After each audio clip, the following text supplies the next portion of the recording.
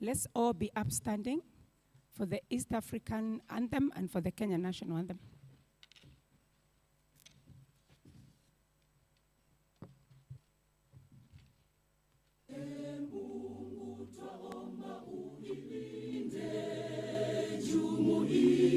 Afrika Mashariki, tuwezeshe kuishi kwa amani, tutimize na malengo yetu. Jumuiya yetu sote tuilinde, tuajibike, tuimarike.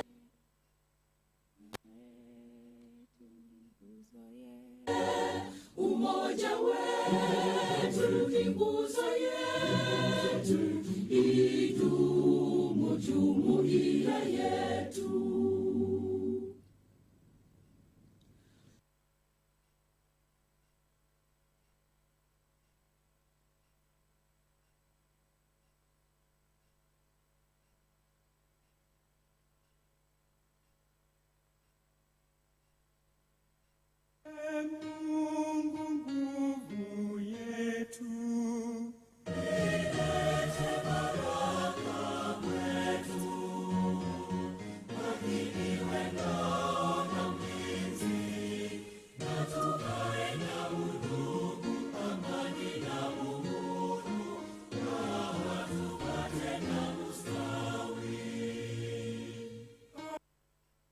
Let's remain standing and say the Parliamentary Service Commission prayer. Almighty God, we call upon your wisdom, favor, and blessing as we execute the responsibilities you have bestowed upon us. We seek your guidance to treat and consider all matters that shall come under our deliberation in so just, fair, and faithful manner as to advance the peace, prosperity, and welfare of our country and of those whose interests you have committed to our charge. Let's be seated. Amen.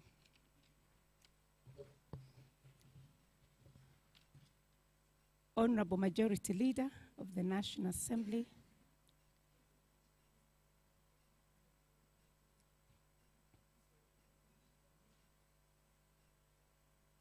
Okay. Protocol team, we start with the national anthem of the country, then the East African one. Thank you for that. I want to recognize the Majority Leader of the National Assembly, Honorable Kimani Ichung'wah. I want to recognize the Vice Chairperson of the Parliamentary Service Commission. I think she has not arrived. I want to recognize the Chairperson of the CPST Board, Honorable Rachel Ameso. I want to recognize the Commissioners present, Honorable Mishi Mboko, Commissioner Honorable Johnson Mudama. Please organize the sound. Can I be heard? Honorable Johnson Mudama, Commissioner, present. I want to recognize the Clerk of the Senate, Secretary to the Parliamentary Service Commission, Jeremiah Nyegenye. I want to recognize our Chief Keynote Speaker, Honorable His Excellency Kivutha Kibwana. I want to also recognize the Clerk of the National Assembly, present, represented here by the Deputy Clerk, Sarah Kioko. I want to recognize a visiting clerk from the Parliament of Zimbabwe, Clerk Karibu with your delegation. I want to also recognize one of our partners present from the Heinz Siedel Foundation, Robertson Kafusho. Honorable Chief Guest, allow me to also recognize in a very special way all the members of the Senior Board of Management who are here present, the team from the Parliamentary Service Commission Secretariat represented by their Director, Noor Awad. I hope she's in the room. I want to recognize the CPST Board of Management. CPST Board, please put up your hands. We see you. Thank you for those who are already here.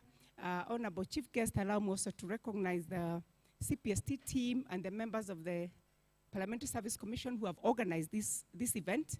Madam Chair, Madam Chief Guest, it has taken quite a bit of time to prepare this symposium. Allow me also to recognize all the people who have written papers to come and present. As we are speaking out here this morning, we recognize that one of the challenges you have when you... All our distinguished guests who have created time to be here with us for this auspicious event. I would also like to commend the CPST leadership, the Symposium Planning Committee for organizing this event, which is timely because the recommendations from these deliberations and discussions will go a long way in enhancing the way that legislatures, Parliament and the county legislatures work in engaging with citizens.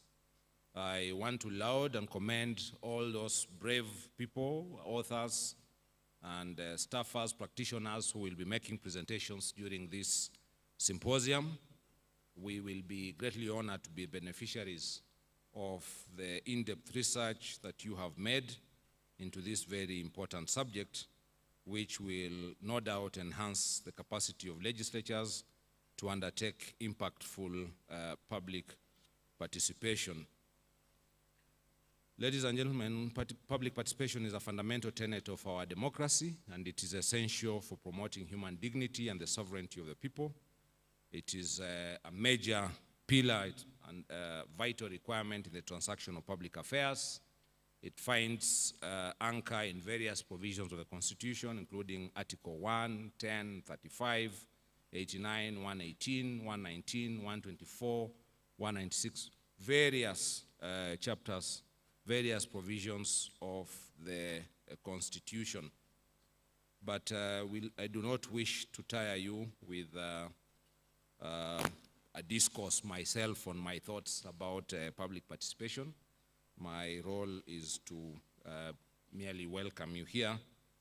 However, I would like to say how very pleased that we have this gathering of practitioners and others, and bookworms. So that gathering of practitioners and scholars and bookworms, I think, is going to be a very good one, because the one group talks from their lived experiences and the things they have to do. The other talks from what they have read and what they have researched and the comparisons they have made.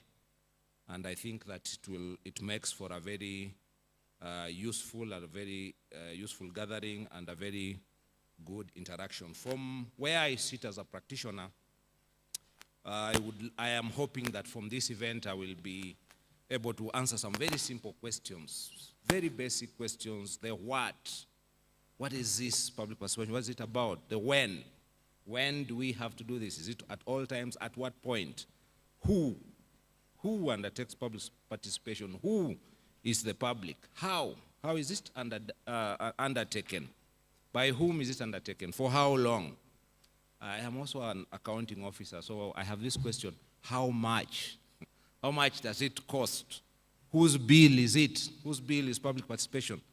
So on the eve of the 13th anniversary of the promulgation of the Constitution of Kenya 2010, it is fitting that we should be discussing these questions. It's also fitting that we are talking about effectiveness. That means that we have moved, we recognize that it's a settled pillar of the constitutional dispensation, and that we are now thinking in terms of the effectiveness of public participation. Effective public participation, big question for legislature. So it is settled that public participation is a cornerstone. It's going to be there, but now it has to be effective, answering certain questions. I want to leave you only by observing that some of those questions were answered in large measure. We owe a lot to the Supreme Court for answering some of those questions, and I'm sure the speakers will be speaking at depth, in depth to some of these questions that the Supreme Court answered about public participation in the landmark BBI case, talking about public participation being required in all aspects of governance, talking about entities that are required to perform a particular duty having that role of public participation, the lack of a framework not being an excuse, public participation being real, not cosmetic, quantitative and qualitative aspects of public participation, purposive and meaningful public participation rather than a mere illusion or an abstract notion, etc. So let me just say that for my part, I welcome you, and I'm very excited at this opportunity, and I want to play my little part in saving the time for those who have prepared papers to have the opportunity to present them and to to have all of us interact with them. So I take this opportunity to urge all participants to actively engage, to contribute in these conversations over the next 2 days as we seek innovative, pragmatic ways to enhance the robustness of public participation processes and frameworks for enhanced citizen engagement with the overall goal of promoting and enhancing good governance and truly representative legislatures. Thank you very much. Wish you fruitful deliberations. Let us give him a better round of applause, please. And, I'd like a secretary to the commission here to say how much does it cost. I don't know that we'll be able to know how much in these 2 days, but it would be interesting to interrogate how much should it or does it cost to do public participation. I want to, at this moment, recognize several chairpersons of committees of the National Assembly who have joined us, and I'll request that Honorable Dr. Robert Bukose, Chairperson of the Health Committee of the National Assembly, to come here and on behalf of the other chairpersons, give a few remarks and recognize your colleagues by name. Karibu sana, Mheshimiwa. Let's applaud him as he joins us. Karibu sana, Daktari.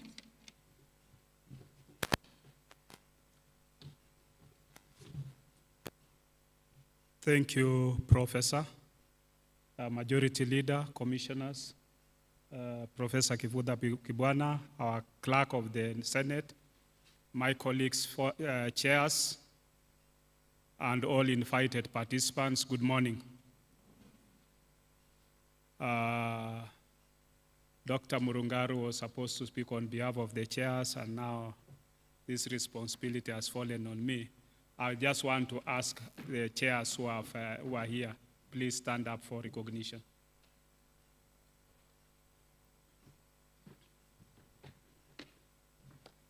These are Chair Agriculture,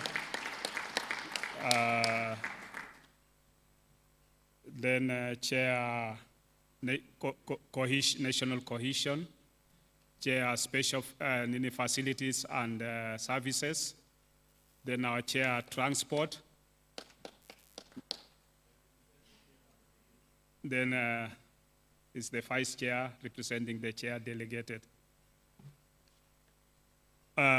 Most of us as chairs, I think this is a very important topic that we felt we need to understand, especially when it comes to matters of public participation. Because once the bills have been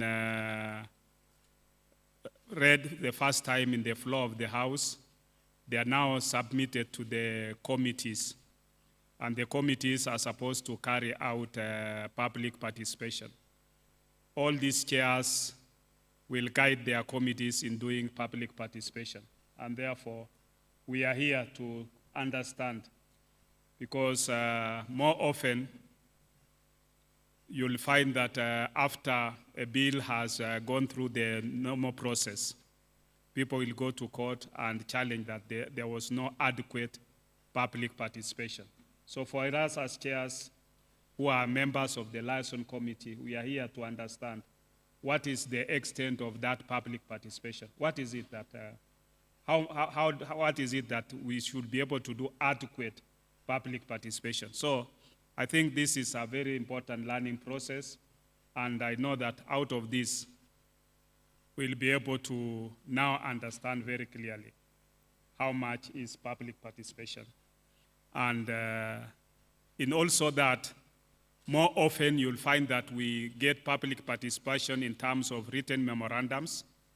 We also go to places where, after advertising in the paper, that we'll be in this place to do public participation on this bill. Now, when people come to that place, who takes care of them? Because Kenyans have left their works, they have left their jobs which they are doing, to come and make presentations in this public participation. At the end of the day, who takes care of their sitting allowance or even their transport to go back home? They have come here to participate in that. Is it just their responsibility that they just come make those presentations and go. And we've also seen in committees, I think yesterday and now as we speak, the Public Finance Committee, the Finance Committee is having public hearings on the finance bill. We've seen people making presentations. Who takes care of those people? They have left their jobs, they have done a lot of research and come up with submissions. Who takes care of that submission? So I think, and Professor Kibwana here is one of those people who was instrumental in the 2010 Constitution. You provided for public participation. But how do we make it sure that this public participation is done and done well? With those few remarks, thank you.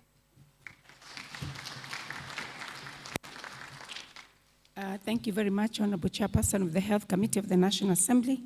Allow me to recognize Dr. Gertrude Musuruve, Senator. The immediate former nominated senator is with us. Karibu sana, Dr. Musuruve.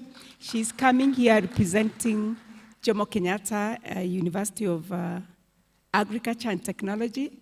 And I just want to mention here that through her initiative, Madam Chairperson of the CPST board, we have reached a point where we'll be coming to the board with a proposal to get into some collaboration with JKUAT to run a master's program on leadership. So that is the initiative of Honorable Musuruve. Let's also clap for an applause for that.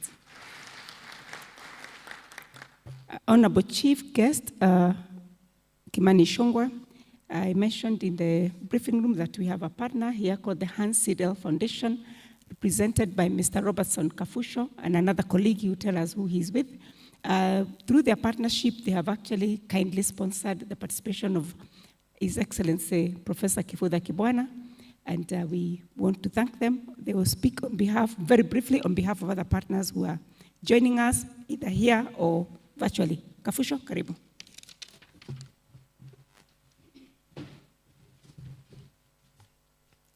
Thank you so much, Professor Nyokafi. So, Chief Guest, Honorable Kimani Ichung'wah, the Leader of Majority in the National Assembly, the Chair of the CPST Board, Committee Chairpersons are present, Clerk of the Senate, our keynote speaker, Honorable Professor Kifudha Kibwana, all guests present from outside Kenya and from Kenya, as well as the paper presenters, and all protocols observed. Good morning. My name is Robertson Kafusho from the Hans Sidel Foundation. I am the head of programs for Kenya and Ethiopia. I am glad to be here, and thank you, Professor Nyokafi and CPST for the invitation and the opportunity to partner with you in this symposium. I'd like to also take the opportunity to acknowledge your team for putting together this particular symposium, which is of vital importance given the topic of the day. The Hans Sidel Foundation, briefly, is a German political foundation. Our work in Kenya, largely through local, state, and non-state partners, is in the areas of civic engagement, rule of law and good governance, political dialogues, peace and human security, and climate change adaptation. Being a political foundation means that we are associated with a political party, which is a Christian Social Union based in Bavaria in Germany. I was told to introduce my colleagues. I came with my two colleagues, Linda and Mary, over there, my two colleagues. So this particular symposium is being held at a period where, that is in looking at the context, where now more than ever, citizens and stakeholders are demanding systems of public policy and governance that can respond to the rapid changes. Increased pressure from an informed and active public to increase stakeholder engagement and improve open and transparent policy making becomes imperative. Why do we say informed and active public? It's because of the period where we are living in, where it is also described that it's owed to the sources of, owing to new sources of competition and redistribution and decentralization of power and information brought about by the new technologies. So what is at risk? What is at risk when we do not have a system of public participation that aligns to the needs of citizens is a situation where we have a system that falls out of sync with the people it intends to serve. And that is not what we want for Kenya at the national level and at the county level. So this increases the need for leaders to harness their collective intelligence. That is when a large and diverse group of people is collectively smarter than any individual. So harness the collective intelligence of their constituents, citizens, in the policy development and implementation. And a few sources have already been cited, for example, what is going on with the finance bill, public participation. I want to end with a quote from the Global Parliamentary Report of 2022, which says that one way to bring about transformative and cultural shift in public engagement by Parliament is to establish an innovation task force. By embracing innovation in their own processes and leading public debate about the future, parliaments have an opportunity to present themselves as forward-thinking and forward-looking institutions. And so, as an organization, as Heinz Foundation, one way we seek to support actors, mainly policymakers in this, is through a project we call Agile Governance, where we have also interacted with the Center for Parliamentary Studies and Training in holding an initial parliamentary roundtable. The project seeks to support policymakers in addressing the broad challenge of a less responsive government and policy-making architecture to rapidly evolving people-driven governance and policy environment. So we look forward to a fruitful engagement, and thank you for the opportunity on behalf of the other partners present. Thank you very much.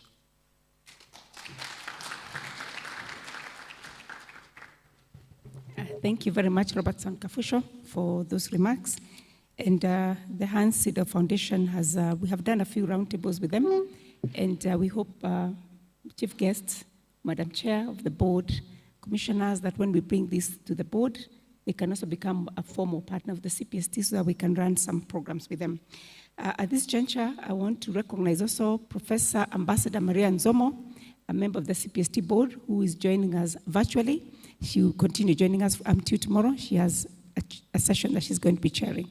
At this juncture, allow me to invite the chairperson of the CPST board, Honorable Rachel Ameso, who will then take over from here to invite the chief guest, and then later on we'll have the keynote speaker before we go for a group photo. Before you come, Madam Chair, I recognize the presence of another board member, Commissioner Derito Kenywa. Asante sana, we recognize you. So we have several members of the CPST board present. I appreciate you and I thank you all for coming. Karibu sana, Madam Chair.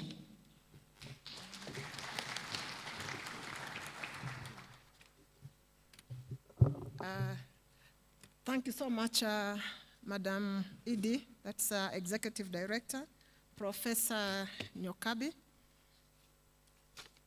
And I want to take this opportunity to welcome all of you for this event, our third symposium. Karibuni sana. Leader of Majority in National Assembly, Mheshimiwa Kimani Ichung'wah, the commissioners who are here present and members of the board.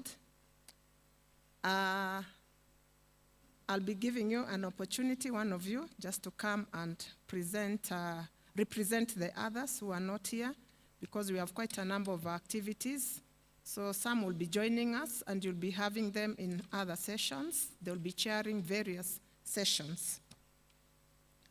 Honorable members who are here, both from the National Assembly and from the Senate, our chief guest,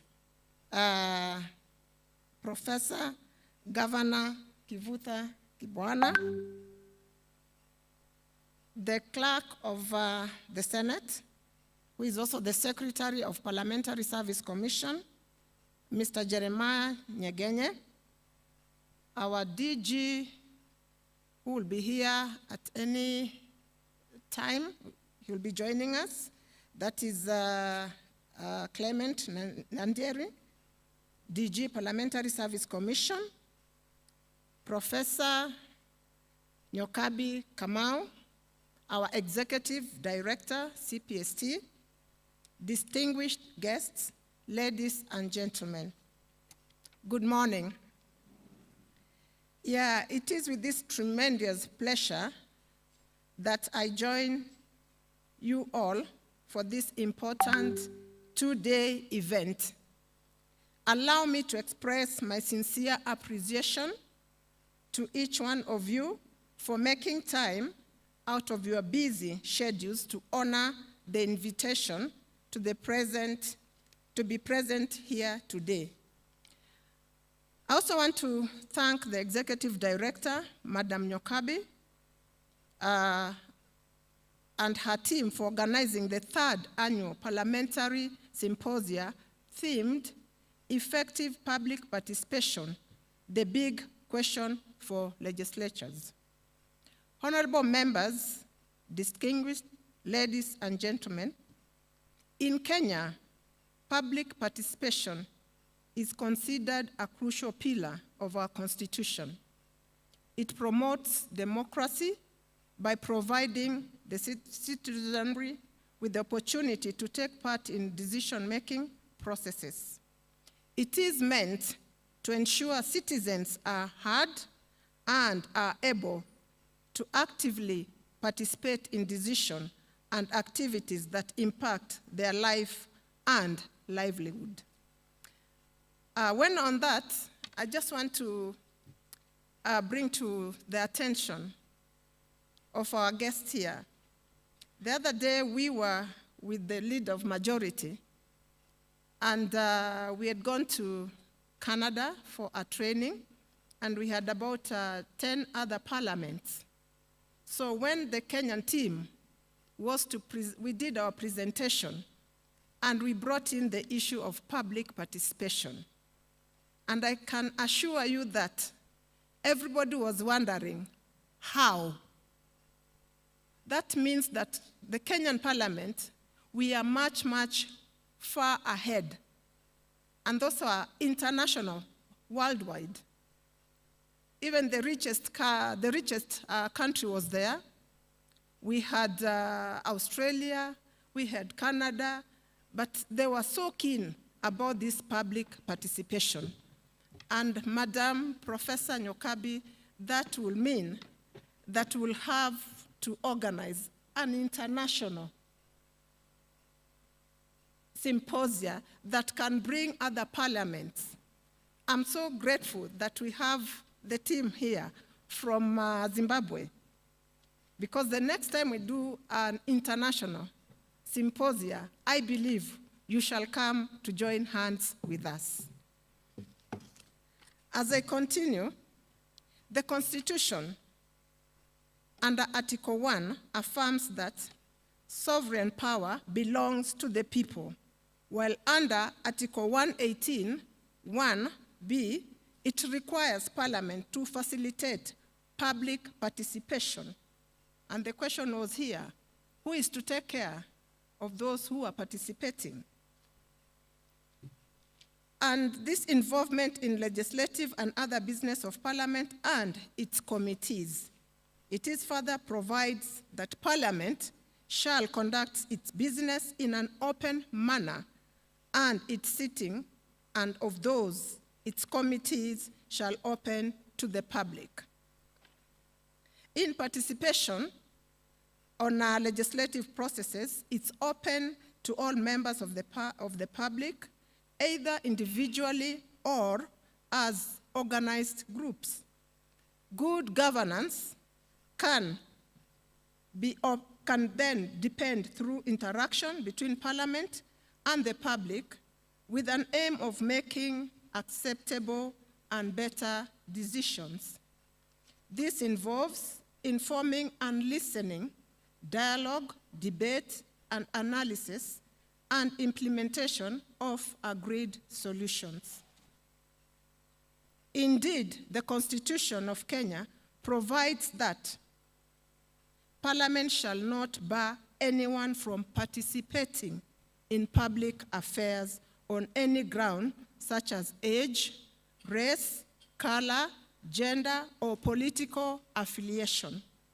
Further, Article 10, 2A recognizes public participation as one of the national values and principles of governance, therefore.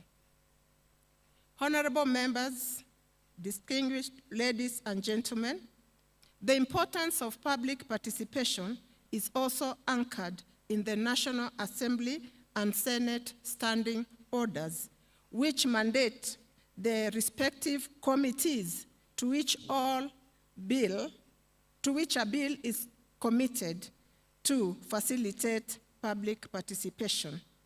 Further, public participation is an essential in financial matters, especially the budget making process. And now, for those who are familiar, we have budget making process that is going on, and also we have the discussions that are going on regarding the finance bill, and that is all on public participation. The Public Finance Framework and Articles 201, 221, and 232 of the Constitution of Kenya requires that the public participation be integrated in the consideration of financial matters.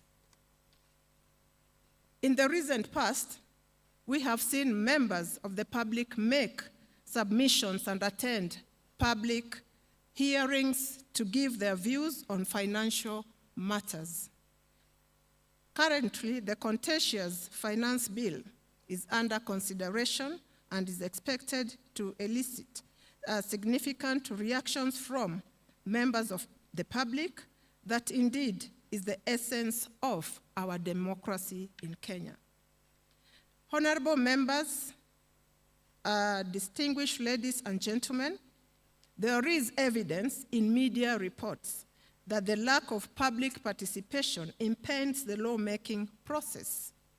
We as the Parliament, we have experienced situations where we have been challenged in court, or the courts have nullified laws passed by Parliament for failing to conduct adequate Parliament participation. So here you can see how serious we are with public participation.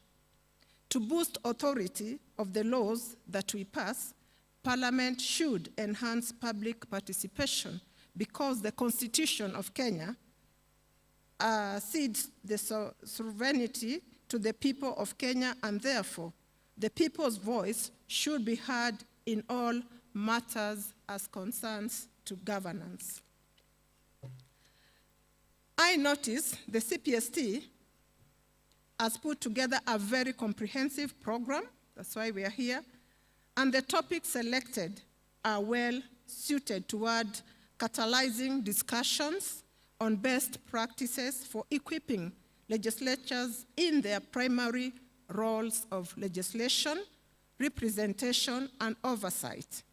I therefore urge all of us to follow the proceedings keenly and to seek for clarifications where necessary.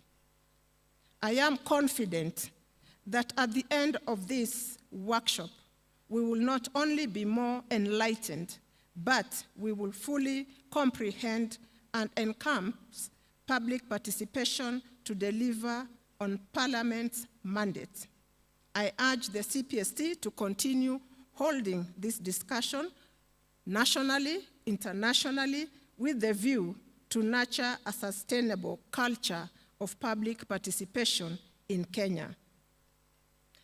As I finish, honorable members, distinguished ladies and gentlemen,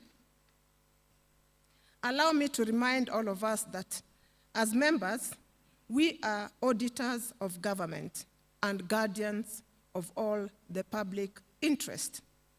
It is my hope that at the end of this forum, would have picked strategies of enhancing our engagement with the public.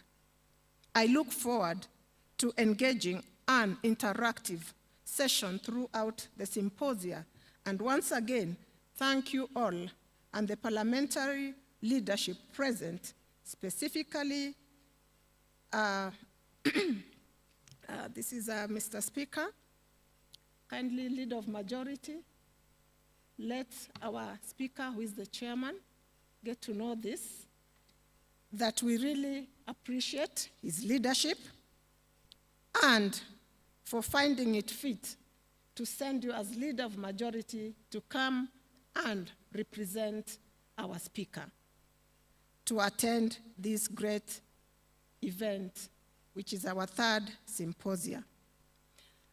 Before I finish, I wish to now introduce the board members of CPST board, which is also, we look at it as one of the committees of Parliamentary Service Commission. It's only that it is a board.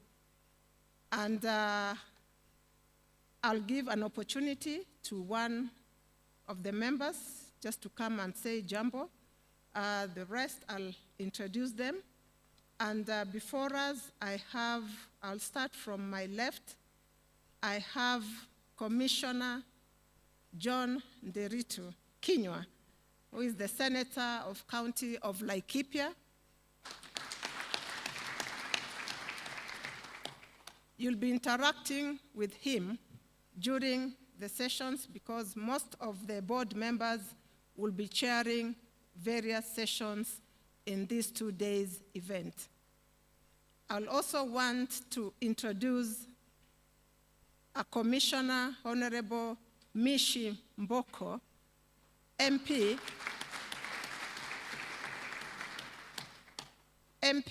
of Likoni, that is Mombasa, Likoni constituency in Mombasa.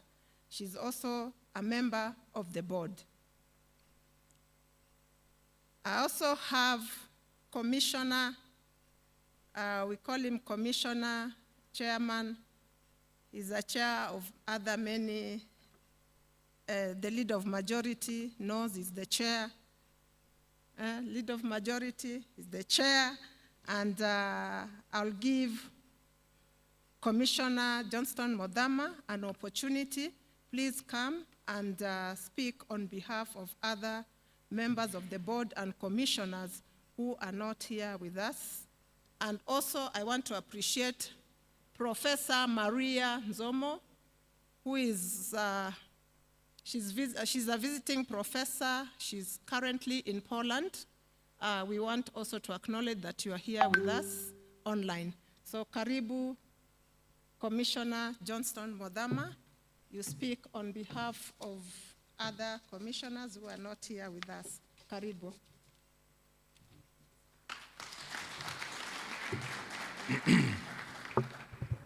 Thank you very much, Chairman or Chairperson of CPST. It is a great opportunity for me to have this chance to greet the invited guests and also recognize the representation of the Speaker through the Majority Leader, Mheshimiwa Kimani Ichung'wah, and also recognize our key speaker, Professor Kivutha Kibwana, who is a long-time great friend of mine. Recognize our senior clerk. I heard ED here, Professor Nyokabi, saying that he received a badge which he indicated is the deputy clerk. but he's one of the senior clerks in our parliamentary leadership. And also recognize the chair of CPST and all other guests who are here. I understand also we are joined by our good friends from our continent, and we say we also extend our welcome to you. On behalf of Parliamentary Service Commission, we have not much to say. Our position was to have speakers today to move us forward on the issues that needs to be understood by those who are in the leadership in Parliament. As has been said by the chair here, we traveled to Montreal, Canada, and we were many because also the majority leader was there. What came out, and I don't want to praise my country, but what came out there is that we were far away and more far away in comparison to other countries when it came to applying and practicing democracy. We realized that Kenya had made very, very many steps in achieving democracy, and it was being practiced. Since it's not our day, we also want to listen and learn what we are being told. We are prepared for the meeting, and whatever is presented here, we will take it seriously as the PSC, because we are the caretakers of our two houses, that is National Assembly and the Senate. And seriously, we will consider everything that is discussed here. We have our notes, we have our clerks, and this is going to be a great benefit for our people of Kenya, not only parliamentarians. I welcome you and tell you that we are ready to listen. May God bless you. Thank you very much.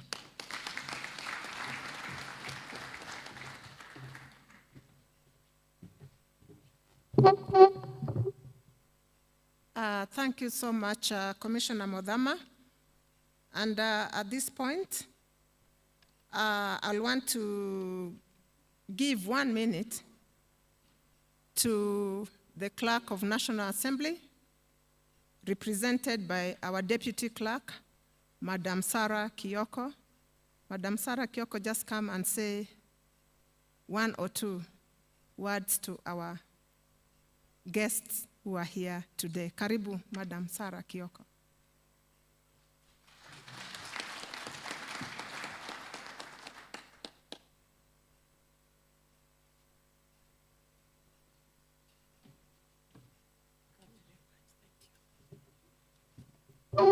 The Honorable Majority Leader of the National Assembly, the Chair of the CPST Board, our Chief Guest, Professor Kivutha Kibwana, the Clerk of the Senate, the ED CPST, our guest, Bwana Robert, the Commissioners of the Parliamentary Service Commission, chairs of committees from the National Assembly, the Clerk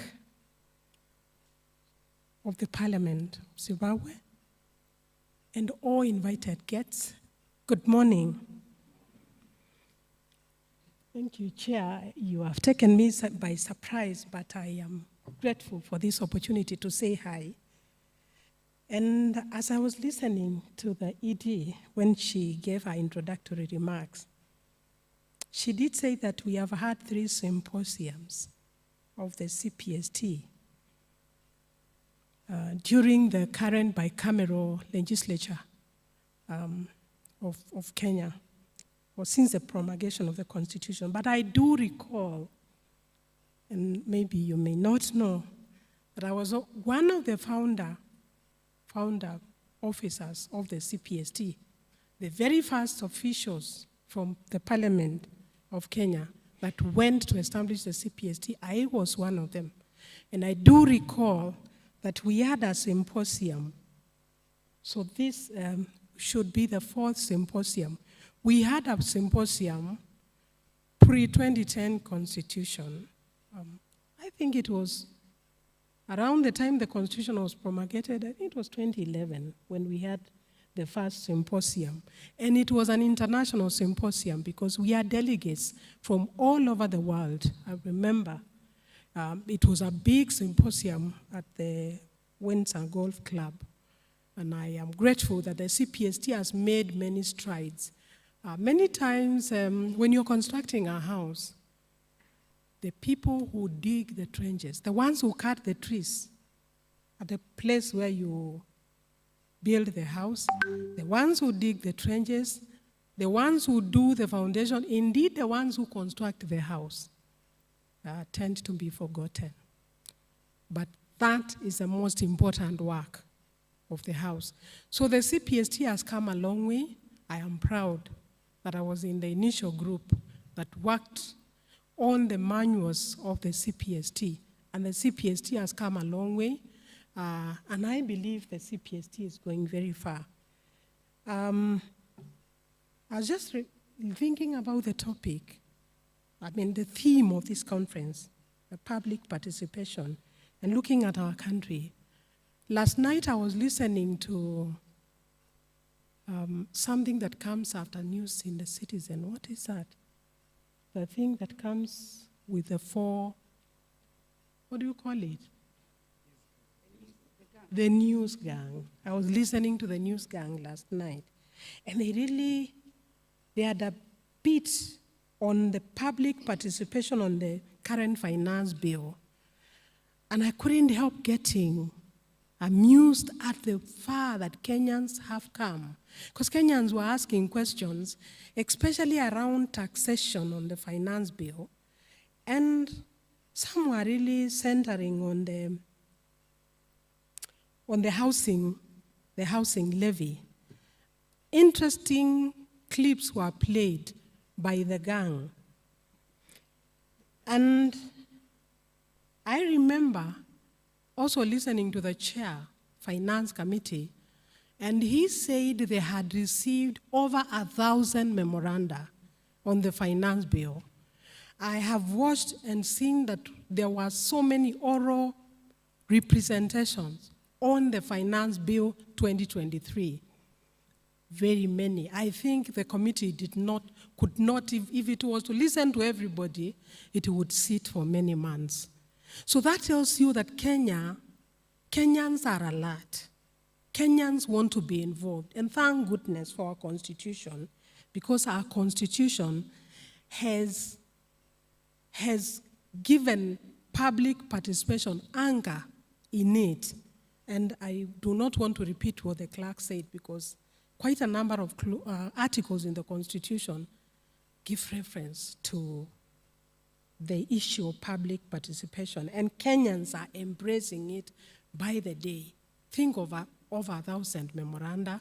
Think of those representations on the finance bill. And that is only one bill. Every bill that is, including the estimates, Kenyans have said something about the current estimates and other bills that are before Parliament. So we really want to appreciate the principle of public participation, and I am looking forward to hearing exactly how do we make public participation better? How do we involve Kenyans more in the processes of Parliament? Because that is what our Constitution expects us to do. And because I'm not one of the speakers, in fact, I was caught off guard. I just want to sit down and listen, and thank you so much, Chair CPST, for according me this opportunity. Have a nice and fruitful deliberations. Thank you.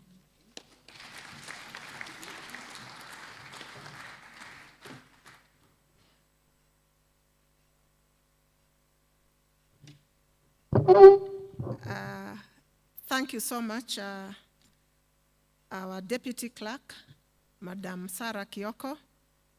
Yeah, it is like you are really prepared. And that's how we are supposed to be. Anytime you're called upon, you have to be ready because you are serving the public. Thank you so much. So you've all heard, Wakenya tumechanuka, which means Kenyans are alert. They look, where are we supposed to be? Where is this public participation? So Kenyans are alert. And that is why we are here, public participation. So at this point, allow me to invite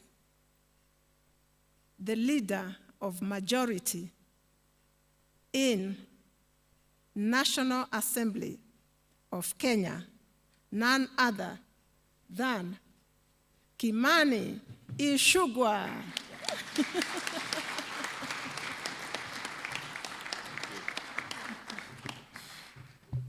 Thank you, Chair for Board of CPST, honorable members present, the commissioners present of our Parliamentary Service Commission, our visiting clerk and your delegation from the Parliament of Zimbabwe, the CPST partners present, led by Robertson Kabusho here, all our distinguished presenters and all guests, good morning. Probably before I read the speech that I am to do on behalf of our Speaker of the National Assembly, let me just take this opportunity to also welcome you here. And maybe to reiterate what has been said by Commissioner Meso, mentioned by Commissioner Mudhama, and in a sense what Sarah Kioko has said, that indeed, as a country, public participation for us in this country since 2010, after the promulgation of our new constitution, has been one of our key elements in legislation making, and indeed even in formulation of policies in government, because we see even in the executive when they are formulating policy, engaging with the public. And I must agree when Director, when we attended the training in Montreal, with a number of the commissioners who have mentioned, including the chairperson, it is indeed true that our country emerged as one of the leaders, especially on the question of public participation. And I'm saying that to encourage you, Madam Executive Director, as has been said, probably it's time that you host an international symposium to teach the rest of the world, even as we learn and share experiences with them on what we are doing in public participation, and also improve on it, because we all have learnings to learn from each other around the world, and I'm sure even our colleagues from Zimbabwe here will share their experiences, and we'll be able to learn something from their experiences back home.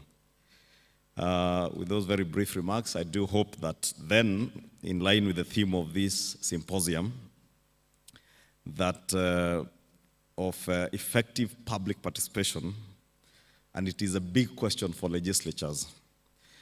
And if you allow me to paraphrase that, Madam Director, we should probably ask ourselves as legislatures, how effective then is our public participation, even for those of us in Kenya who are priding ourselves that we might be a little bit ahead of even most of our more advanced democracies. How effective is that public participation? Do the people of Kenya feel that that process is not just superficial? Do they feel that their views and their perspectives are actually taken into account from the output, whether it is a legislative proposal that we are taking through public participation, or, as Sarah Kioko mentions, the finance bill, because that is a very pregnant question in the country today. And Kenyans are giving all manner of views. And some, from where we sit, may look ignorant. Some may look like they are basically discussions out of lack of knowledge of the issues that are before us. But the big question then for us as legislatures is, do the people feel that you listened to them, you took their views and their perspective into account even at the time we come to enact that legislation or the finance bill and other legislations that will be before us in our respective assemblies, whether it's at the National Assembly, the Senate, or even in our county assemblies, do the public have confidence that their views have been taken into account? And I do hope that at the end of the symposium, we will have improved even on our public perception, so that the public do not view that what we do is superficial. And I think that is the pregnant question Sarah was referring to, that in a way, and especially this is driven mostly by the media. And I'm glad you mentioned the news gang. The other day I was listening to JKL Live also, and I saw the outgoing provost of ACK, the ACK Church in Nairobi, All Saints Cathedral, Reverend Wainaina. And when I listened to him, I actually asked myself, has he read the finance bill that he is discussing on national TV?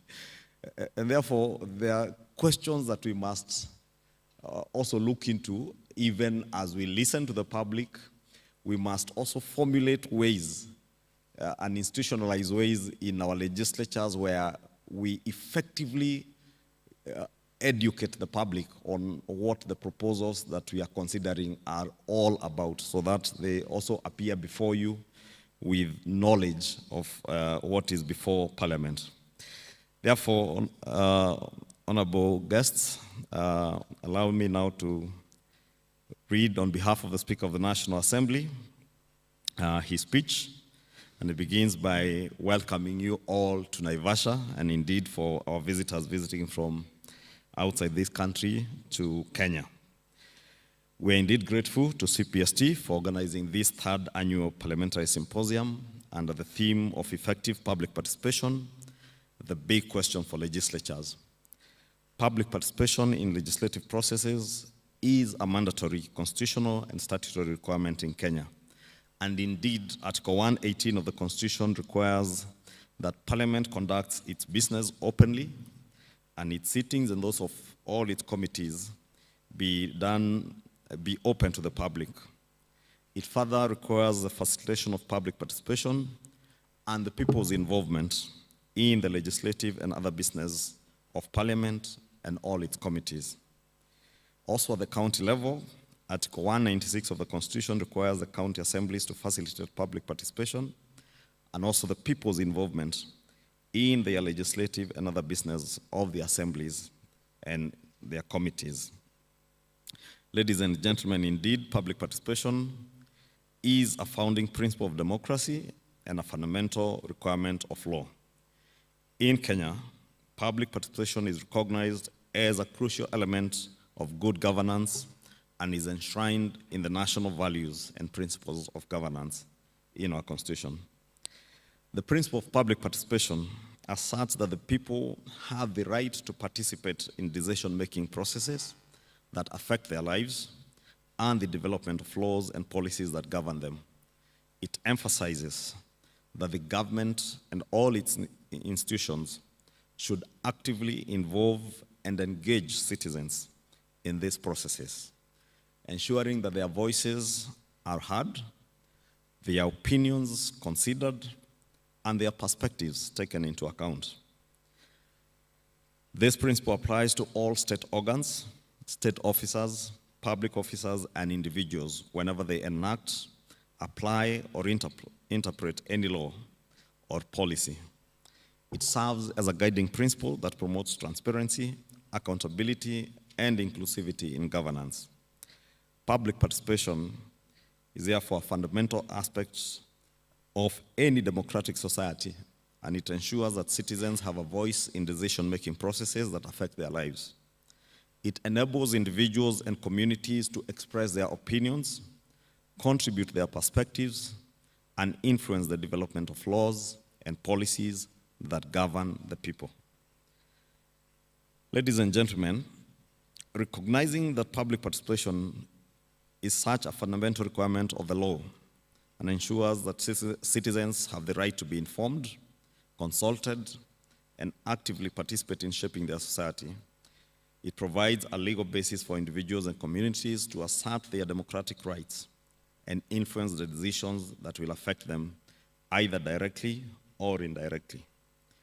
Anchoring public participation in the national values and principles of governance reflects Kenya's commitment to create a participatory and inclusive society where the voice of every citizen is heard and considered in decision-making. For effective public participation, the relevant state organ, state officer, or public officer must provide meaningful opportunities for public participation in the lawmaking process and take measures to enable the people to take advantage of the opportunities provided. Indeed, the Parliament of Kenya has taken steps to implement various mechanisms to facilitate public participation in legislative processes. While it is true that more can always be done to enhance public participation, the existing mechanisms, including inviting memoranda, holding public hearings, stakeholder engagement, consultation of experts, and even public petitions, are indeed important steps towards ensuring a more inclusive and participatory democracy. While these mechanisms demonstrate a commitment to public participation, it is important to continuously evaluate their effectiveness and explore additional avenues for engagement. Efforts should therefore be made to reach a broader spectrum of the population, particularly our marginalized communities and vulnerable groups, to ensure that their voices are heard and their needs and perspectives are taken into account. Moreover, it is essential to create an environment that encourages genuine dialogue and meaningful participation, where the inputs provided by the public are not only considered, but are also effectively incorporated into the decision-making process. This requires strengthening institutional capacities, raising awareness about the importance of public participation, and ensuring that the feedback received is transparently addressed and reflected in the final legislative outcomes. Ladies and gentlemen, overall, while Parliament has implemented certain participation mechanisms, there is always room for improvement to ensure that public participation becomes an integral and impactful aspect of the legislative processes in Kenya and indeed in all our partner states. The significance of this symposium therefore lies in its focus on public participation within the legislative context. It brings together experts, scholars, like our good friend, Professor Governor Kivutha Kibwana, and policymakers, and provides a platform for exchanging knowledge and engaging in academic discourse on this crucial topic. It will indeed enhance our understanding of public participation and its implications for legislative and policy measures in Kenya. Exploring public participation at this symposium, participants will have the opportunity to delve into various dimensions of the topic. They can discuss theoretical frameworks, empirical research, case studies, and practical experiences related to public participation in Kenya. This multidisciplinary approach will foster a comprehensive understanding of the challenges, best practices, and potential strategies for enhancing public participation in our country, and as indeed mentioned, in our partner states and our neighbors and friends. The insights therefore gained from this symposium will play a pivotal role in shaping legislative and policy measures that promote and safeguard the right to public participation. It will help in identifying pertinent areas of improvements, propose mechanisms to overcome barriers to participation, and develop strategies to ensure inclusive and meaningful engagement of citizens in the decision-making processes. Ultimately, the objective is to advance the full realization of the right to public participation in Kenya. Ladies and gentlemen, as I conclude, you will recall, especially those of us in Kenya who were in the last parliament, that the Honorable Chris Wamalwa proposed a bill to provide for the framework of public participation. I therefore expect, as one of the outputs of this symposium, a sound legislative proposal that we shall sponsor and support to fruition will emanate from this symposium. It is indeed an undisputed fact that public participation is a fluid and multifaceted principle that is constantly changing and evolving with a constantly changing world, and that there is need for a proper framework to regulate and ensure consistency in the conduct of public participation. Furthermore, I do hope that this forum will accord us the platform to share the best practices and learn from your detailed and well-analyzed papers to ensure the full implementation of public participation in the legislative processes in Kenya. Ladies and gentlemen, finally, I now wish, on behalf of the Speaker of the National Assembly, to wish you fruitful engagements and now declare the 3rd Annual Parliamentary Symposium officially opened. Thank you. That is from the Right Honorable Speaker, Dr. Moses Wetangula, EGH MP, Speaker of the National Assembly, who, as the Executive Director is aware, is out of the country and was not able to be with us here. Thank you, and may you have fruitful engagement. Thank you.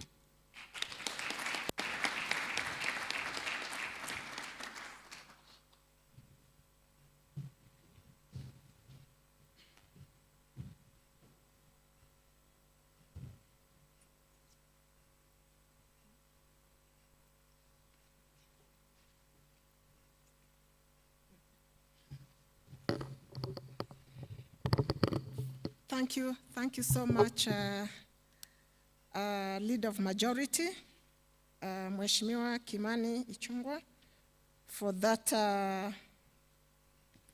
great message from the Speaker, Moses Wetangula. We add always Papa Roma. I believe we've seated for some time. I'll just ask each one of us just to stand and stretch as we get ready to listen to. Yeah, you want to sing?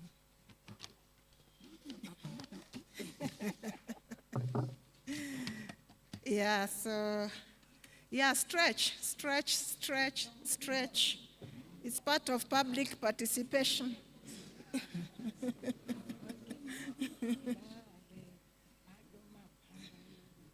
Yeah, okay. Asanteni sana. We can now take our seats.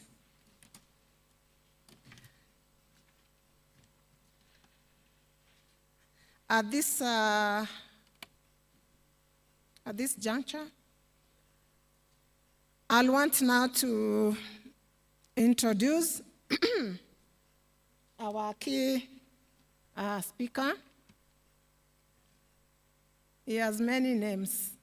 For me, actually, I have many names, and this is one gentleman. You cannot call him by his one name. You have to call the two names. When you call one name, people start looking for him in the room. But when you put the two names together, then it will be, oh, he's the one. Professor, former governor, mwalimu, best performer who applied public participation during his time when he was the governor of Makueni County. And because of public participation, Professor is here with us to tell us how effective it was in Makueni County. Yeye ni mwalimu. So at this point, Professor, daktari, mwalimu, gavana, karibu, uongee na Wakenya.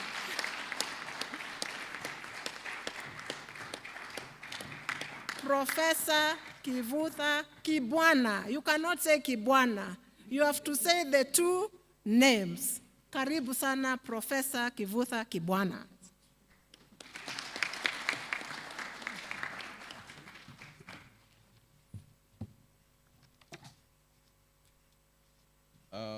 Thank you very much, Honorable Rachel Ameso, Chair of CPST, Honorable Kimani Ichung'wah, Leader of Majority National Assembly, representing Honorable Speaker Moses Wetangula,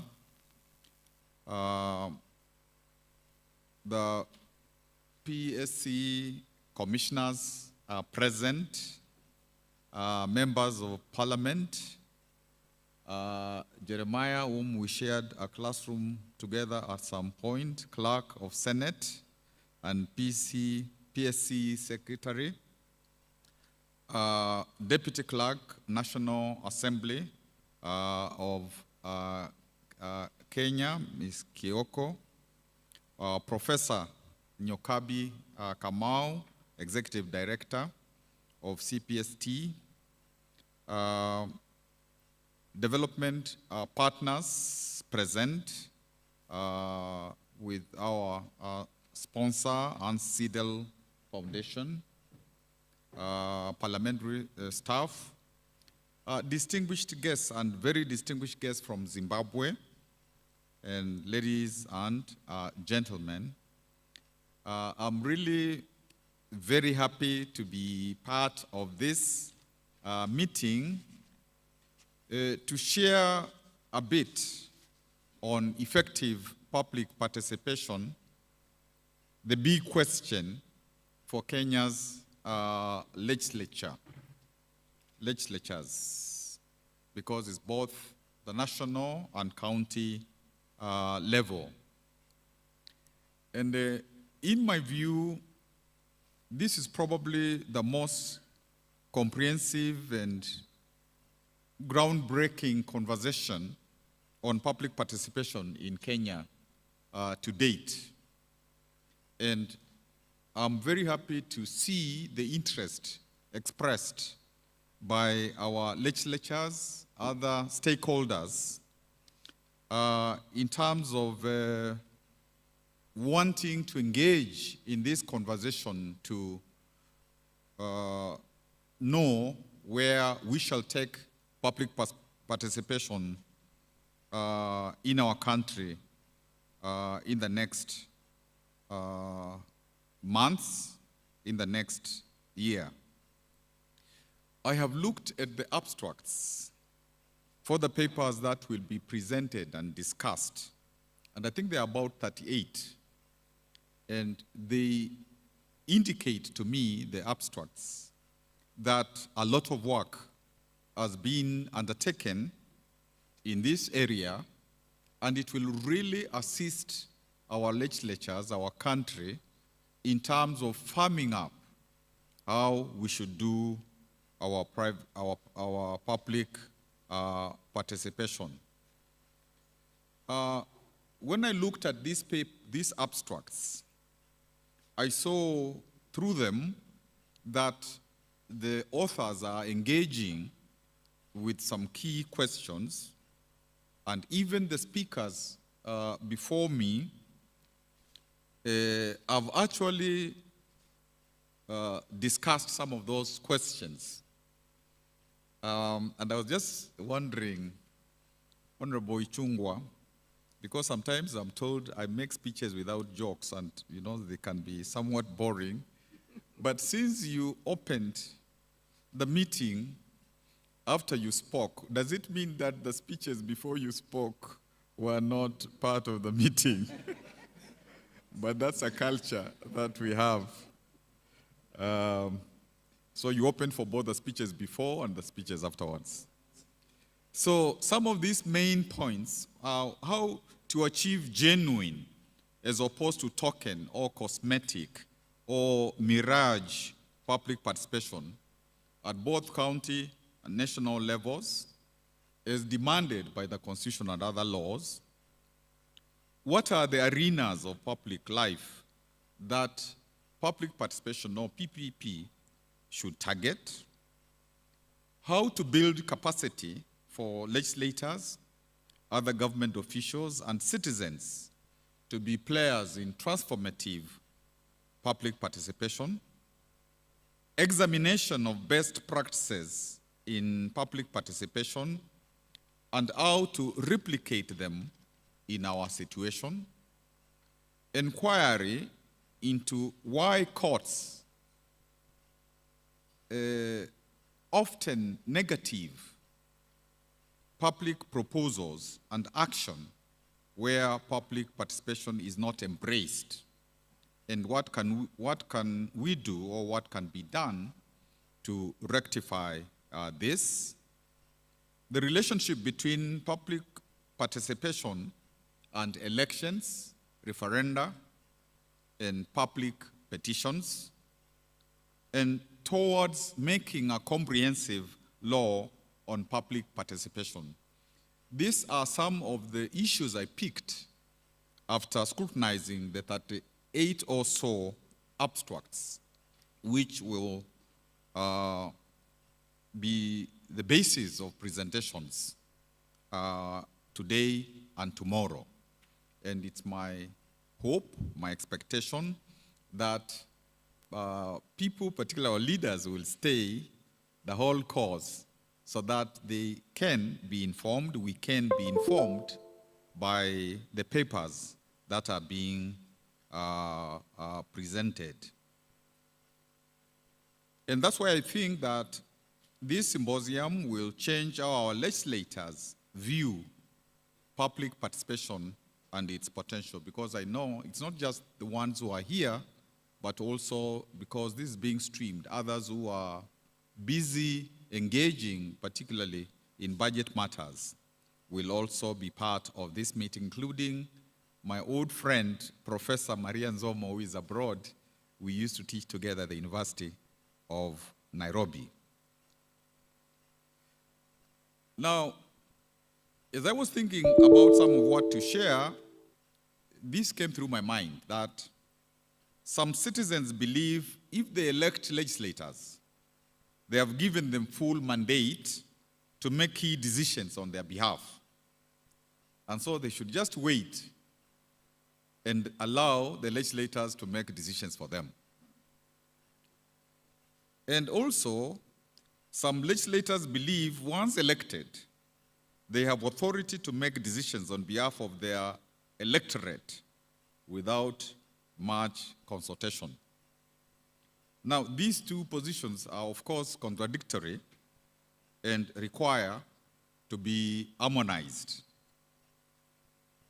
We shall remember, or we probably remember, our former president, President Moi, asking, what does Wanjiku know about the Constitution? Parliamentarians have been elected to decide for her or him, because Wanjiku was more than just a lady. It was like the typical Kenyan.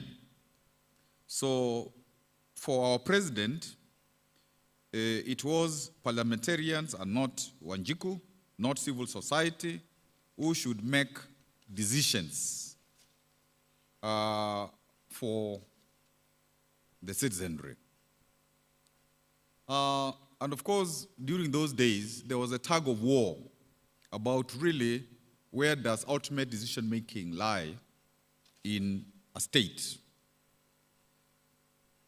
Now, as opposed to that kind of thinking and position, and it was a position and thinking of its time, public participation demands full-blooded consultation between the people, and it is all sectors, so that even children are a stakeholder in terms of public participation. And maybe when I describe a bit about some of what we did in Makueni County, that will become evident. So public participation demands full-blooded consultation between the people, that is all sectors, and their leaders, so as to build consensus and ownership of public decisions and the consequent implementation of the same. So it is not simply a question of consultation in terms of the public decisions, but it goes beyond that into the implementation of those decisions. Now, although we have been advised by the Speaker through Majority Leader that there is more to do in our country to realize public participation, I want to say something that would appear to be contradictory. We may be struggling with the actual implementation of public participation after it has been articulated very clearly within the mother law, the Constitution, within other laws, as I will try to say briefly. We may be saying, okay, public participation is so much embedded in our body politic within our Constitution and other laws. Why do we seem to have a challenge in terms of actualizing it, in terms of fully implementing it, in terms of fidelity to it? And what I was proposing is contradictory, is, in my view, politicians are some of the best people at public participation. Why do I say so? During elections, they will make elaborate consultations with the electorate. They will even go to all opinion leaders. Let us take the example of a constituency. They will identify all opinion leaders in that constituency. They will identify the groups in that constituency. They will meet almost throughout the night for a while during the period of elections. And they will go and have tea and so on in households. They will engage persons with disability. They will engage whoever it is who has a vote. And even engage children, because children tell their parents sometimes whom the teacher said should be voted for.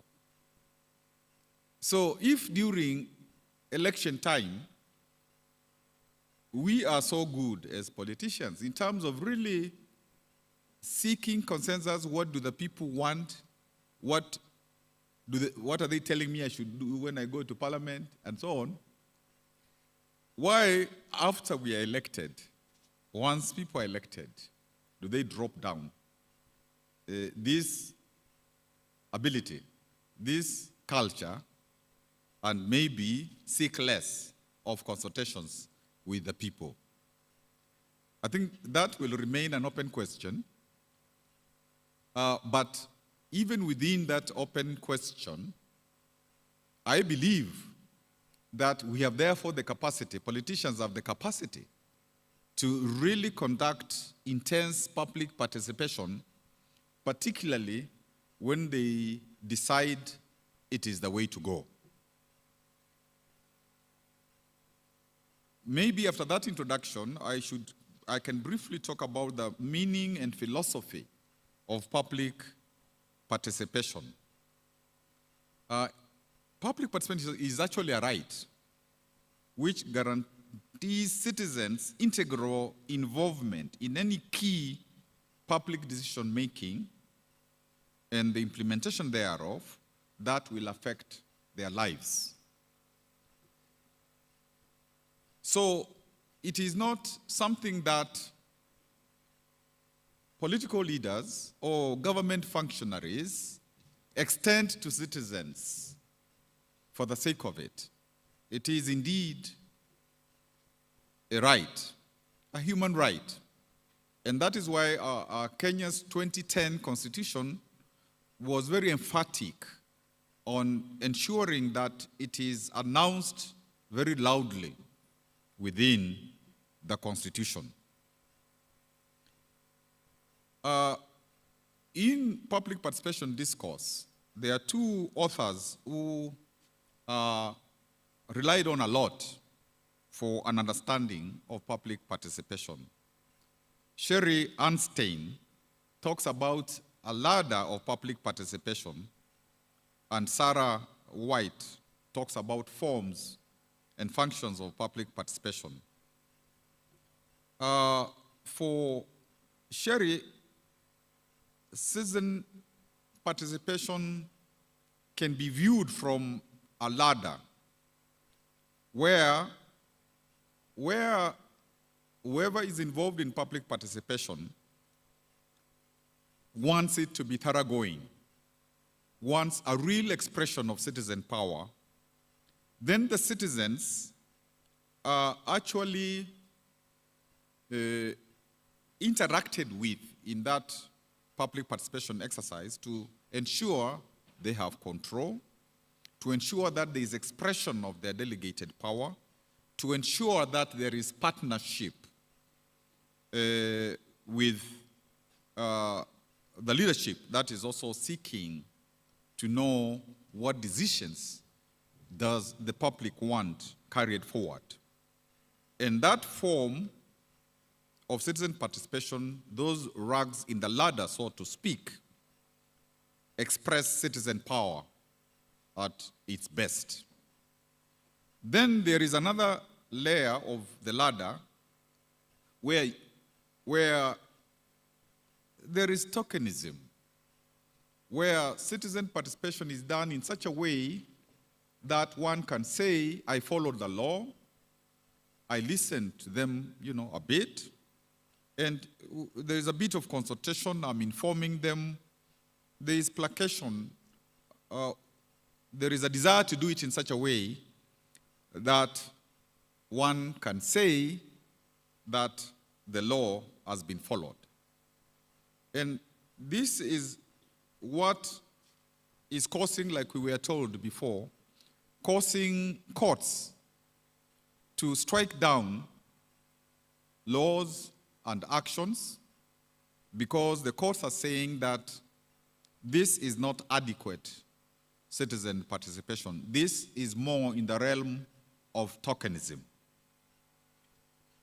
Then there is a lower level where citizen participation is really like therapy or manipulation. A decision is made. After a decision is made by leadership, the leadership goes to the communities and then says, this decision has been made, it's good for you, we are sure you agree.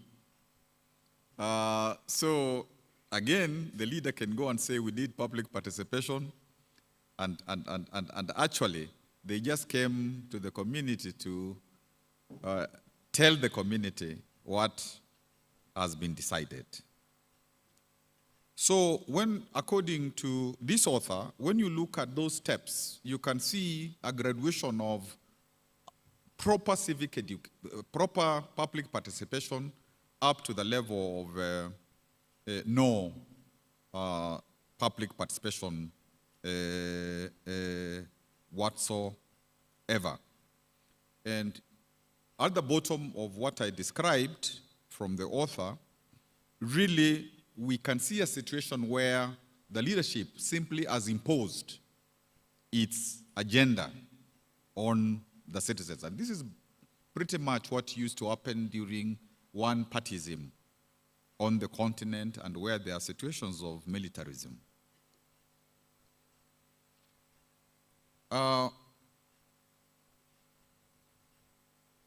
Now, in terms of Sarah White's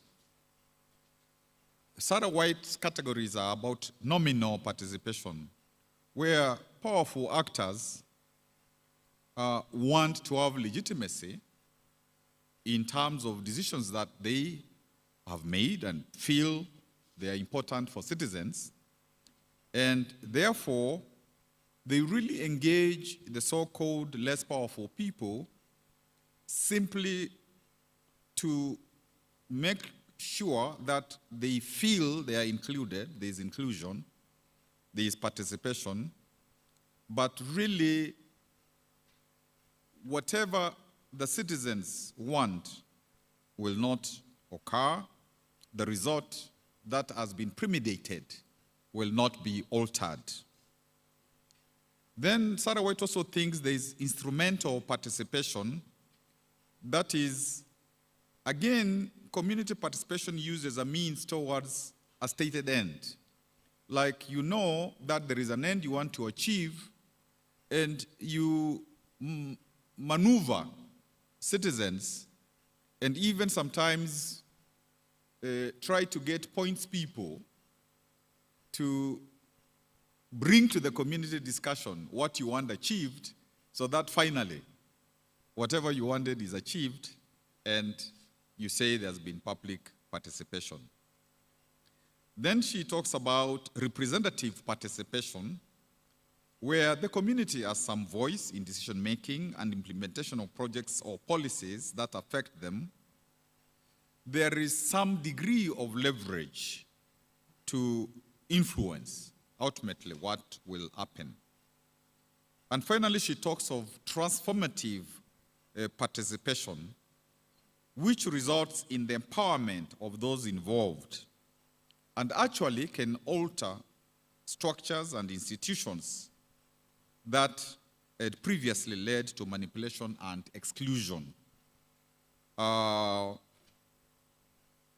this is, according to her, what really should happen, so that one result of public participation, and actually the most critical result of public participation, should be for citizens to be part and parcel of even changing what is to be done, changing even ways of doing public participation, you know, the citizen to be present in the governance of the country, in service delivery, and so on and so forth. Now, something again which is interesting from my point of view, just like I observed about politicians' ability, when they are so minded, to conduct thoroughgoing public participation during election time. Something that is also interesting is, if you observe associational life in Kenya and Africa at large, at the grassroots level, you find that, like when there are barrio associations, they really consult widely. How, you know, they'll raise the money, the accountability of the money, the barrio arrangements, who is to be invited, the accounting, so that it's not easy to get people stealing the money, because some of them are afraid if they steal the money of the dead, they might be haunted. But you can see that when citizens are allowed to be on their own in their endeavors, they're very good at public participation. Even women groups, youth groups, those groups that we think are probably of little consequence, are able to make decisions together and therefore to conduct a high level of public participation, which means the political people, the leadership, and the people are able potentially to actually have a discussion which will lead to fruitful public participation. Now, in the 90s in this country, when we were struggling for a new constitution and for the return of multipartyism and so on, some of the academicians, intelligentsia, thinkers who were helping this process relied a lot on social contract theory to explain why it was necessary for the citizen to be center stage in terms of how society goes forward and what kind of constitution we should have.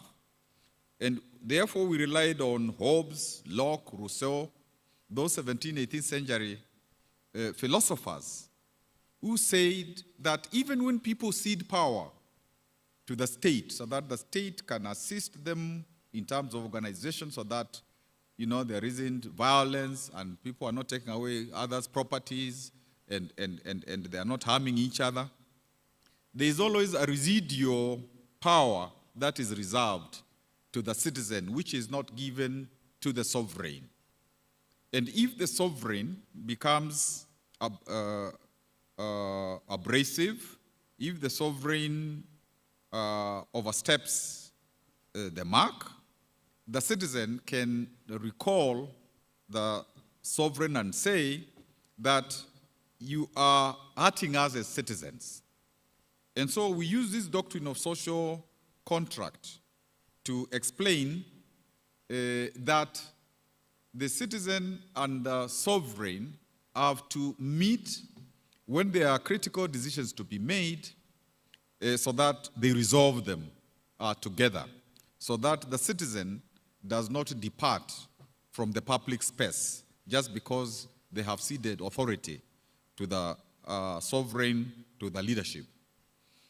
And that is why, as has been explained before by the previous speakers, that Kenya's constitution in Article 1 did something that ordinarily does not occur in African constitutions, even in constitutions of other countries in the world.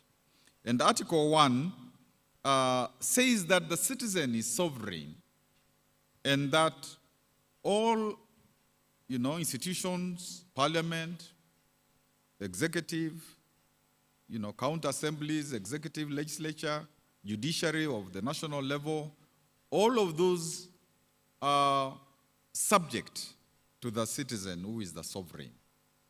And I think the import of that one article, which more or less summarizes the Constitution, often is not grasped, because the citizen is put in a very elevated position. And although other sections have been mentioned of the Constitution which say, where public participation is resident, or which announce it, which amplify it, Article 1 is really the mother of all those sections, and maybe also the father. That was supposed to be a joke. Article 1 is so very critical, and I think you cannot really unravel, understand, implement public participation without fidelity to what that article says. Now, I would like to, again, very, very briefly, discuss some of the best practices in public participation, some examples outside our country. There is an author, a journalist, Rutger Bregman, who wrote a book, Humankind, A Hope for History. He believes, after all, we are not very evil. There is some redeeming grace. We are potentially good. And he gives the example of a municipality in western Venezuela, the municipality of Torres. And here there was somebody who wanted to be the mayor, Julio Chavez, not related to the president then. And Julio told the people, if he was elected mayor, he would hand over power to the citizens of Torres. And there were other people who had a lot of money who were competing with him, and somehow he was elected. And in his municipality, regarding budget making, he said that the citizens will make real decisions on what they want to be done with their money. So that there is almost like a government by citizens in terms of saying how the taxes will be spent. And by 2020, because he started 2004, he had the largest participatory budget in the world. Like 15,000 people out of about 200,000 people in the municipality would provide input. They were organized in 560 assemblies, all locations. And a lot of what was done in that country was an expression of the desires of the citizenry in terms of their budget needs. And and that became one of the municipalities where the people would even ask the mayor to increase the taxes because they saw what the taxes were doing. Another example, actually the first example in terms of participatory budgeting was Porto Alegre in Brazil, where again from 1989, this was the first city to implement participatory budgeting. And they began their budgeting between 1991 to 2004 when the leadership was with a workers' party.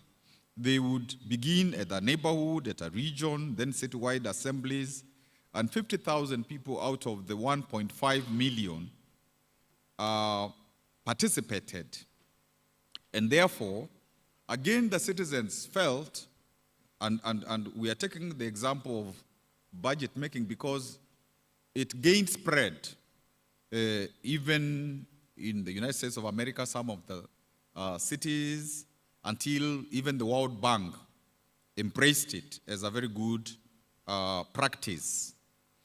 So again, in Porto Alegre, this became a norm, and really citizens felt that their monies were being spent as they wished because they participated truthfully in a real way, and they were happy with the leadership and the decisions that were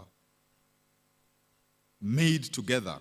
And there was therefore co-creation of government, co-creation of service delivery. Unfortunately, that Porto Alegre experiment ended 2017 when a new conservative government took over. So again, even these exercises of public participation can meet headwinds when a leadership that does not want that kind of engagement with the people comes in. Later, I'll share a few things about Makueni and also another constituency in Kenya. But I want to say, from these examples that I've mentioned, when you look at them carefully, you can see even situations where public participation can begin before the leadership even makes a decision. Like Julio says, okay, there's so much money. What do you want? So he's not coming to the people by these are the things I think you should consider. So you have a very radical approach in that instance, because he's more or less saying this is tabula rasa. There isn't anything on the table. Let's put things on the table together. In these examples we have sketched, again, before there are these meetings, people are adequately civic educated, so that when they participate, they are participating from, if not full knowledge, considerable knowledge, and they will grow into knowing how they should go about it, what they should do, what their responsibilities are. So there is that civic education. Then when there is public participation for any particular thing, there will be again explanation of what is entailed in terms of the decisions that must be made. Then when there are meetings, all sectors are considered so that nobody is left behind. It's not a question. For example, in rural settings, when you have, even in Latin America, when you have meetings of men and women, sometimes some of the women are not able to say what they feel. So that even when you have a meeting of them together, sometimes when you isolate and you get also the women out there on their own, then they have the ability to say things that they couldn't say when the men were physically present. Even children, you ask children, you ask young people, you ask persons with disability, in those instances we described, they would say, you know, each sector, we want to know the voice of each sector. Because ultimately we shall aggregate these voices and pay attention to the voice of each group. And something that they found interesting is children and young people below 18 will more or less say the same things that the adults are saying. Like, you know, they will say the road is bad because the school is near. And when cars are passing through there, there is noise. Sometimes when the road is not paved, there is dust and so on. You know, we don't easily get water. There is a problem of water. Sometimes we delay going to school because of, you know, that issue. So again, they found that it was important to listen to all sectors. They found it was important to give adequate notice. You know, adequate notice. So that people, you don't surprise them and tell them that there's public participation tomorrow. And again, in terms of the materials that would be required to facilitate the public participation, they would also make sure that they were simplified, and they would make sure that the language was such that everybody was comfortable and could understand. Because we know in our situation, if you have public participation in English, or you have public participation in even Kiswahili, sometimes some of the rural populations don't, you know, they come there and they don't actually follow a lot of what you're saying. And then again, in those examples I gave, they made sure that there was a real discussion. It was not, we have 10 minutes, you know, let's finish quickly. They made sure that there was actually a robust discussion. And even when some people seemed to be off course, in this situation, they would try to get experts to see from what they said what is really relevant. Because all people don't understand issues the same way. And you might think somebody is relevant, but they have their relevance. And then what was most critical in terms of the systems that we have described was what exactly was the input of these groups into the final decision. Because according to them, according to, you know, these two examples, if you have a public participation and you make sure that the people have a feel-good situation, and you don't really incorporate what they are saying into the final decision, then it's cosmetic and so on. And that is why eventually there was even community feedback, so that community can say, yes, the things that we told you, we can see they're happening, and we are happy. And we are happy with you as leaders, because you are doing what we have asked you to do. You are our representatives, and you are really representing us well. So maybe from the experience of those two subnational governments, one can have a hint of some of what it takes to do reasonably effective public participation, including even in their situation where some people would engage the government and say, we want a discussion on this. We also have a right to initiate discussions. It's not only you who initiates discussions. Now, what are the arenas of public participation? And within our speeches before, you know, we had like when people are making, you know, any key public decision that will affect the citizens' well-being, even citizens want to participate themselves when you are creating visions, you are creating plans, bills, policies, regulations, rules, guidelines, budgets, programs, identification and prioritization of projects, the question of funds like CDF and so on, how it should be realized. Even when you, as parliamentarians, you want to take issues to Parliament, like going to people and asking them, I'm your representative, what are your issues? What issues do you think I should take to Parliament? There are some that I think are important after doing research in your area, in our area. But are there others you want me to take before Parliament as your representative? Because there's representation, there's oversight, and there is legislation.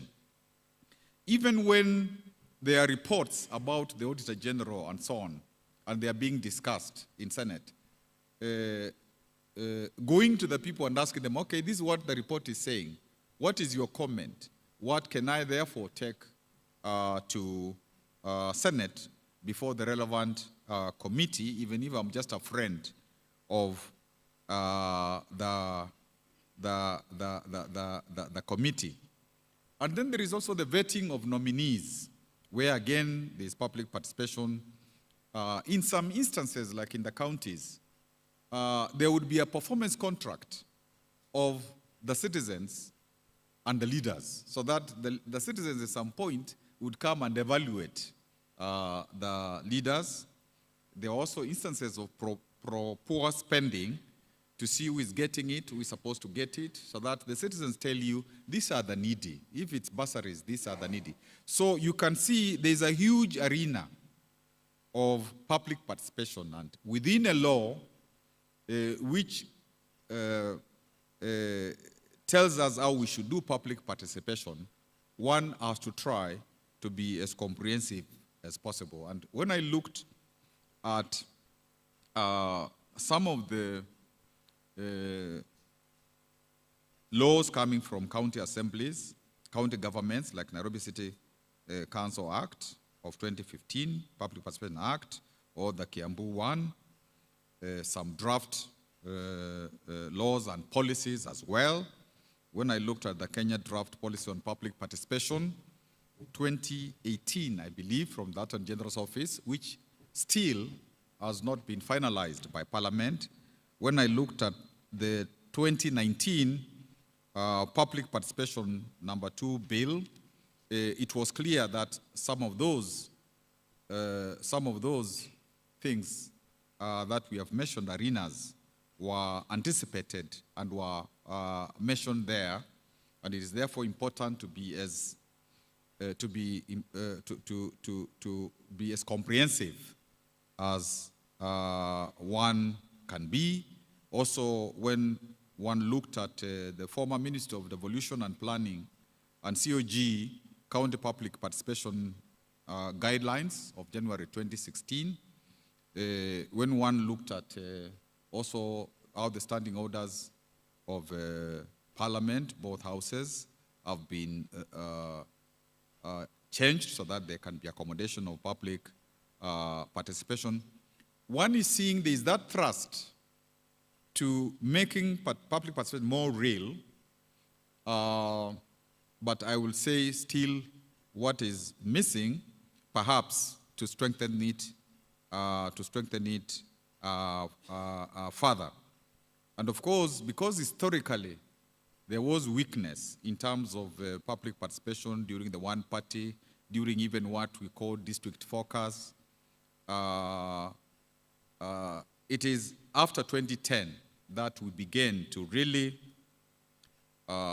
be more engaged in terms of public participation.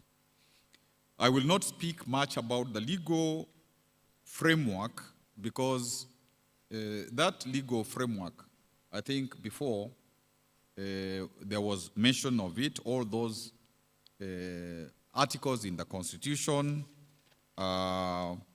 in County Government Act, and I think in the Constitution, apart from Article 1, And apart from Article 118 and of course Article 10 of the Constitution, the fourth schedule is very important. The fourth schedule, part 2, where actually number 14, where counties are to assist communities to develop their administrative capacity to enhance their exercise of power and participation in governance at the very, very local level, locational level, so that there is anticipation of public participation from the very, very grassroots. But the Constitution is very eloquent on public participation because it was responding to an era of authoritarianism, an era where people were muzzled to a large extent.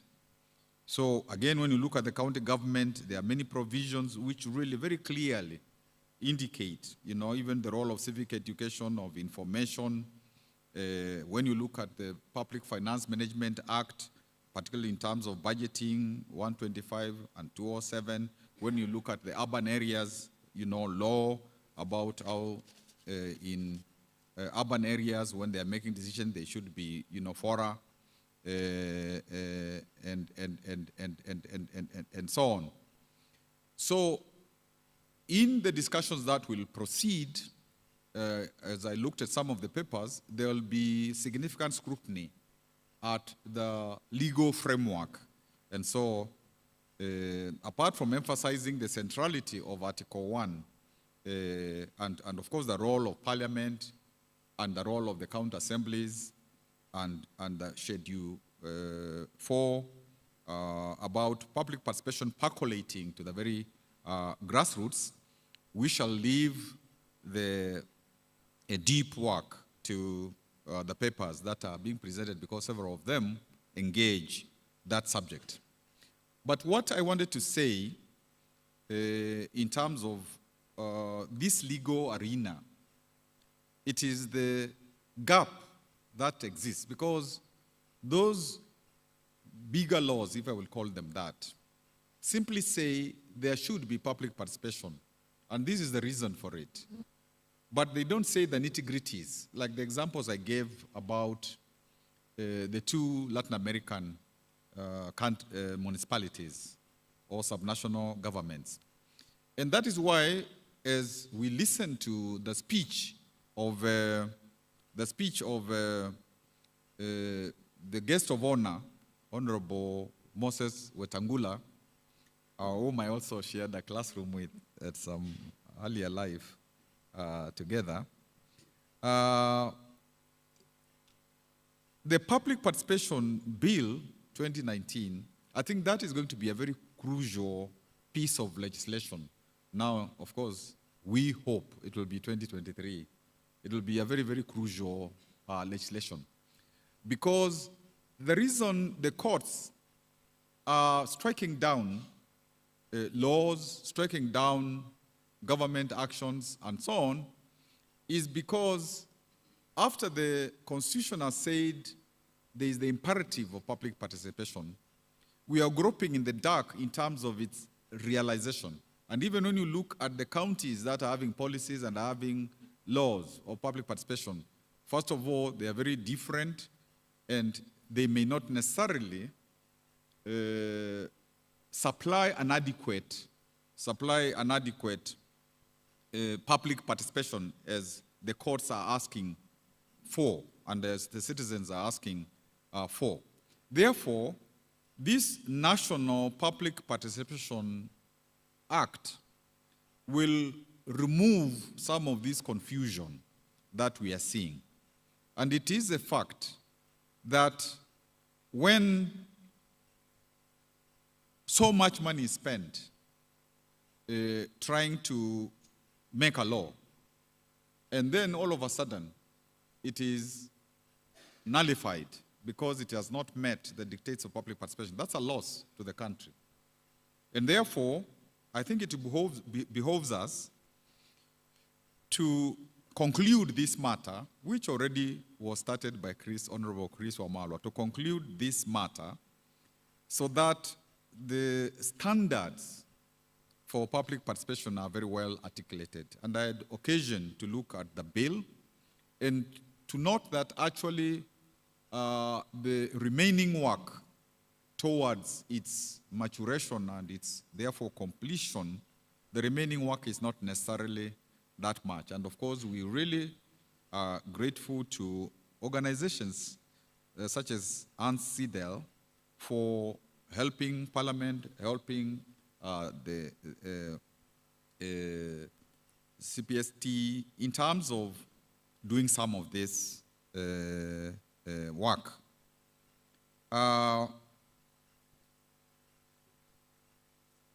I think I will briefly, as I go towards concluding, I will briefly describe something that Wangari Maathai did in terms of the practice of public participation, which was, in my view, let me say interesting, perhaps I could even say brilliant.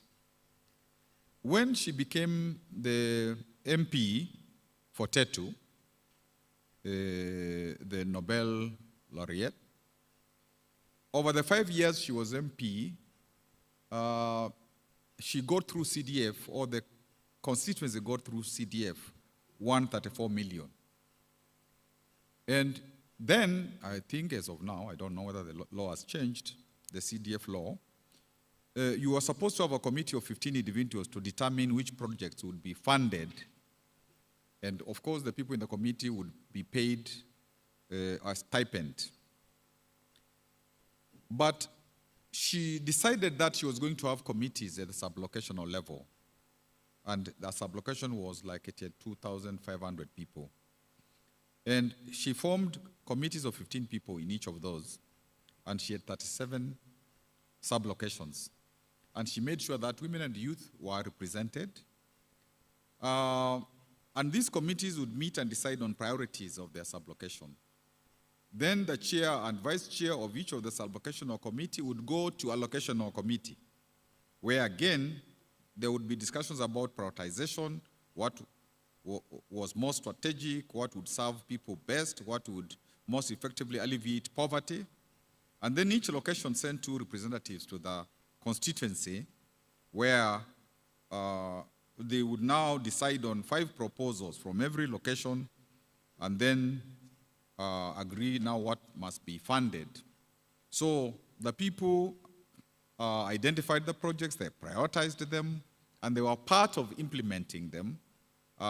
Government officials were also present in those committees because of also their role in implementation. But they were not the decision makers as such, although they had also a vote, but the people, the majority were the citizens from those committees of the constituency. And every project had a project committee. And when it came to doing the work, like if it's a classroom, they would look for artisans, they would look for people within that constituency who could do the job so that the money stays there and they are more empowered. And I remember people asking Wangari Maathai, because we were in Parliament together, asking her now, what about if I want to have somebody from outside to do some of this work for me? Now, your model is a bit restrictive.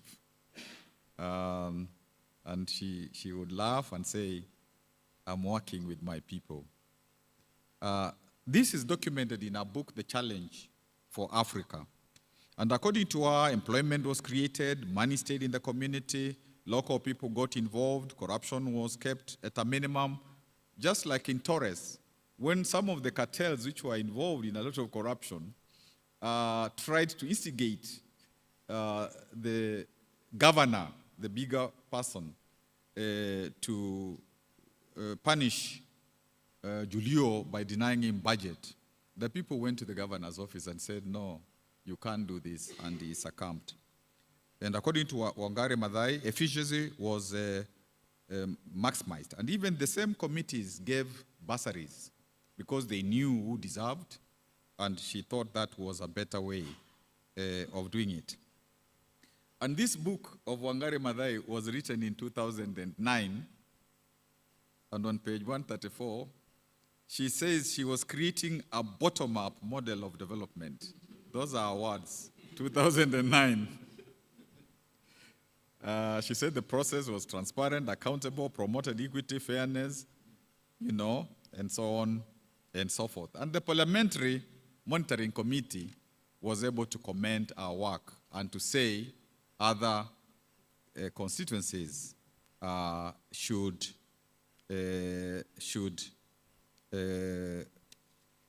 benchmark with her. My conclusion will be a short video from Makueni constituency when I was a governor, and I will not say much about Makueni because hopefully the video will speak for the county when I was a governor. But before we do that, we see it.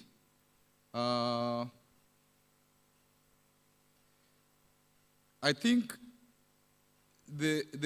basically when you look at the court cases, because that's one area again where the papers are very eloquent about. When you look at most of them, from the BBI big one to others before that, they say public participation ought to be real, not illusory, ought not to be treated as a mere formality for purposes of fulfillment of constitutional dictates, that it must be attained both quantitatively and qualitatively, that there should be use of as many fora as possible, churches, mosques, temples, public barazas, national vernacular radio broadcasting stations, other avenues where the public are known to converge. The cases say, like in 2015, the yardstick for public participation is that a reasonable opportunity should be given to members of the public and all interested parties to know about the issues and to have adequate say. And that is why in Kiambu County, the Kiambu County Finance Act 2013 was actually struck down. Coffee regulations struck down because of inadequacy of public participation. And even wonder of wonders, the legislature itself does not approve subsidiary legislation because those who are drafting it did not undertake adequate public participation. And this is reported in the National Assembly Committee on Delegated Legislation 2017 to 2022, where 25 pieces of legislation were struck down. So, as I conclude so that we can see the video briefly, I just want to say that it is really a beautiful moment that the country, through its legislatures, both at the national level, particularly at the national level and the county level, wants now to ensure public participation is entrenched within our body politic. It is meaningful. And really, its raison d'etre is when it is done well, it endears you to the people. You are not ceding power. Actually, you are accumulating more power because of the potential trust that the people can have. And I'm really happy, guest of honor, to, and all the commissioners and everybody. I'm very, very happy to be part and parcel of just saying something little, which may contribute to what needs to be done to entrench public participation in our country. And now for the short video, if it will not be shy, and it will come into the whatever. Thank you very much.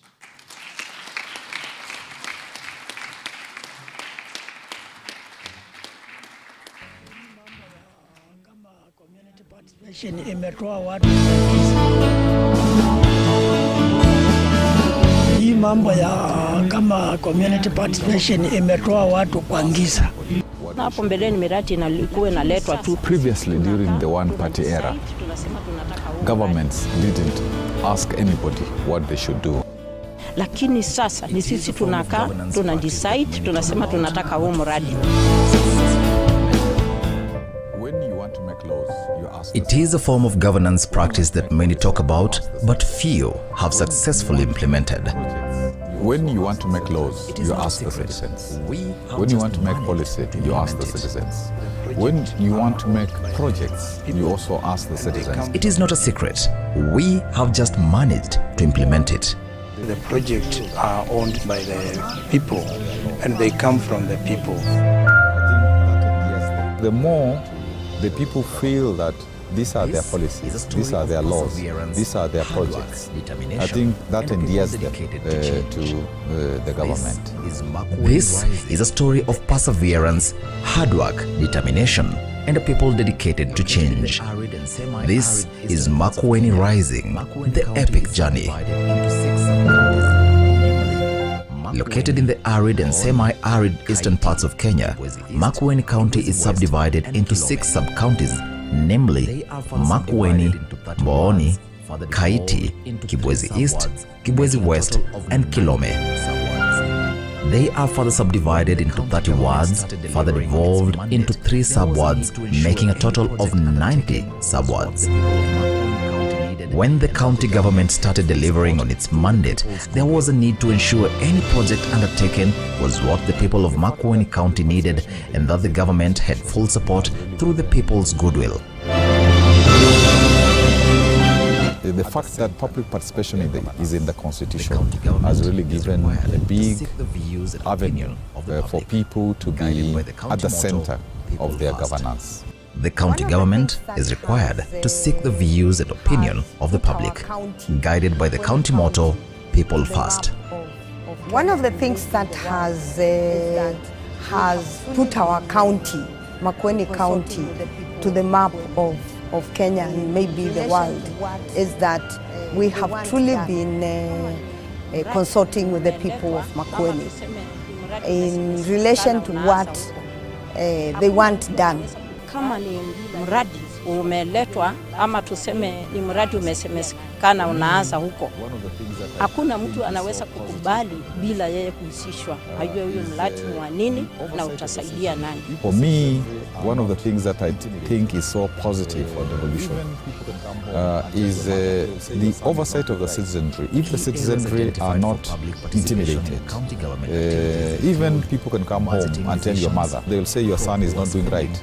Key areas identified for public participation in county government activities include budgeting decisions, pro-poor spending, identification of projects, vetting of nominees for various county jobs, and project monitoring or inspection by project management teams. For every project that we have a project management committee. Those committees have the power to say which project we want here.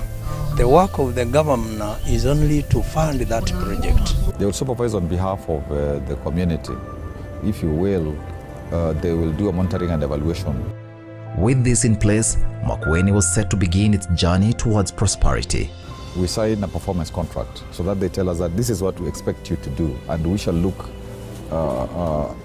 as we progress, we will be reviewing. The public participation activities follow a simple structure. First, village meetings.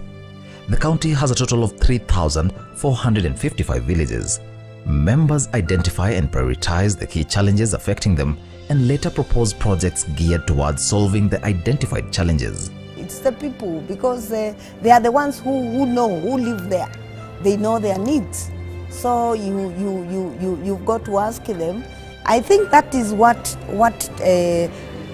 made us go slow in development in Kenya, because a lot of things were being done from the national level. Village cluster. A group of 10 to 13 villages are then put together to form a village cluster. So we have 300 clusters, so that what has been decided at the village level is now brought to the cluster. From the cluster to the sub-ward. Sub-ward. The county has 60 sub-wards. They are created by lumping an average of 3 to 5 village clusters. At this stage, decisions are made on the basis of a sub-ward and not a village cluster. Wards. 30 wards, 6 sub-counties and the county itself. So that now the budget that ultimately we shall have, like the 2018-19 budget, about 120,000 people participated in its making. Diaspora hearings. Diaspora participation forums are held to take the views of the people of Makueni County who reside in major towns such as Nairobi and Mombasa. You know, we have grown in a culture for very many years, a culture of people wanting government to do things for them. Serikali's idea. Sub-county hearings. They are done at the 6 sub-counties that form the county. As a county assembly, before we pass any regulation or law, we inquire to whether citizens were involved and are these aspirations and the wishes as provided during the manifesto, elections time, and their needs, because you must read that together. County People's Forum. This is the final forum for participation, which brings together delegates from the entire county. County level, the county forum. That forum will not, if it doesn't pass that budget, the budget cannot go to the county executive, the cabinet, and the county assembly. As we sought to engage with the public in service delivery, our public participation has been guided by the goals of secure equity and fairness, ensuring responsiveness in ensuring programs are better tailored to address local needs, improve accountability and integrity by county administration, enhancing people's willingness to pay taxes, ensuring equitable public spending, as well as strengthening self-governance and deepening democracy. You cannot push for sustainability of government projects unless the persons are part of a process of identification, planning, implementation, maintenance and sustainability. Public participation has, however, not been without its challenges. Issues like civic education, misunderstanding of the process, poor turnout, high expectations from communities, representations of the communities, and demand for compensation and other incentives. Access to information was also rather low. And as we enter the second term under devolution, we plan to improve on the positives we have gained and have put in place measures to mitigate the shortcomings. For the national Big Four agenda to be realized, implementation must be spearheaded by the counties, and public participation is a key tool in getting the people involved. You're doing development for the citizenry, for mwananchi. Tunaomba hii gavana aendelee na hii kazi ya kushunguka na watu wake.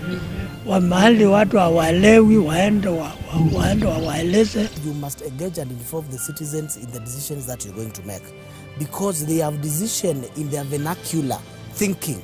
You are only an engineer to convert what is raw and unprocessed with application of engineering skills, not that you know the problem. The community cannot now blame the governor, because it is the community which says this is the project we want. Some of the projects in the past were projects that were kind of imposed on the citizen, and subsequently you have white elephants because the citizen never used them.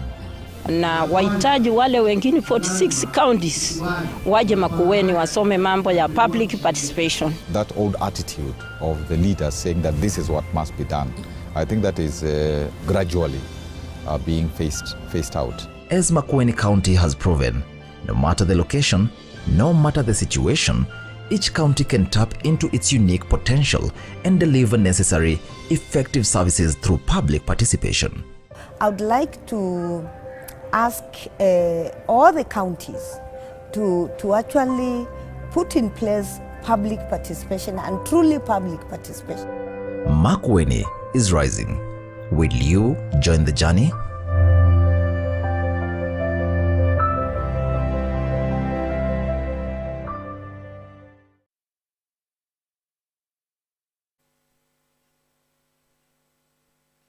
Let's give Professor a really good round of applause.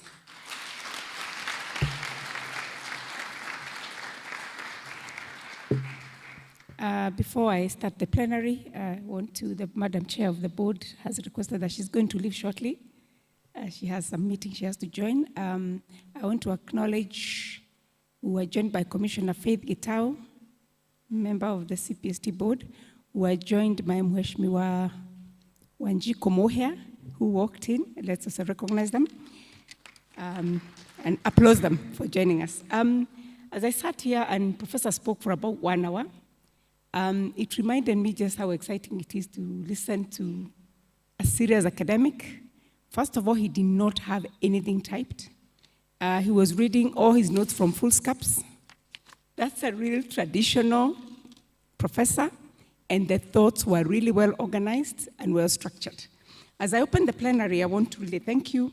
And for me, what I took is that we say public participation is expensive, but if a member of parliament, a candidate, can spend so much time and money to seek opinions of the people while seeking for election, then a country should not find it too expensive to actually spend enough time and money to do effective public participation.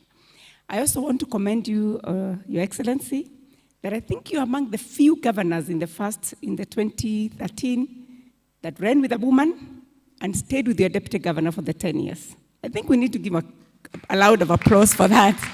I used to just notice very few of them did the first time. He did it not once, but twice.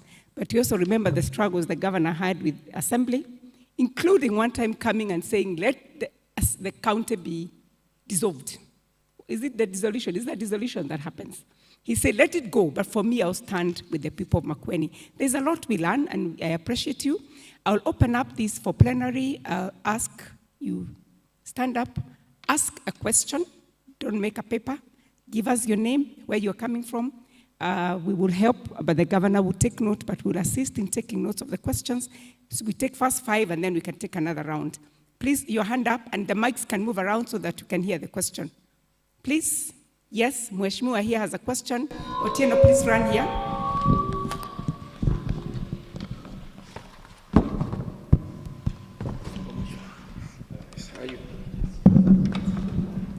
Thank you very much, Professor. This thing is too loud. I have 2 questions. The first one, as the professor took us through the layers, one of the others. At some point you say that leadership imposes their agenda onto the citizenship. Imposition of an agenda onto the citizenship. I think this it needs to, somebody needs to make it.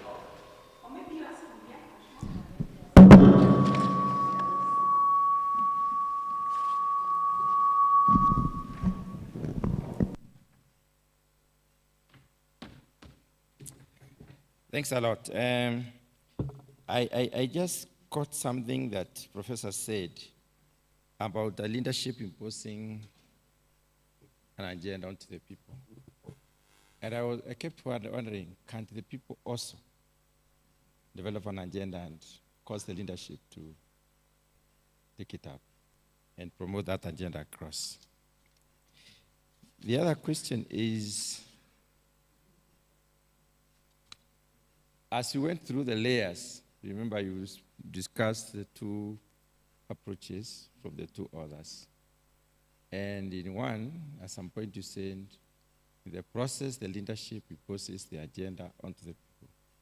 And I'm looking at a situation where the people may also impose the agenda onto the leadership. I would like your comment on that.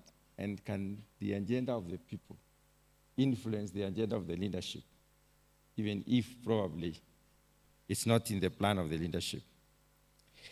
Then the other one is, does public participation have to be, I use the word involuntary activity, an activity that is not repeatable? Can it be a structured process which can be adopted across the board? Is it possible to have it structured in a way that you don't have to invent that particular process anytime, any one time? I'm trying to look at, can it also be legislated? Yeah. Mheshimiwa, you can just come. We are taking 5, so if you have a question, just come. Wait here so that we use this mic. We're having a problem with sound. Sorry about that.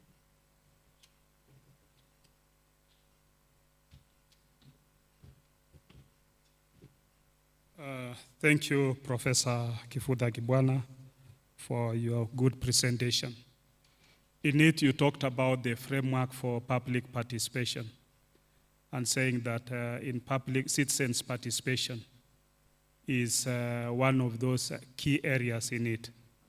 Now, when we ask for public participation, people bring in memorandums or they come and make their submissions. Must these submissions or memorandum be captured in the bill? Or if it is making a bill, must they be captured in the bill? Or if it is not captured in the bill, because more often you hear some of us politicians saying, the bill the way it is, you are kind of, I would say, anticipating the public participation. You say, the bill as it is, there is not going to change a comma or even a full stop. Now, what is the use of that public participation in circumstances where politicians have already declared that kind of a stand? Any other? Yes, please come forward. If there is one more, you can come forward. Then you take that round.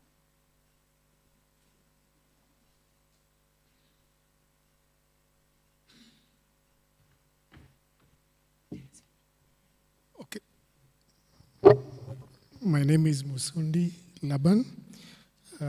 I teach in Kenya School of Government, Embu. And thank you, Professor, because I always use your videos for Makueni. I don't have this one. I'll probably ask you to also give me this one. Now, comparison. I happen to also attend the Chief's Baraza. When I compare the Chief's Baraza in terms of effectiveness and what we do when it comes to county government, there's a huge gap. For the county government, my own county, Kakamega, the way you're saying the tokenism, the having people in different places happens so much. But when you also go to the Chief's Baraza, the Chief's Baraza is just 2 hours. But the effectiveness of what will be discussed and actually accomplished with the Chief's Baraza is very huge. So is there something we can also learn from this that we can incorporate into what we do as public participation? Because there are good things also from there. Your thoughts? You have a question? As you come, Professor Maria Nzomo, you can ask your question. Hope we can hear. Prof?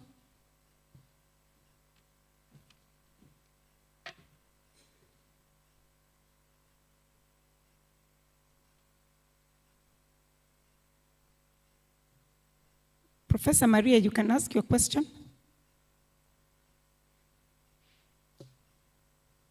Okay. Maybe there's a problem. She can hold, just hold, and then we have this lady. You can. Good afternoon, everyone. I have this comment. I'm Dr. Sarah Kimaru, Dean School of Social Sciences, Mount Kenya University. I really appreciate what our professor has been doing. But I have just a question. It's unfortunate that with participatory method, it has nothing to do with copy-paste. And I think we are more used to doing copy-pasting, where you apply a certain methodology that was done somewhere else, and you think that it will work for your constituency or for your county. But unfortunately, it's about the people you're dealing with, it's about the environment, it's about the situation that is there at the moment. And maybe I would just have a question for Prof. Did we ever try to research on what was working best for the different sub-counties? And then did we do capacity building? Because maybe majority of us have a weakness. We are not maybe social persons, and when it comes to application of participatory methods, you must really be a person who is out there to reach people and know their needs and also be able to know how to engage. So the question is, did we ever attempt to do capacity building? Thank you. We will deal with those. Senator has a question. I see Honorable Wanjiku here. Do I take all or we respond at this point? Prof? We respond now and then we take another round? Or I allow the two to take a professor, if she can type If, Prof, you can type your question, then we'll be able to respond to it. Senator Musuruve, we will allow you to speak from where you are. Try and see whether the mic will work.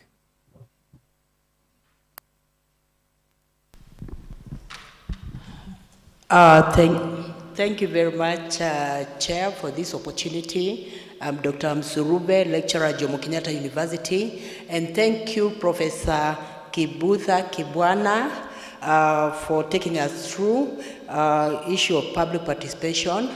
I'm just wondering, Professor, in your view, what do you think can be done to motivate or reinforce legislators to deliberately engage in public participation, given the fact that when they're going for elections, they're very good at public participation. That is very normal. They'll even go to any kiosk.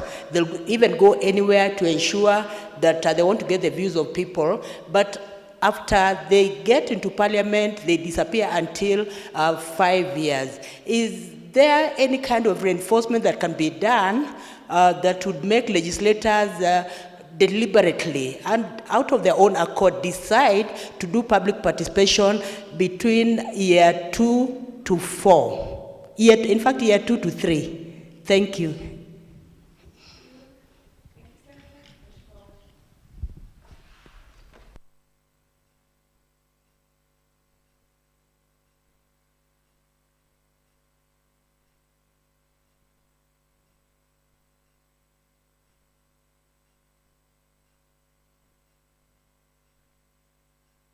I'm clear.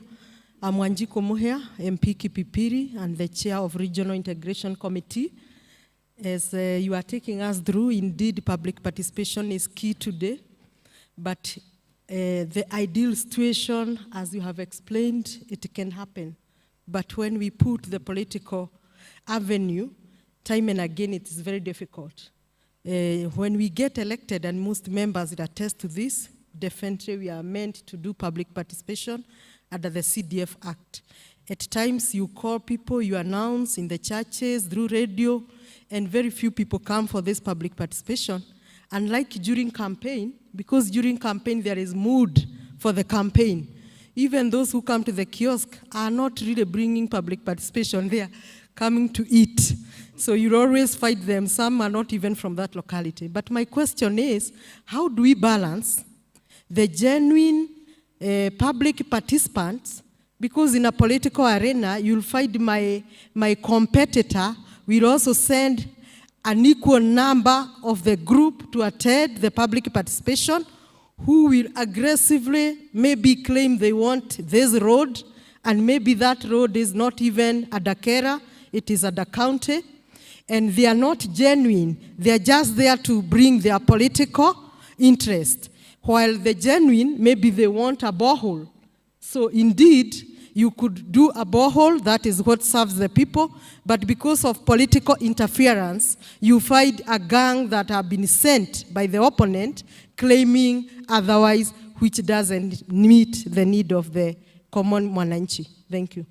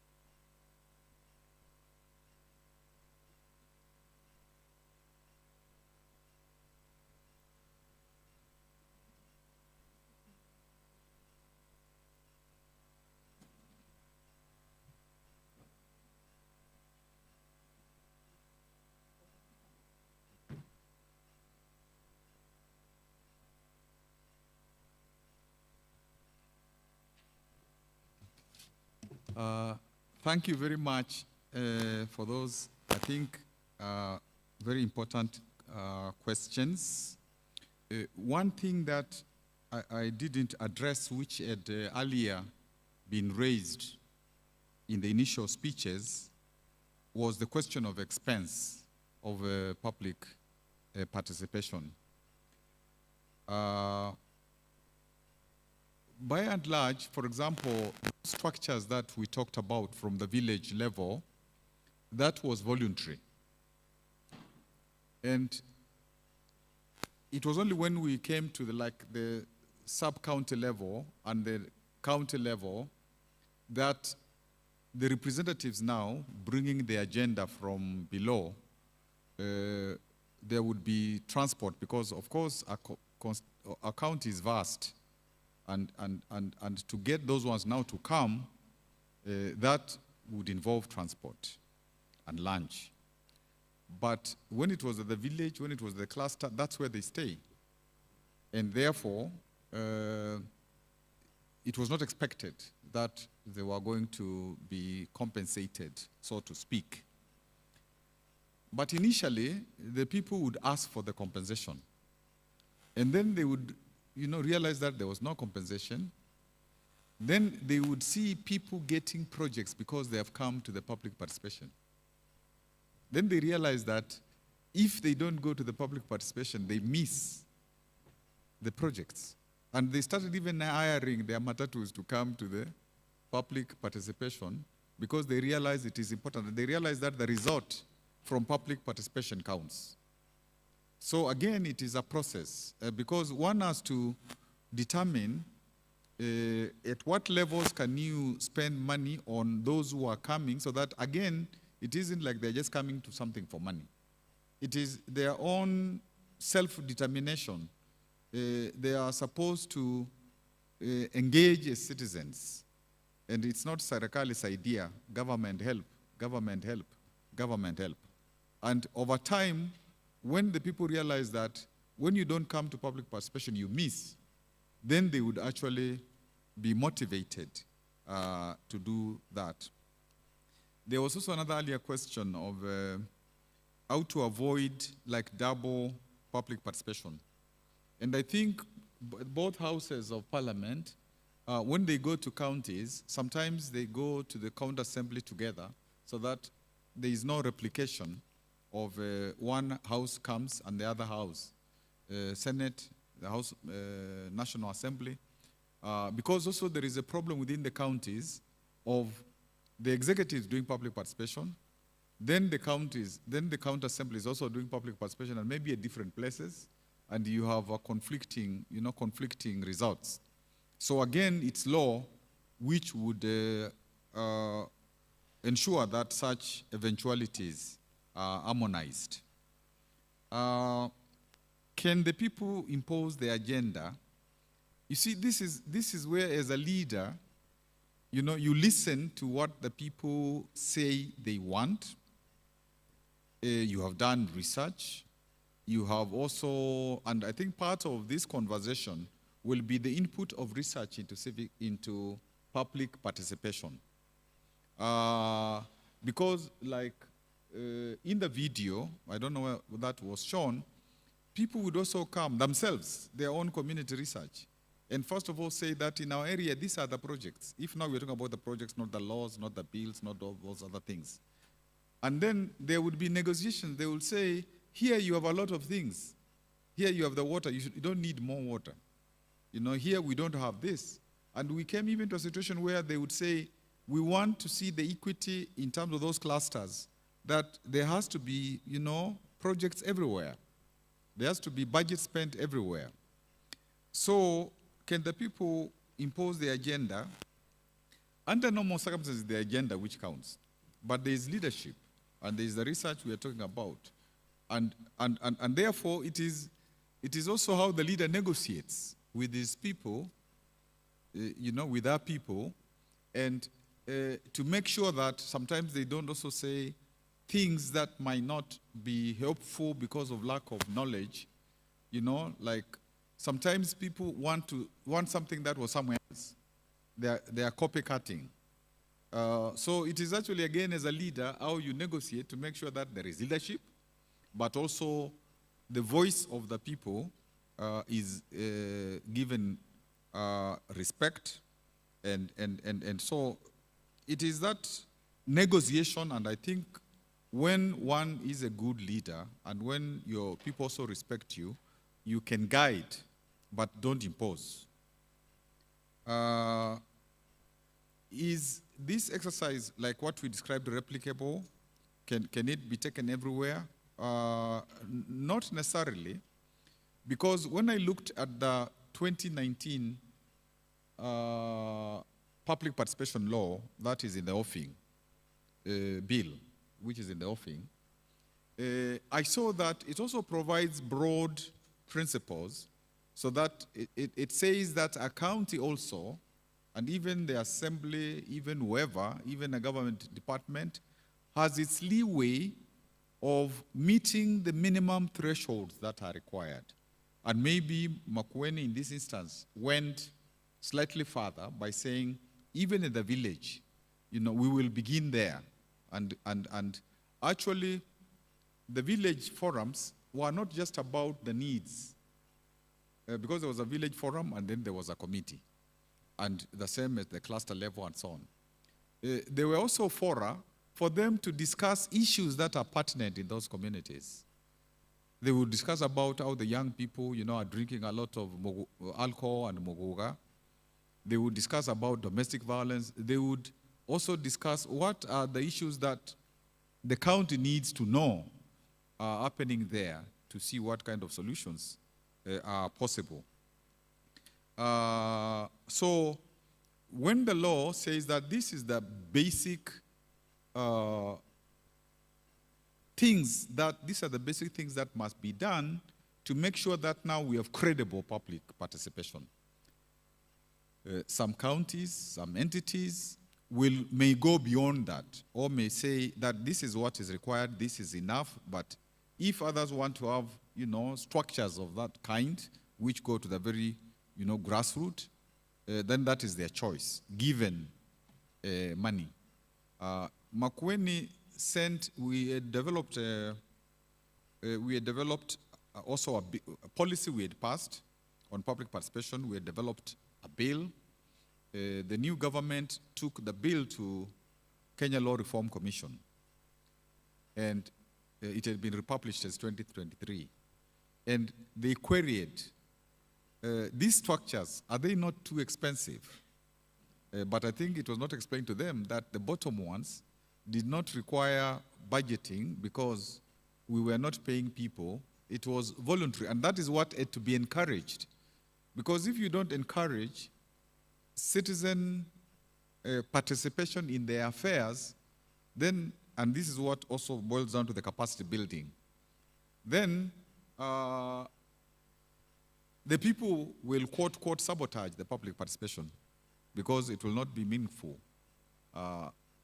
as such. So there has to be voluntariness, to this exercise, and this is an ongoing journey in terms of building a citizenship that has agency, that knows of self-determination, that can really stand firm, like some of the people in that video, who, over time had realized that they're actually very important in the equation of government. So to the question, is exercise replicable?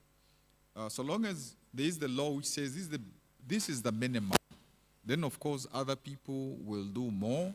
And these things also develop according to the culture of that particular area, their norms, those organizations we are saying of the organizational life, and how they have been doing, certain things. And that is why the word that was used by Nyengenye of autochthony, or domesticating, because even when you have a national law, you have to domesticate it to your circumstances so that it can work for everybody. The Chiefs Baraza, before, also the chiefs were, they would say that this is what the government wants. This is what the government says. So this is what is to be done. But I think after the Constitution, with the changes that are occurring, the Chiefs Baraza is the space where, is increasingly the space where the national government also articulates its policies.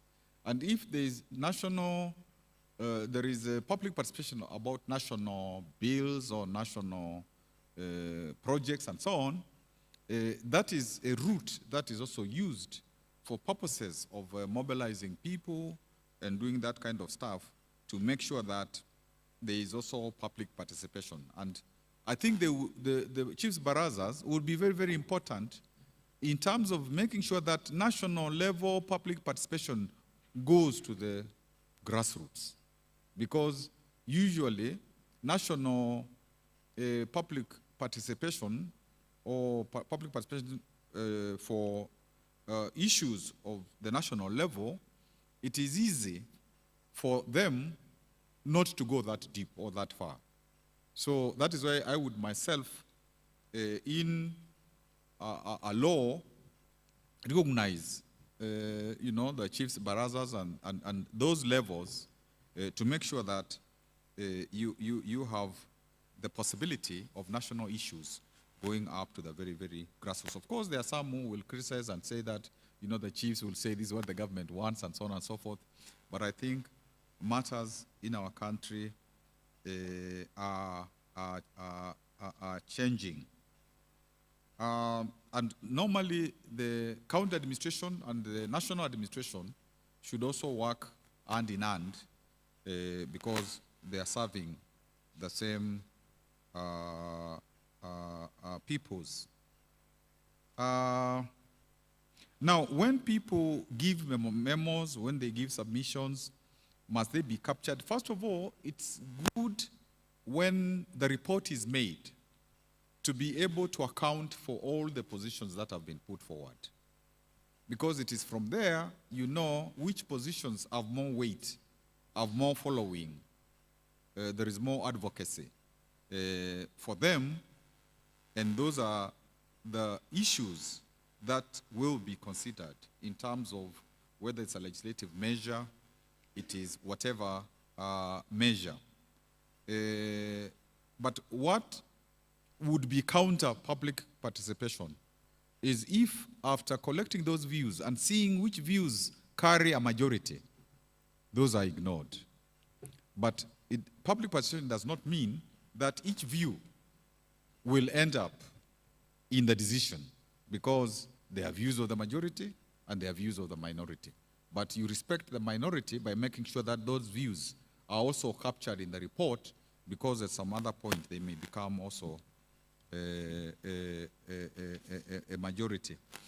Capacity building is absolutely necessary, and that is why even the Attorney General's, the Attorney General, I think, is in charge of civic education. And it's important through the Attorney General's office to make sure that there is a nationwide civic education initiative. And of course, also the counties and the legislature and so on, because we said earlier, if there isn't enough capacity building in terms of even capacity building of us as legislators, so that we can also know how to do this thing, it is capacity building for all of us.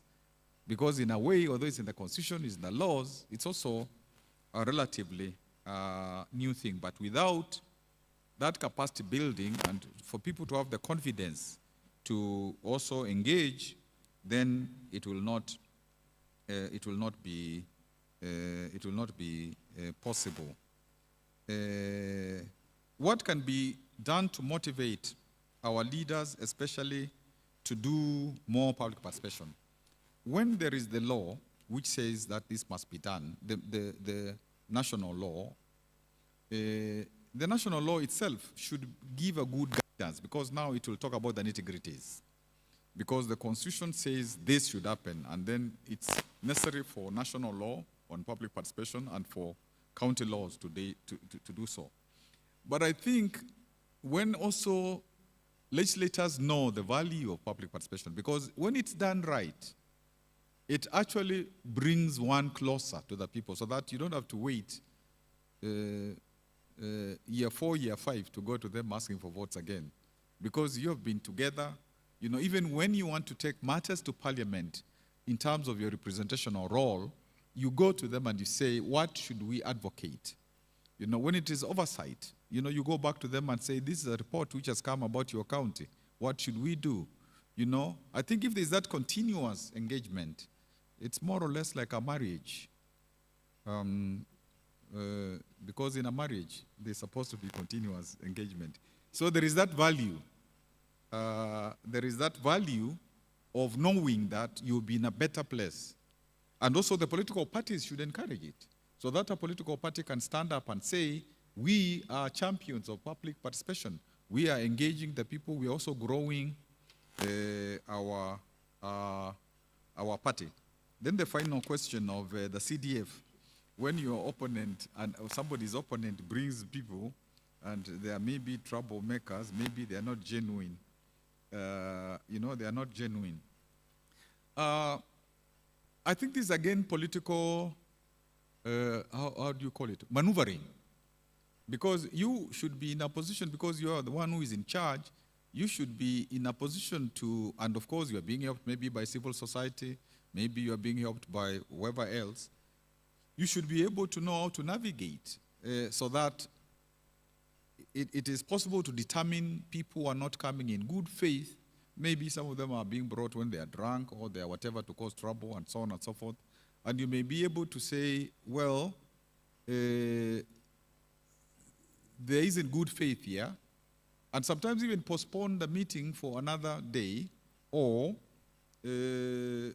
make sure so you also mobilize as many concerned stakeholders so that some faction is not able to overrun you. And again, of course, it is very responsible for anybody to abuse the public participation process by making it an arena for naked political competition. Not even naked, for if I can find a parliamentary word, for another purpose, not the public participation to really determine what citizens want and what citizens should deserve. But there is political maneuvering to make sure that a good legal process, a people's process, is not sabotaged by people who are minded to do negative stuff. Thank you very much.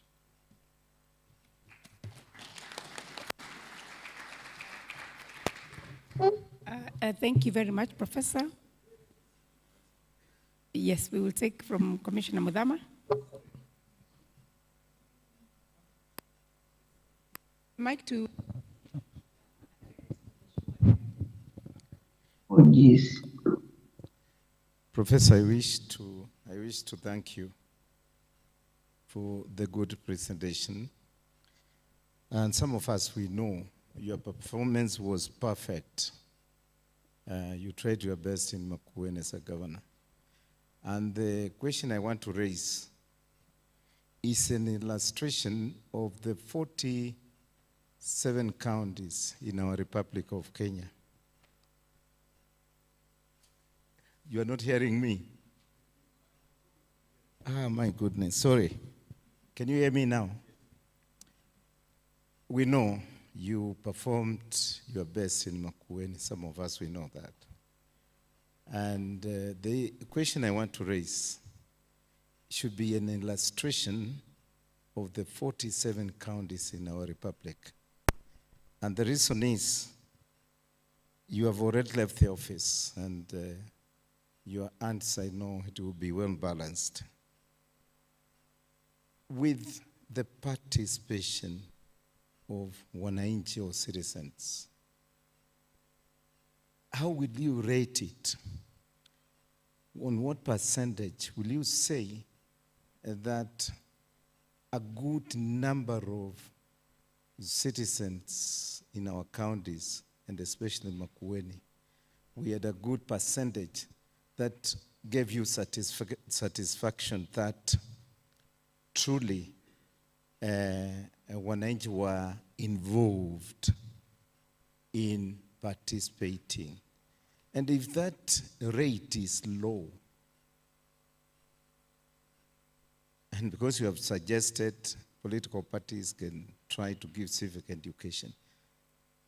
If, with other elected leaders, after applying those mechanisms, which I know it has been applied before, if the rating is low, what kind of mechanism can be used now to make sure that there is a good percentage that gets involved in deciding on the way they want to move ahead? And the reason I'm coming up with this reason also on this question is, in Montreal, it came out that with today's internet, social media connections, the world is very easy now to cover and understand the problems of the people. But in serious consideration, I was firm, and Mheshimiwa Ichung'wah told me I should not be worried about whether our country is fully covered. And I was saying, the internet, even the Wi-Fi here, which has been given for us to connect, you may find some people are finding the challenging of connecting the Wi-Fi here to make their gadgets work. So I was firm on saying that I don't think, especially in Africa, where we do not even have the network for the phones, it's easy to have a good coverage based on social media. What mechanism can be used now to make to make sure that wananchi are involved and they understand what public participation means?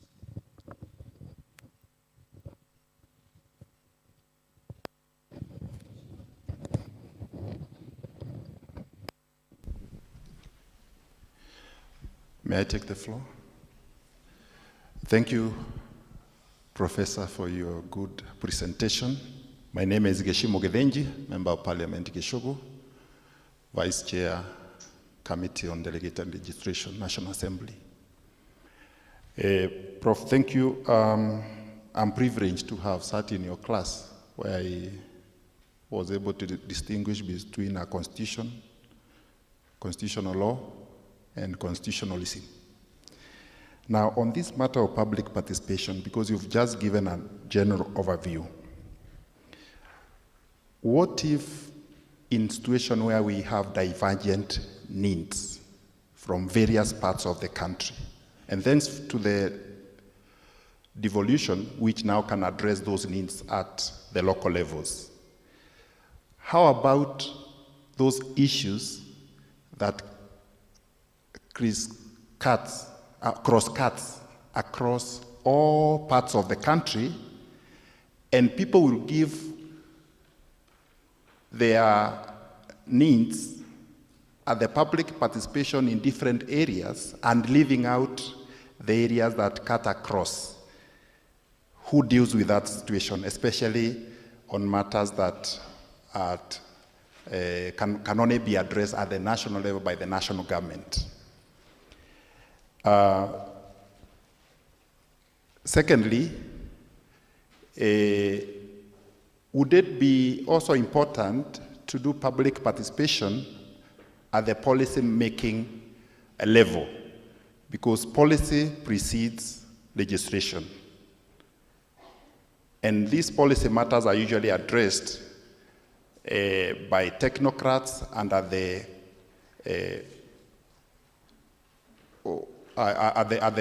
cabinet level. Finally, what is the formula of calculating public participation? We have formulae in calculating other things like mileage in parliament and other things. In law, we also have a formula of calculating quantum. What is the formula, in your view, of calculating quantum? Is an advert enough to close a public participation? And what would be like the required attendance? Even in a meeting, we have a quorum. If a committee is called for a meeting and they are in National Assembly, we are less than 5, that meeting would be adjourned. Would there be a formula that would cause a public participation to be adjourned for lack of probably quorum?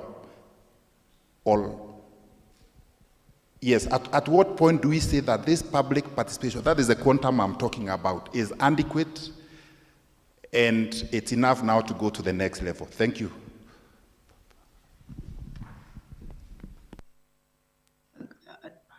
Hello, can I be heard? Can I be heard, Chair?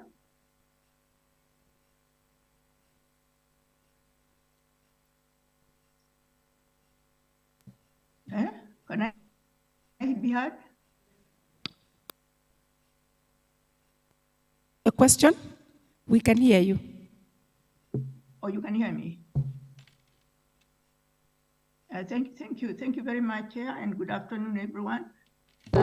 Today I'm a victim of new technologies and public participation. It's one of the issues we have to deal with. I've been trying to participate since the presenter finished, but without success. But I hope now I can be heard. Yes, I cannot hear anything, so I'm not sure whether I'm being heard. Prof, what did you say? Is there a? We can hear you, Prof. We can hear you. Okay, should I continue? Yes, Prof. All right. Actually, now that shortens what I wanted to comment on, because maybe I wanted to make a comment on Professor Kibwana's presentation, but in response to a number of the issues which were raised, he has more or less addressed some of the concerns that I wanted to raise on this issue of public participation. And I wanted to move away from what it is and how of doing it, even issues of cost, and go straight to what is the purpose of public participation and how do we measure the outcomes in terms of human development arising from public participation. That was one question, and it still remains, although he has tried to answer a little bit of that, and I hope you are still on, because I still would want to hear your opinion. Prof, I worked with you for many years as a colleague at the university, but also we worked together in the trenches as part of the civil society of the 1990s. And you do know, even through that process, part of the greater challenge we faced is lack of political will from those who wielded power and responsibility. There were resistance to change. And because there was resistance, that also affected the extent to which the public can participate. That was one obstacle. It is the same leadership that also affected the process of putting into place permanent institutions and sustainability values and principles that would allow the process to continue. Because it is not an event we are talking about here. Public participation is not an event, it's a process. How do we sustain that process? Now you have done a good job, Prof, in Makueni. And it is mainly because of your good leadership that progress is visible. We have a guarantee that it can be sustained. And indeed, at what point should we say the works you have undertaken in Makueni have reached a point where they are sustainable and they will withstand any challenges that may come in the future, whether it is a leader who is undermining the process instead of moving it forward? Do we have those values and principles that should underlie that process, especially the governance values and the leadership framework to sustain any challenges that may come in the future? And that ties with the question of the context. Beyond Makueni, can we replicate the same work not just in in other constituencies of Kenya and counties, but also across Africa, for example? Or should we say that these processes, although we keep saying we are going to borrow best practices from elsewhere, that actually they are contextual? What kind of tools do we need to employ to convert that knowledge that we say we gain through best practices to localize and domesticate it? I think those are some of the issues, because you have to go beyond just the public participating to ask what is the outcome in terms of, you know, the real results human beings would want to get out of participation. Thank you, Madam Chair. Okay, was I heard? Prof, we have heard you loud and clear. Thank you very much. We have asked another question. There's another question, Prof, from Director General listening to us online, Clement Nyandere. He's thanking you for a very lucid and informative presentation. And his question is, what were the major drawbacks in your quest to ensure adequate public participation activities for your various projects? And my one, as I welcome you in as we come to a close, is, I think related to what Professor Maria has asked, is you have shown us the people of Makueni, you know, uploading the work done. Were you able to do them some kind of check or survey at the beginning to the end? Was there any difference? And if you compared with other, oh, Nyandira, you're actually here. You're actually present. I thought the message had come from virtual. The Director General is actually in the room. Was there a difference between what you were able to achieve and maybe other counties that were not so much applauded for the kind of public participation you did, so that we can see the effectiveness of public participation? Welcome, Prof. And that is the last round of questions, so that we bring this to a close. Karibu.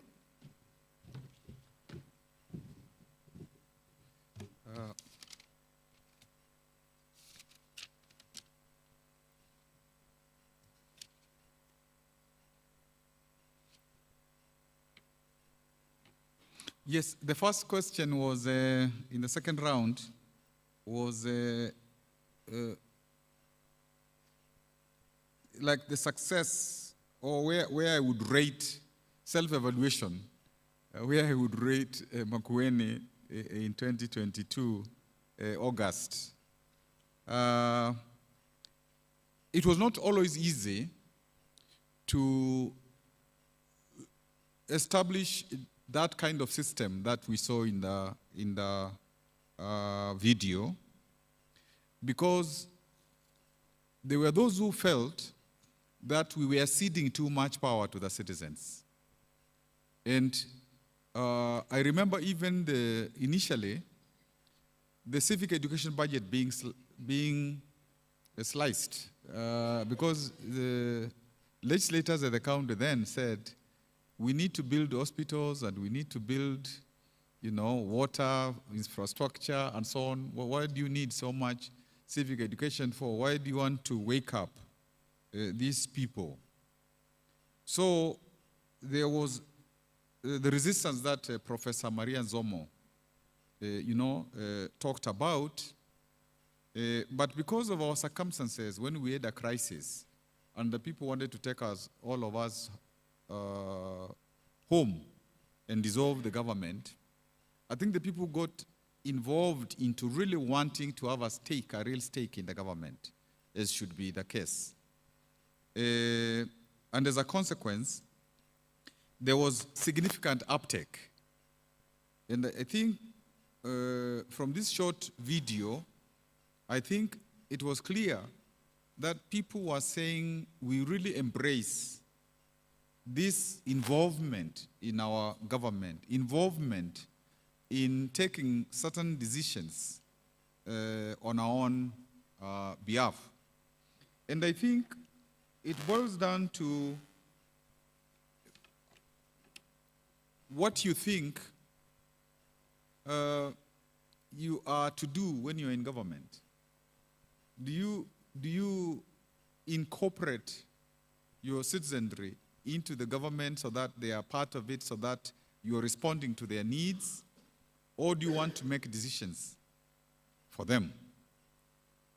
And so how are you going to balance your leadership role and the role of the people as those who are deserving services? And I think all, if I may talk about politicians, they all make up their mind. Because if actually you realize that you don't have a lot of leeway, like a big party making sure you are re-elected and stuff like that, then you make a better relationship with the people because you want to stand on their strength, so to speak. So I would say we began, and I was asked about the question of, drawback. First of all, it's a question of the political will. Do the leaders have the political will?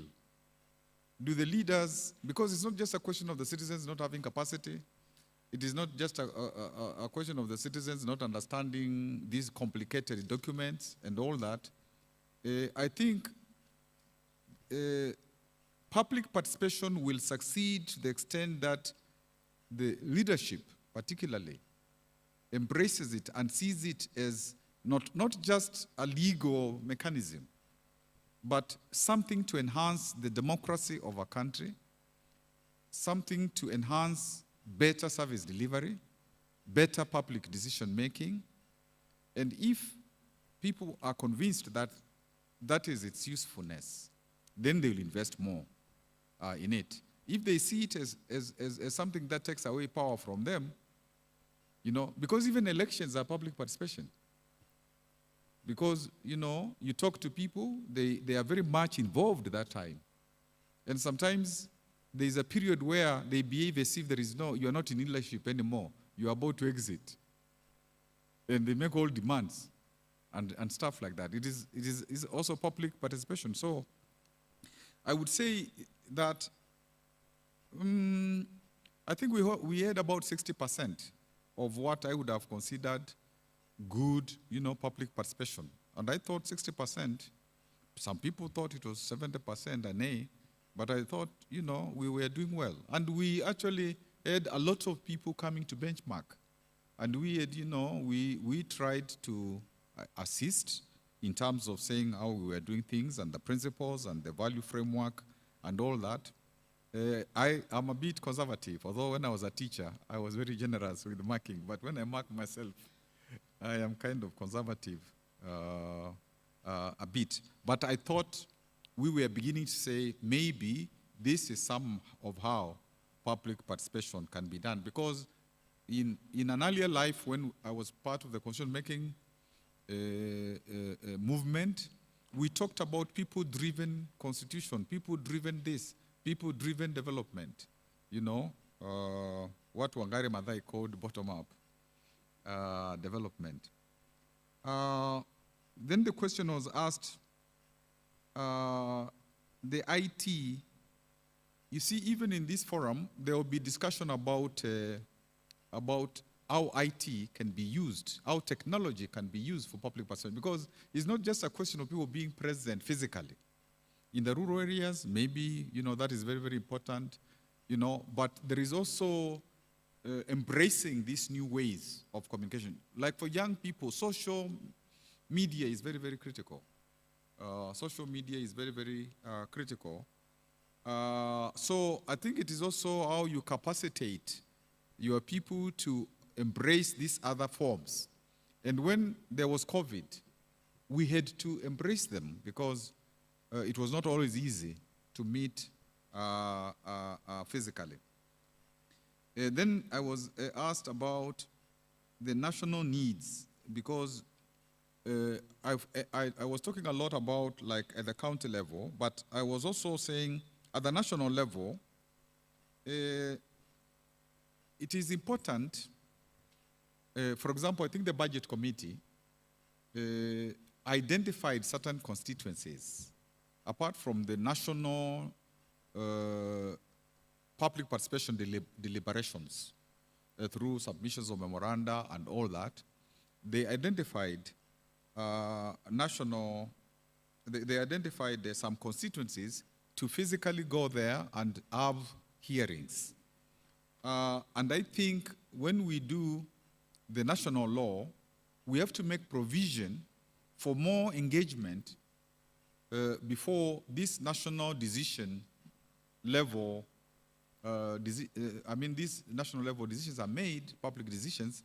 We need to make sure that there is more of that, more of even the national level going, further than just the national memoranda and stuff like that. And I like, because even when I was a governor, the budget people used to come and we would have discussions, and then people would be able to, make input, so that eventually, when there's a collation of needs from the entire country, people can say, yes, we put our needs, we were listened to, and it was a good idea. And sometimes people have to be encouraged to also bring forth their ideas, so that you can say, you go and sit at the constituency and discuss about the budget, discuss about the finance law, and these things will be brought, to the center, to the relevant committee, because sometimes people have to be encouraged to participate, so that some people don't keep on saying,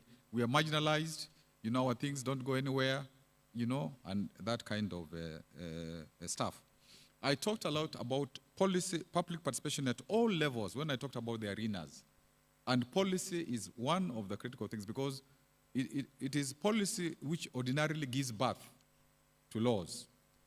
Usually, we are supposed to do the policies before we can do the laws. Sometimes we can do laws without policies, especially at the county levels and so on. So even there, because that's where you have the broad principles, which ultimately will go through cabinet and will eventually also be the basis of laws. Because the idea is the people in public participation are saying no decision without us. And I think if that basic principle is embraced, then we are good to go. Formula for calculating PP and so on, like a quantum in law and mileage, to Parliament, like I was asking about mileage from where I stayed to Naivasha. Now, you see, it is what we were beginning to emphasize about what the courts are saying. What is acceptable public participation?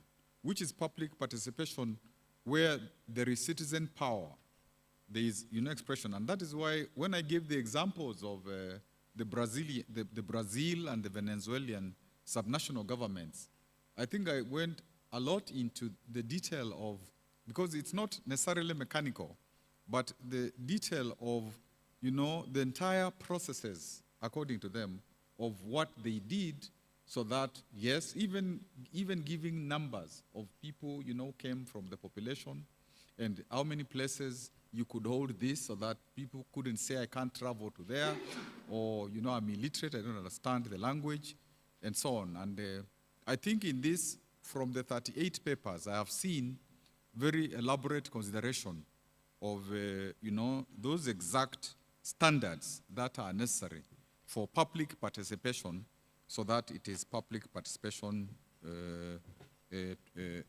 truly beyond just an ad.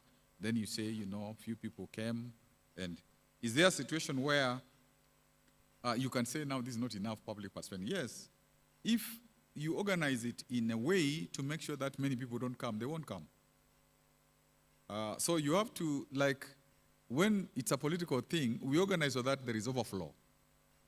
So it is also a way of how you do it, because you have impressed your people that this is important, and if they don't come, they'll lose out, and you don't want them to be absent in decision making and in statecraft and service delivery.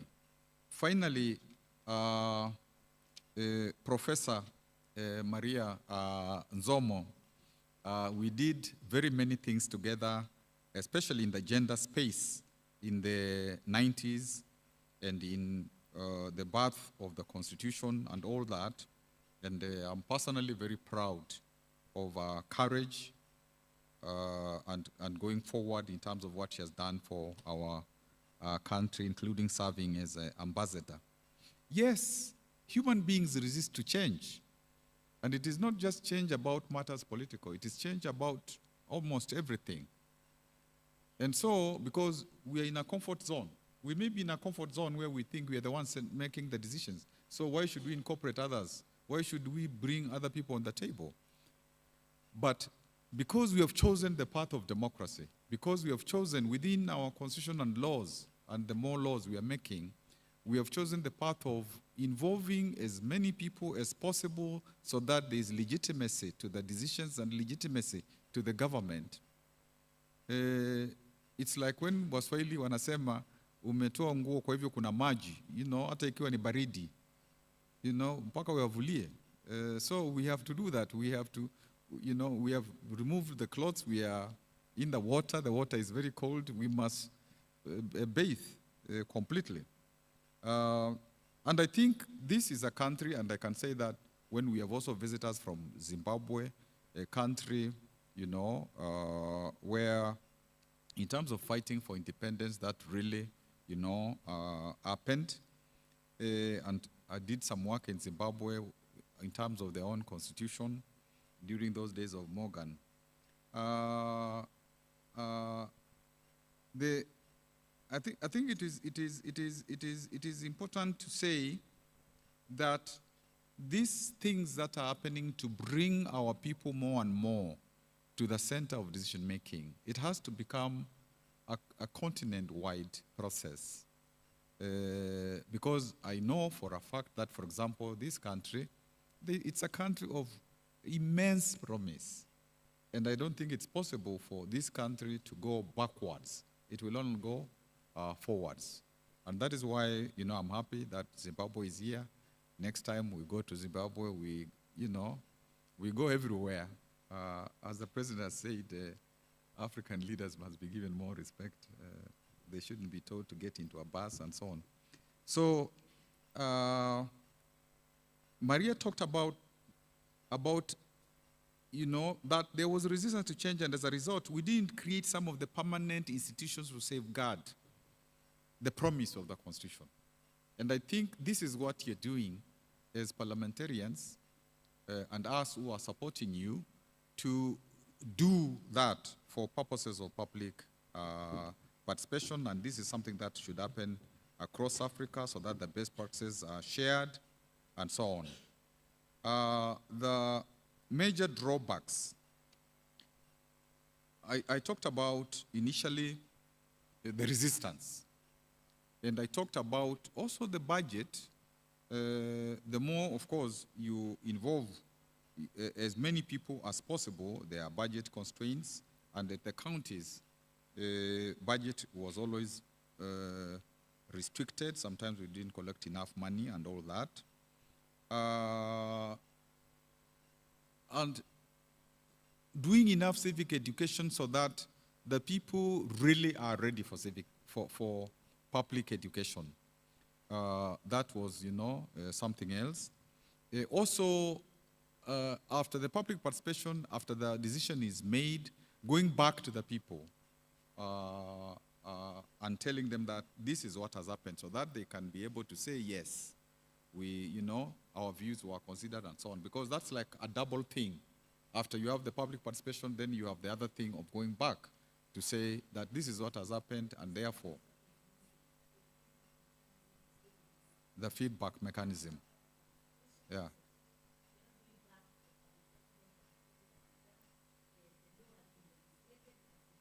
Yeah. And these are this is what as citizens you are supposed to do given this new situation. And I think within the law, that will be something important to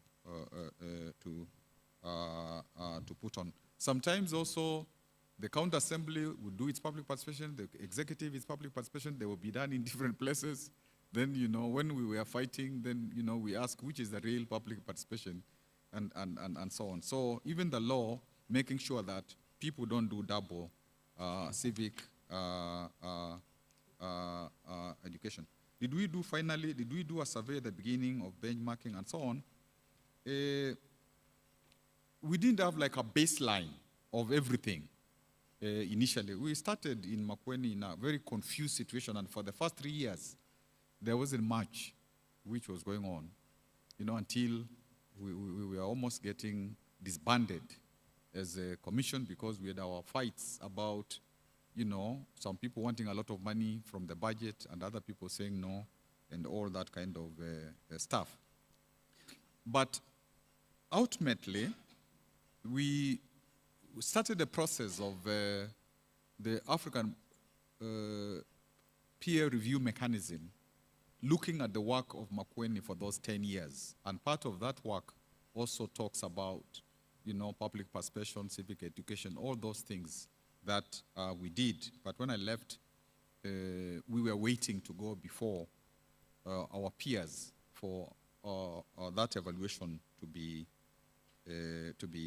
finalized. And it's a fact that it's important to always do research, do surveys, so that whatever we do, we ask ourselves, how effective have we been? Because otherwise we can do many things in good faith and they are not as effective. But when you do, research, surveys and so on, where there are gaps, you're told, and you have an opportunity to correct them. Otherwise, thank you very much.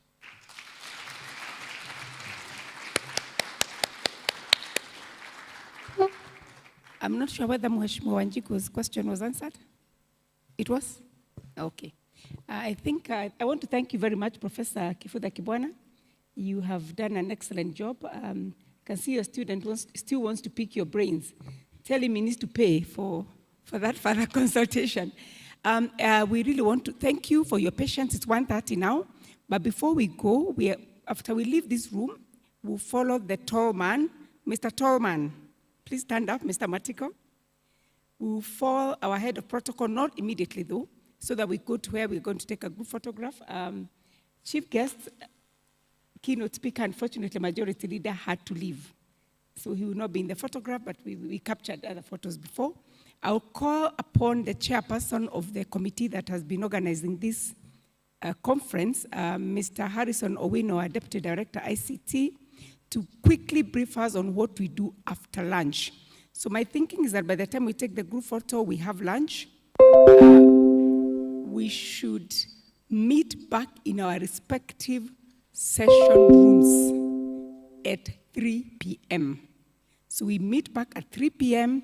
He will explain where those rooms will be. Your session chairs, you will need to say which session chair will be in which room and who will be working with that session chair, the secretariat, so that they can follow.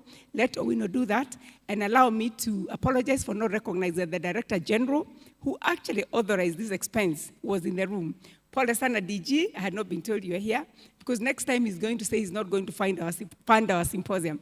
So thank you all, and I welcome you, Owino. Then after Owino, we'll just be moving to the photograph, where Matiko will take over the program. Karibu. Yes, today I've really known the job of getting very many notes at the same time. Hans Siedel had offered to give a small appreciation to our keynote speaker, and I'll request the commissioner who did not get an opportunity to introduce herself at the beginning, Commissioner Faith Getao, please join the clerk of the Senate, and I think clerk of national, and the gentleman, Robertson, in front here for our keynote speaker to receive a plaque in remembrance of this occasion. Photographers, please come and capture the moment. I think down here will be better. Maybe besides this one or that one. Here, to capture the background. Photographers, come, we capture this. Commissioner Faith, you can come and be the one to hand it. Okay.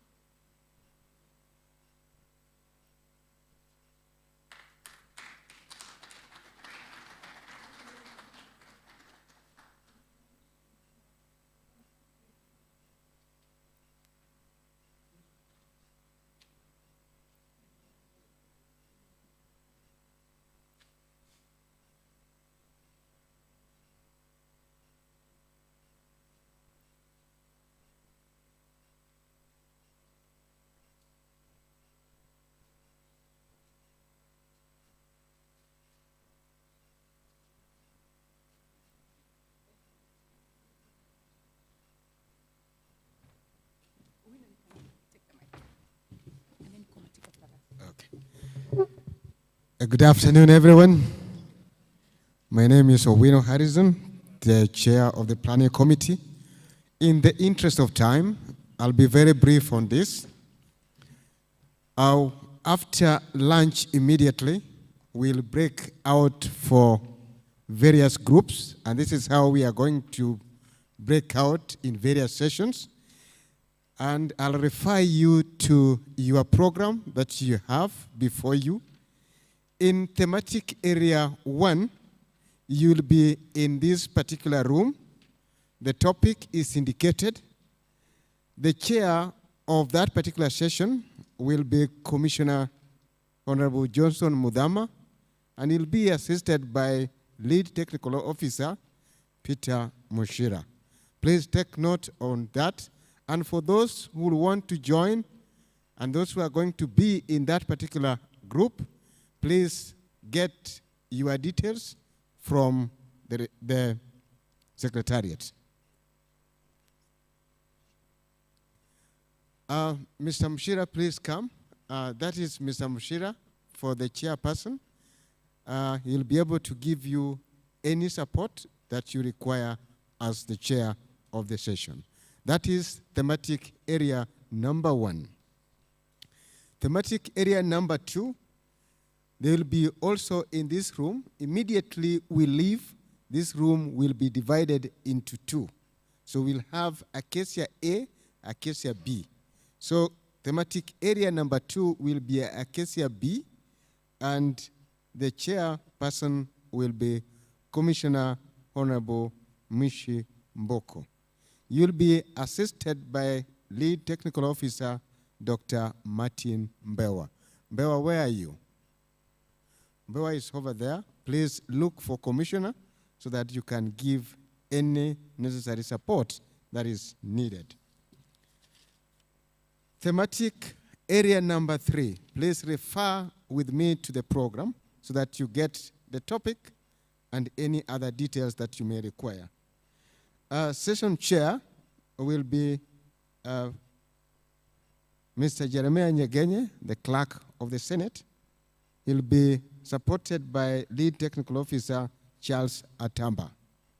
They'll be in a tent out of this building. The Lead Technical Officer will lead you to that particular tent where that particular group will be. Thematic area number 4 will be chaired by Ms. Sarah Kioko, the Clerk of the National Assembly, and the Lead Technical Officer will be Joe Okongo. Joe Okongo, where are you? Joe Okongo over there. Please look for the chair of the session, and you'll be at the mega tent. The last thematic group will be at Bobab A.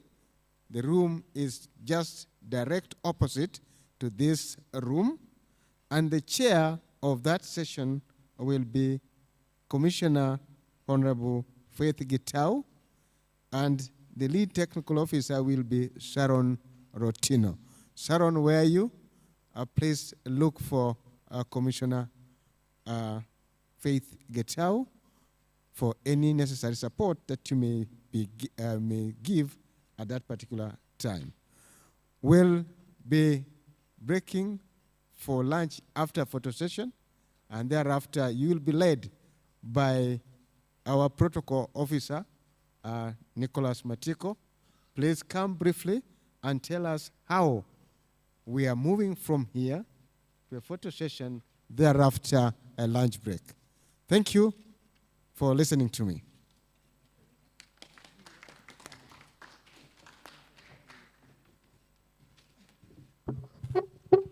So good afternoon, everyone.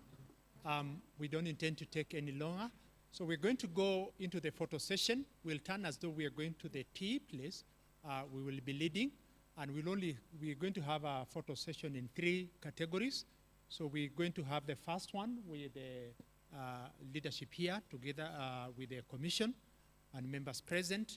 Then the second one, we are going to have the same team sitting here together with the members of the CPST, and the third photo we shall have together with the other members of staff from Parliament. After that, we're going to walk straight down to the main building where we're going to have our lunch, and we are going to have some lunch coupons that will be given out by the door, and maybe for the high table I'll be given so that I can share them out. Otherwise, karibuni, please enjoy the lunch, and I hope that immediately after the lunch, we don't take too long so that we can see whether we can finish early the afternoon session. Karibuni sana.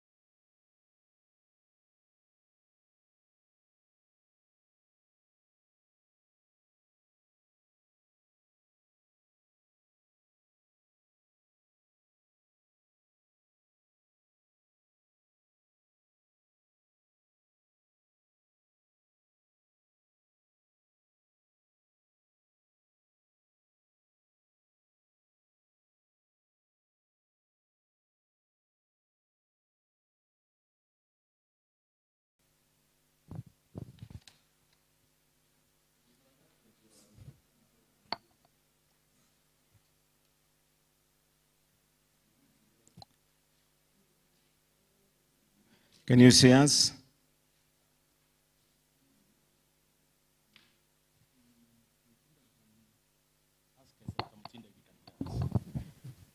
Dr. Mutinda, where is he?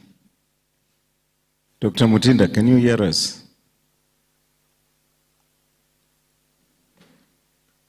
Hakuna mtu anatusikia. Yes. These things, they are big problems. Virtual. Yeah. Are we about to be connected or we move to?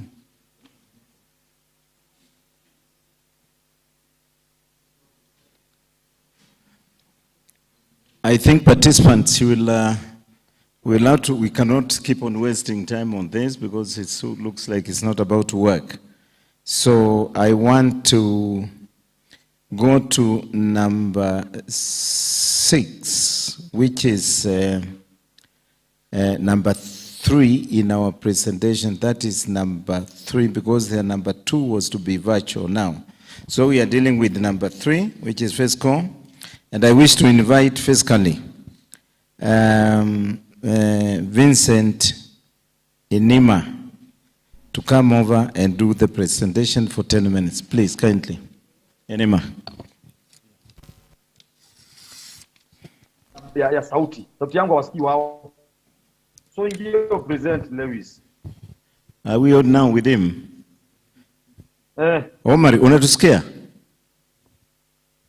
Can you hear us? Are we together? Let we mtoe jiorganize, toa huyu kwanza, usimamishe twende na nani na Mr. Vincent Inima. Vincent, please come over. I don't know whether you do it from here or you do it from there. Come over here, Inima. Come in the front. Good evening. We ngojea sasa. Unganisha line yako tuambie ukiwa ready. Mr. Inima Indasi is a master's student of development studies from the Jomo Kenyatta University of Agriculture and Technology. He is also a part-time lecturer at the same university? Yes. You lecture at the same university. And the paper title that I mentioned to you is going to present the actualization of the constitutional principles of public participation through lawmaking. Enima, yes. The floor is yours. Remember, you have 10 minutes.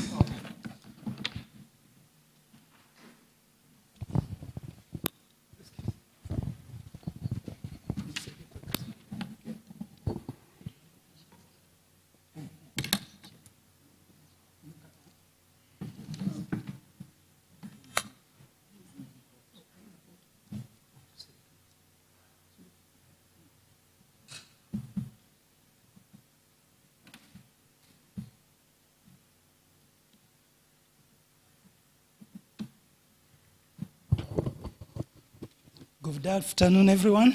All protocols observed. Yes. My presentation will be on where should I face? On the actualization of public participation principles. Good evening. Through lawmaking. Everyone.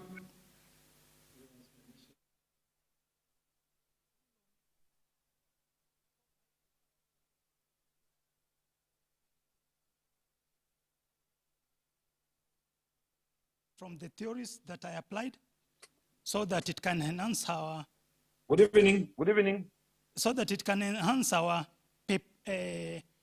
performance in terms of legitimizing lawmaking process and also involvement through participation by all stakeholders. So when we look at the slides, if we don't have, what do we do? Hello? Yes, it is. Okay.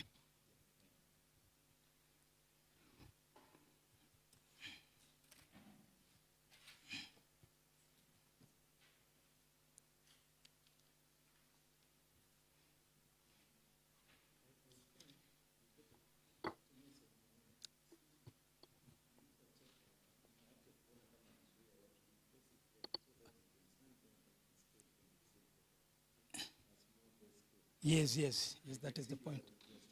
Yes, I'm feeling like, yes, that is true.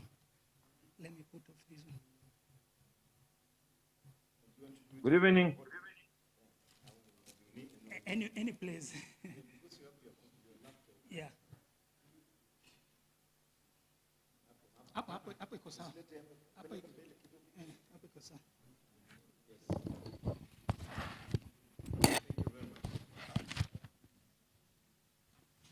Let me face. Where should I face? Okay, sure.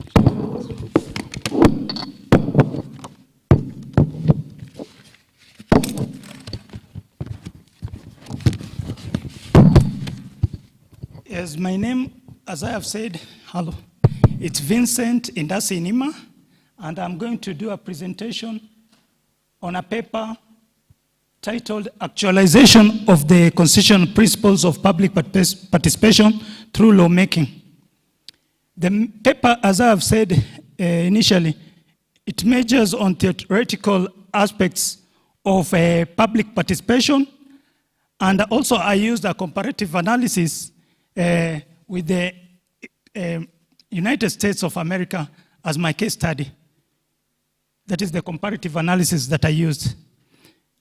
Reasons for using the USA was that it's more advanced, so we can learn from more developed nations than the nations that we are at par with. Because if we look at in most cases, African countries, we are at par. So the better comparative analysis can come from a more developed or advanced set. That's why I also used the insights from the American nation, the USA. So let's go to the second page.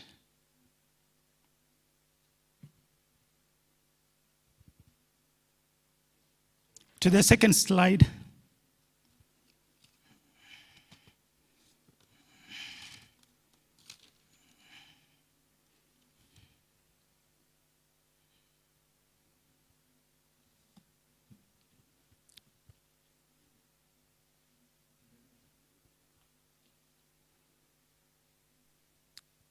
So I started with the abstract, and the paper covers the various theories relating to the actualization of the constitutional principles of public participation in lawmaking processes. So the theories, I decided to choose on 3 theories so that it can inform the paper. The first theory that I chose was legal positivism. And then the other theory that I chose was deliberative democracy theory. And finally, I used the ladder of children's participation.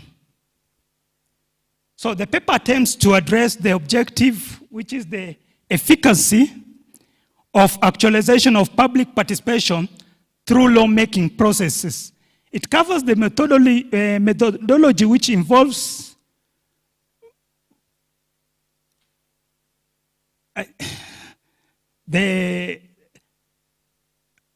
I think there's a there's an oversight on which they wrote the problem statement, because the paper basically was not a research. No, it was not so much into research, but it was a theoretical, more of a theoretical paper that was just giving insights and how we can have a discursive way forward according to the paper, the findings and the recommendations. So the methodology that was mostly used was only the findings and the recommendations alongside the theories which were in chapter 3 as a literature review. So we can continue.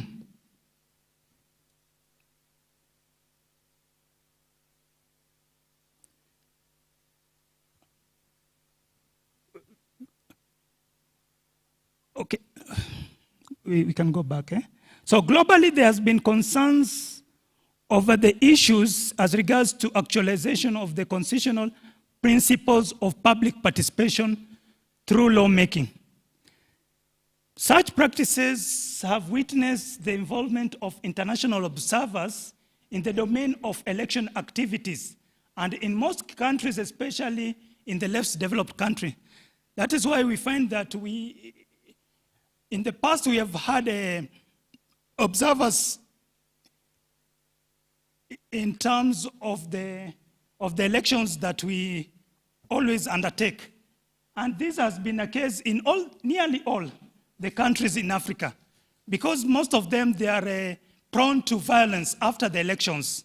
That is one thing that has informed the undertaking of international observers to come and see to it that the participation that we undertake is fully in line with democratic processes and fully in line with participation principles, of which there has to be transparency, accountability, and total involvement by all the people.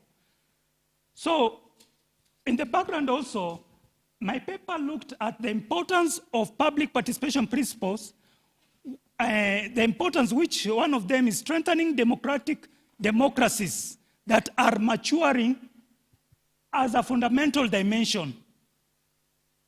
Democratic societies can only be strengthened through public participation. That is why in development studies, participation is key. You cannot never separate development studies or community development with public participation. It is always at the center. So in order to strengthen the democracies, we need to have the public participation principles. So public values are offered an opportunity to be identified and incorporated into decisions that in the end affects them. These decisions normally affect the local people, and majority of the voters, most of them, they are the poor Kenyans. Majority of the voters who vote are poor. So their needs, their expectations have to be met, and they will only be met through public participation. So we also, the paper also looks at, underscores the need for integration and identification of values which are considered to be in various dimensions. These dimensions of participations looks at either political, we have different dimensions of participation. We have the political, we have the social, environmental, and even culturally. People have to participate in cultural matters. It is not only the political dimension that we have to look at. That's why we find that in most cultures, people participate. In Turkana, we have participation, cultural participations. In Lamu, the famous goat festival, all over the place. Let's go to the other slide. So, in my slide, I also looked at the legal positivism, which is defined in terms of separability, discretion, and pedigree. Separability suggests that there is necessary separation between the law and morality. So this theory is socially constructed. And the reason for using the theories is also to weigh and gauge if we can have a way forward on how we can incorporate the theories into practice. The technical challenges allow us presenters who are online to continue with the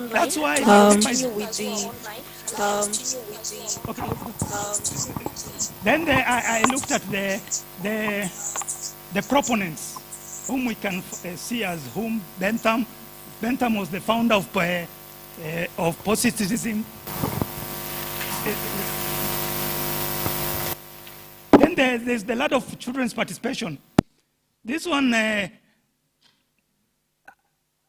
have an advantage because over this, because Mheshimiwa previously had talked over it. So I think I'll skip on that one, lot of participation. And everybody heard about the lot of participation. And in case, I can also talk about it roughly if, because of time. Okay, then I also looked at deliberative democratic theory. And in my actual paper, I've defined how it can inform the paper and our work. I've actually talked about it in my actual paper, not in the slides. Okay, let's look at the other slide. We are so sorry for the challenge you're experiencing in terms of network. And you know, So technology is 1 there minute with I'll us, say but I use sometimes we face a findings lot and of challenges. recommendations.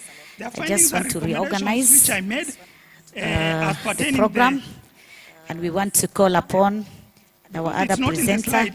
I can Dr. just Ruth mention one Aura, of the recommendations and I that I hope made. she's here. Physically through Honorable the paper. members, I want Okay, you the to paper join me appreciates to the welcome 2010 Constitution our senior and lecturer recommends that there are from gaps to Faculty be of addressed Law in at the Egerton interpretations University, of the who is also a of the research Constitution. fellow, University of South Africa.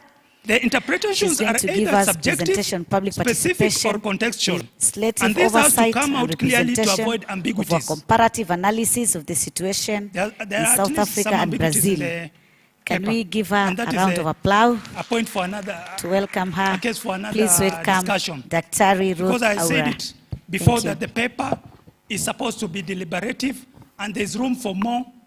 Thank you. Now let us allow plenary, and now use the 8 minutes remaining at least to answer the questions, and then try to attach it together with what is remaining. Thank you. Can we have some issues? Yes, quickly. And remember the time, take one, don't prolong the question. Get to the point.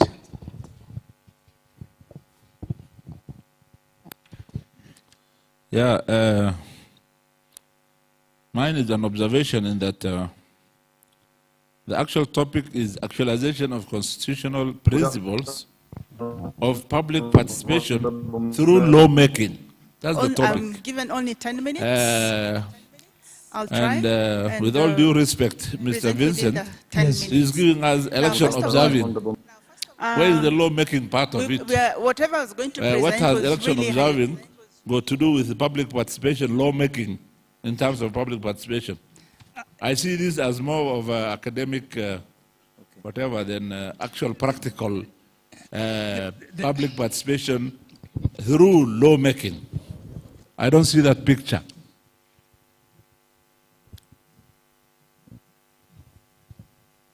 Next question.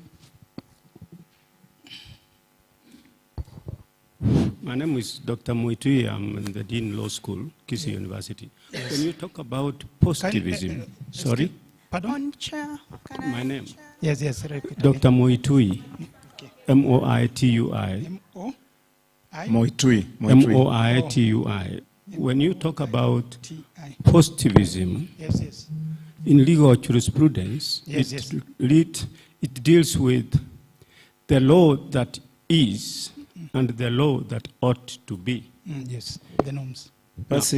We are talking about public participation within the realm of lawmaking. In other words, how can we use jurisprudence to make laws that reflect the wishes of the people, that seek to enhance public participation? Now you talked about theories making here, my presentation, as I'm going Mheshimiwa to has draw said, I from do not two see the countries, that connection, is but South Africa. basically, how do you relate, how do you connect, what is the interface between positivism and public participation within the context of lawmaking? Thank you, Moitui. The question has been understood, but you are trying to explain it. Truly, you are a lecturer, you are a teacher. Yes, thank you. Can we have Mheshimiwa Muia here? Had similar observation, but I'll go just one of your slide. Just in terms of factuality, you have mentioned that mostly the poor are the ones who vote. In actual sense, everyone votes, only that the poor are more in numbers. So I think in the context of putting the issue to factual, you may need to rephrase that in your notes as you proceed. It's just an observation. Thank you. Can we have those three? Just let us see how many minutes are going to remain out of 8. Already 3 has been eaten. One observation that I noticed, I had a slide that is very different from the one that is there, which is in the laptop, and I don't know, but the one in the flash disk is the one that I'm using, which is very clearly elaborated on that, so it brought some mix-up on the slides. But it's okay, I'll just explain with this. According to, we cannot avoid the fact that theories are the ones that are turned into practice. And there are these theories that make policies. Most of these policies that we make, they're out of theories that people and research that people have come up with. And then they're made into law. So when the interconnect, we have to, that is why I was raising the issue of we have to connect. As lawmakers, we have to find a way. And and I also talked about all the stakeholders being involved. This is a question that has also to involve all the scholars, the legislators, even the local people, and even development partners, so that we see how we can interconnect these theories and be realistic. Because if you look at the ladder of participation, the theories just tries to inform us how we can avoid being from that level, that down level, from that step, how we can climb up to accountability. Like maybe Einstein's, for example, I'll come to your answer. Like Sherry Astin's theory. We were told that it was about it was about manipulation. That was the first step. And then we went to decoration. That is how it goes. It is a metaphorical rung. Yeah? Then we go to tokenism. Just like that. Up to the step where we'll have to reach the involvement stage whereby everybody is involved. That is where the actualization part will be achieved, where everybody is involved. So, in terms of this theory of positivism, I'm still so I'm saying it is relevant because it is socially constructed. For example, the Germans, they used, when Hitler was in power, that those theories that he used, which are based on, the theory that he used, which was based on positivism, and he used it to his favor and his people against the Jews, during when Hitler was in power. And the people accepted. So we have to ask ourselves, will the people accept? Will the people accept? We have to go back now to the people. Will they accept the norms, the traditional norms, so that we merge them into our legislative performances or doings? That is the point. Will the people accept the norms? Yes. Science is the rule of the people, for and by the people. I started with and because they have the sovereignty, they've just delegated the powers to the parliamentarians, we must always, be guided by that principle. Whatever we are doing is of which we are trying to shorten it because of time. Is I want Melimo to ask the very last question, then to release. So there is no way we are going to leave them behind.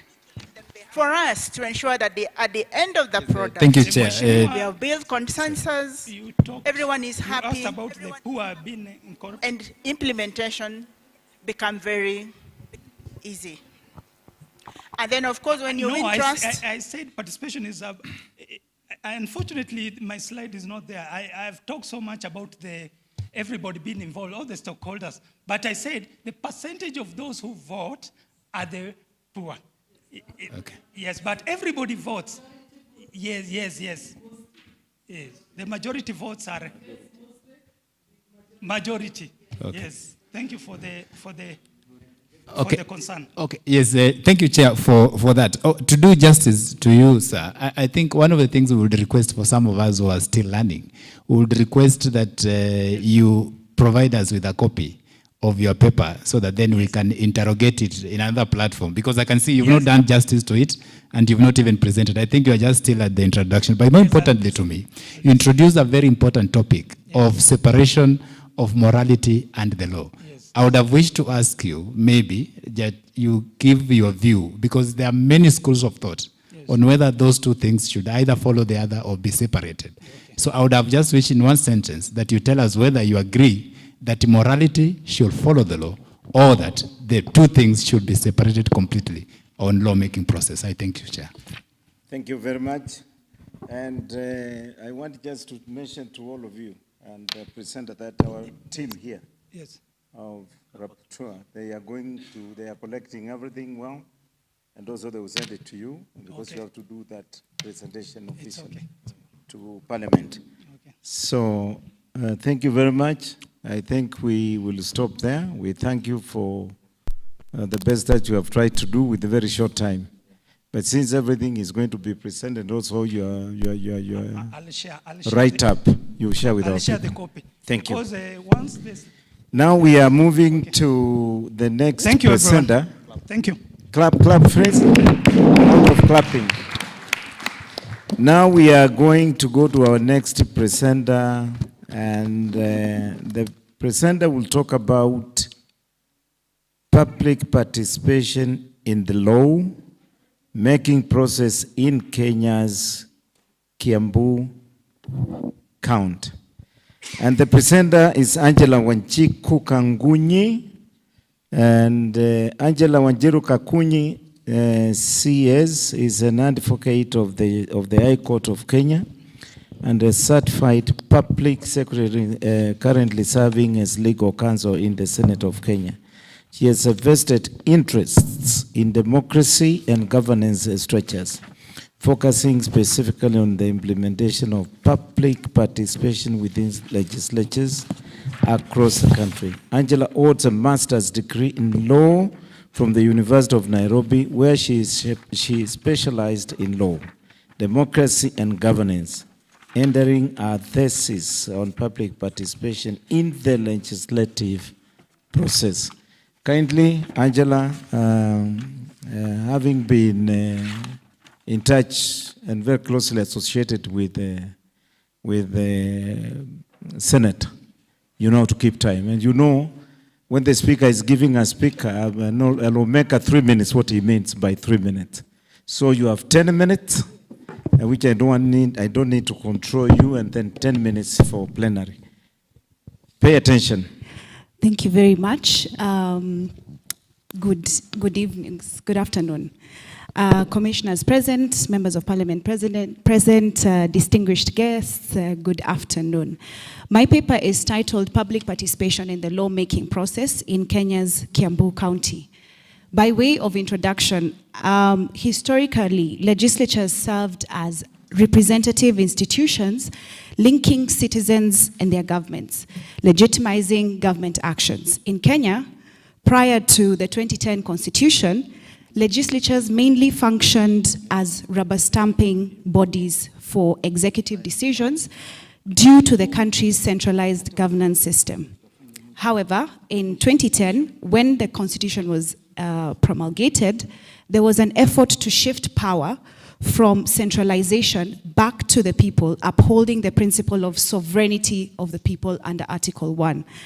And this constitution introduced requirements for Parliament and county assemblies to facilitate public participation in all their legislative processes, moving away from purely representative rules. So public participation, as envisioned by the Constitution, refers to the process of incorporating public concerns, needs, and values into government decision-making. And it also aims to create a bridge between the government, civil society, private sector, and the general public. However, despite the constitutional provisions on public participation, Kenya still lacks a comprehensive and functional framework for implementing public participation, specifically in the legislative arm of government.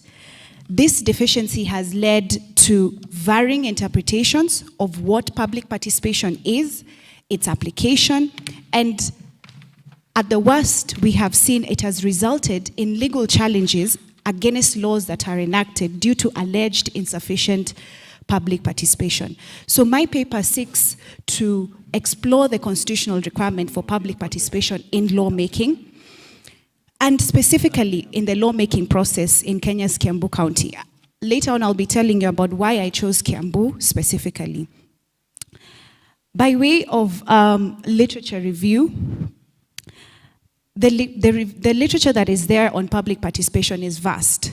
However, very little has actually been written when it comes to how Parliament and county assemblies can effectively facilitate, enhance, and implement public participation. In my paper, I have looked at literature review under 3 particular areas. That is, 1, on the importance of public participation. What have authors said about this? The legal framework on public participation in Kenya and public participation in the lawmaking processes. Due to the limited amount of time, I'll only focus on 3 authors. That is Professor Sihanya, who argues that the Constitution of Kenya opened up a space for popular sovereignty in governance through legislative activity. However, his paper does not specifically address the requirement for Parliament to facilitate, or legislatures to facilitate, public participation in their lawmaking processes.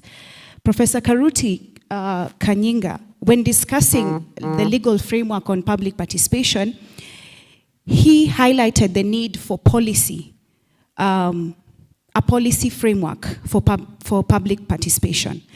And finally, when looking at public participation in the lawmaking process, Professor Migai Akech acknowledged that there is difficulty in ensuring direct citizen participation in governance. And he noted that Parliament has made strides to implement constitutional provisions through legislation and standing orders. And however, he noted that standing orders lack a procedure for accounting to the public and suggest the need to establish procedures. In preparing this paper, I adopted a qualitative analysis approach via a desk review of scholarly materials, and I specifically focused on public participation in the lawmaking process in Kiambu County, among other legislatures in the country, specifically because Kiambu bore fruit to the landmark case of where Judge, the landmark ruling on public participation, and also because Kiambu actually has enacted a Public Participation Act. But even after enacting the Public Participation Act, Kiambu County has still had 3 of its legislations nullified on the account of lack of public participation. Therefore, it begs the question as to, even where there is a legal framework, there is still something that the legislature is not doing to facilitate adequate public participation. And the key points in this paper, under the results and discussion, you can proceed to the next slide, is that there exists an explicit obligation on legislatures, that is Parliament and county assemblies, to facilitate public participation. The County Governments Act has also gone ahead to provide a framework for the devolved governments and has also directed how county governments are expected to use various mechanisms in the form of media to facilitate public participation. In the landmark ruling, it was emphasized of Robert N. Gakuru versus Kiambu County Government, it was emphasized that public participation should be substantive and not just procedural. And the matter went to the Court of Appeal, and the Court of Appeal reaffirmed this position, stating that public participation must include dissemination of information and an invitation to participate in the process and consultation on the legislation. When considering public participation in the county of Kiambu, the paper expounds on what actually happened that led to the landmark ruling of Judge Odunga in the case of Robert Gakuru. And at this point, I would like to say that I was actually there. I did serve in the county assembly of Kiambu for the last 10 years. And what actually happened at that time is that the county had enacted a Kiambu County Finance Act of 2013, through which it actually undertook comprehensive public participation. However, the act was rejected by the members of the County Assembly for one reason or the other. Thereafter, upon reaching consensus, a new bill was introduced, the Kiambu County Finance Act, which was actually a replica of the Finance Act of 2013. And the reasoning of the county at that time was that there is no need for us to carry out public participation purely because they had already done public participation on the first bill. And because this is a replica, there is no need again to do that. However, the court rejected this argument and asserted that the two pieces of legislation were distinct and each required to undergo all stages of the legislative process. And this simply underscores the significant importance of the Constitution has placed on public participation. Allow me to jump very fast to what my paper recommends. My paper recognizes that despite Kenya's constitution, including the provisions for public participation at national and county levels, there has been a shortfall in fully implementing this due to lack of comprehensive policies and laws. Therefore, I propose that there is a need to amend the standing orders within the county assemblies and legislatures. One of the reasons to do this is to recognize public participation as a distinct stage on its own after the first reading of the bill, such that you are able to accord, legislatures are able to accord the stage of public participation the necessary amount of time that it requires. As it is right now, as my paper you will read and see, the 20-day limit that has been set, or the 20 days for the county assemblies, 30 days is for Parliament, is not sufficient to carry out public participation, and as such, Parliament falls short in its obligation to facilitate public participation, and at that, effective public participation. Secondly is that the Kiambu County will need to consider amending its act, possibly to establish an office of public participation and citizen petitions, which would be tasked really with coordinating public participation activities, stakeholder mapping, and submission of annual compliance reports. Again, emphasizing on effective and real public participation. There is also need to allocate specific budget for dedicated for public participation. And finally, the enactment of a national legislation is necessary. And finally, the paper also recognizes the utilization of modern technology, which can also play a significant role in enhancing public participation. Thank you very much. Thank you very much. Thank you very much, Angela, for keeping time and specifically going to the point. I will allow questions now. Yes, one here, then two, then we move there, three. First, we deal with three and see how far we can get. You are still within your 10 minutes. You haven't eaten now, so faster. And if you want us to move faster, please stick to the question. If you want to ask how to get to Mombasa, stop asking if you get to Mulolongo, what happens? Okay, thank you so much for your good presentation. I just want to have two questions, and I'll be quick. One, in your first slide, you have said there is public participation is subjected to various definitions in various parts of the world. So my question is, in your contextualization, in Kenyan context, what was the definition of the public participation? And then the last one, on the part of recommendation, on the establishment of a budget for public participation, I think it's being done across the counties. Thank you. Partly was answered by Kimwana, but just coordinated there. Can we have the second? Yes, the second question. Then. Thank you, Chair, and thank you, Angela, for your presentation. My question is that the Public Participation Act that was in place in Kiambu, you stated very clearly that you were working in Kiambu at that time. And in 2013, they enacted that finance bill. why did you allow them not to, why didn't you advise them to do public participation instead of going to court? And this is a general observation, especially in our legal team. Most cases that have gone, that Parliament has been sued, even in both the National Assembly and the Senate, in as far as public participation is concerned, is that we've lost. And I wonder whether it's a deliberate, it's done deliberately by our legal team to misadvise Parliament, because we bring our laws to you to guide us in the drafting of the bills. Thank you. Thank so you. there is a stage in which you can be able to intervene. Why didn't you intervene? Thank you. Actually, you have asked that question between going to public participation and going to court, which is more... Yes. Yes? Let's go there.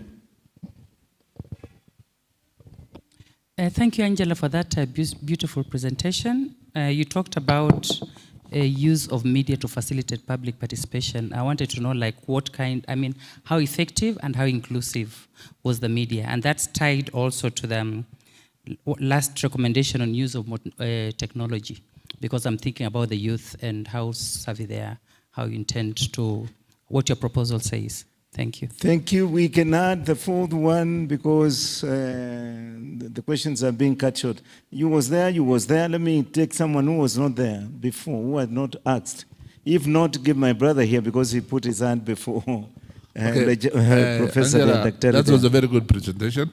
And you said public participation must be facilitated. Can you tell us a little bit about how to facilitate public participation?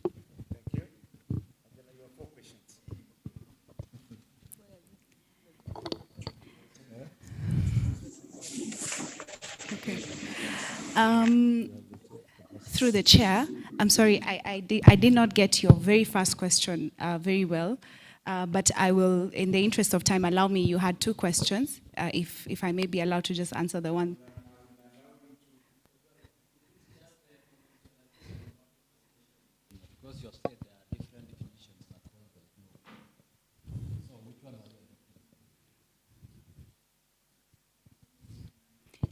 Okay.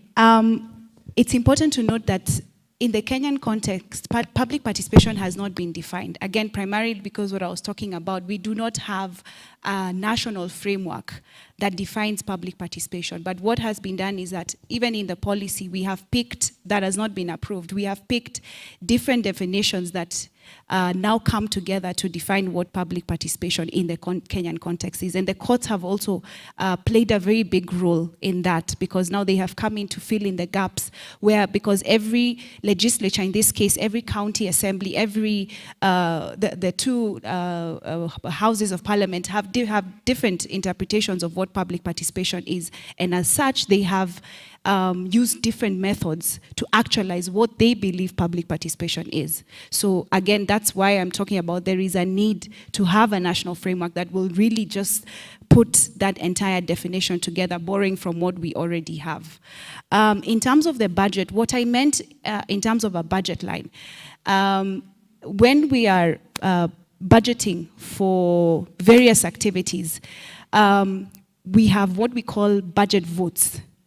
What there is that there could be a budget for public participation, but is it actually there, or how is it actually being utilized? What I have seen in the legislature that I have focused on, which is Kiambu, is that not until 2015 is when, not 2015, sorry, 2019 is when an actual vote line called public participation was actually implemented into the county assembly budget.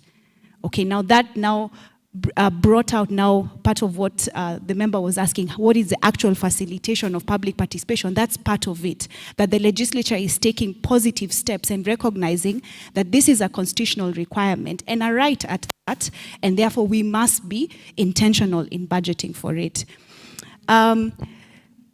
Honorable member, yes, we did advise the members of the county assembly to conduct public participation. we had actually drafted, at that time in 2014, the extent to which public participation was being done across the country was mostly just putting it on print media. So, and we had put together the advertisement and we were ready to roll out the process.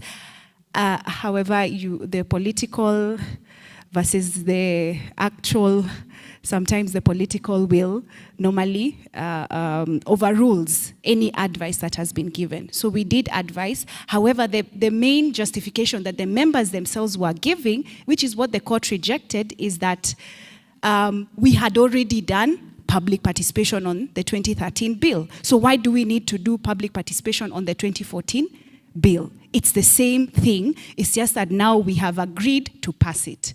And that's what the court rejected. Yes, definitely. And actually from that ruling is where we get these famous quotes that public participation ought to be real and not illusory. You know, and that's why now, whether we are doing the same bill or not, public participation must be done. Effective use of the media. In my paper, I have discussed some of the deliberate steps that the County Assembly had to make after the ruling was made. And some of those steps included now not only publishing an advert in the newspapers that have national circulation, but going further to the vernacular radio stations, so that now you are talking to the audience that is concerned with the issues that you are trying to legislate on. So, and on top of that, I know that the County Assembly had to make further steps where there was public participation, for example, on the budget. They would have a PA system that would be going around the wards, reminding the citizens that there is an activity, you are invited to come and give your views on these specific issues. Yes, so those are some of the ways that the county, those are some of the ways that I have discussed. Of course, with the, you know, after COVID came and, you know, if somehow a lot of things changed, there is also the need, which my paper has not really delved in because it was limited, but there is also need to think about how to incorporate those. And how to actually facilitate public participation. The legislature needs to think about extending time, the time that you give to public participation. You consider public participation as a process within the committee stage when a bill has been committed. But it means that you're dividing the time that you would have given the public to debate on this matter with the time that you're also giving other relevant stakeholders and the time that you're giving yourselves as members of the committee to deliberate that issue. The question you need to ask yourself is 30 days actually enough for you to do that and for you to actually have a meaningful public participation exercise? To create a budget line for public participation activities and engage, again, other forms of media. Thank you. You have 1 more minute, and I want you to share with, I saw a hand there. Mheshimiwa pale wa Kishugu, tafadhali. Yes, Chairman. Remember 1 minute you share with the presenter. Yes, and on that minute, I would like to disagree with her on the issue of the timings, because looking at the volumes of work at Parliament, the law requires that public participation be done within 30 days. So it depends on the effectiveness of utilization of that time. You know, you might be given 30 days, but you only utilize a day. So I think it ought to be the effective utilization of the days, the 30 days. If all those days were well utilized, because it just gives within. So you can use a day, you can use 30 days, or even 5 days. I think that is the aspect that needs to be corrected, but the days, to me, are enough. Thank you. Yes, Angela. Thank you. That is a good observation. However, what we are seeing is that the courts are actually coming in, and in my paper I have brought it out in a subsequent case after the county passed the Public Participation Act, and the court actually came in to say that even the 7 days that you give in the advert, for as long as they are including weekends, that is not sufficient. So still, at the end of the day, yes, we may think that 30 days are enough and it is how we use these 30 days, but still there is a question of is it enough? I think what we are seeing currently with the finance bill and the public participation exercise that is going on, we also need to ask ourselves, is 30 days actually still enough? And just to add on to it, Chair, the 30 days is actually provided for in the standing orders. It is not provided for in law. So, and that is why I'm proposing that possibly there is need to just separate the two processes, that there's the committee stage and then you have a public participation process. Thank you very much. Thank you, Angela. Clap, kwake. You've done pretty well. You have interacted with the parliamentarians and they have taught you how to take shortcuts when you're doing presentation. Now we are going to have our third presenter, and that is Dr. Eric Kiprono Ball. And Ball is going to talk about actualization of the constitutional principles of public participation through lawmaking, and he's going to be doing it on behalf of his other two colleagues, Mark Corrill, Elliot Okumu. But Dr. Bor is an associate professor of sociology. Currently, Professor Bor is the chairperson of the Department of Peace, Security and Social Studies at Egerton University. He has interest in community development, community policing, public administration, governance, education, and emerging issues in developing countries. Professor Bor teaches both postgraduate and undergraduate students taking courses in the sociology, public policy, criminology, security management, and community development. He holds a PhD in sociology from the University of Baroda, that is in India, those who do not know where Baroda is based. So, Dr. Bor, we are ready to listen to you. You have 10 minutes, and the clock has started counting now. My slides. Can you, Nguki, I hear the name Nguki, can you please transform the write-up there?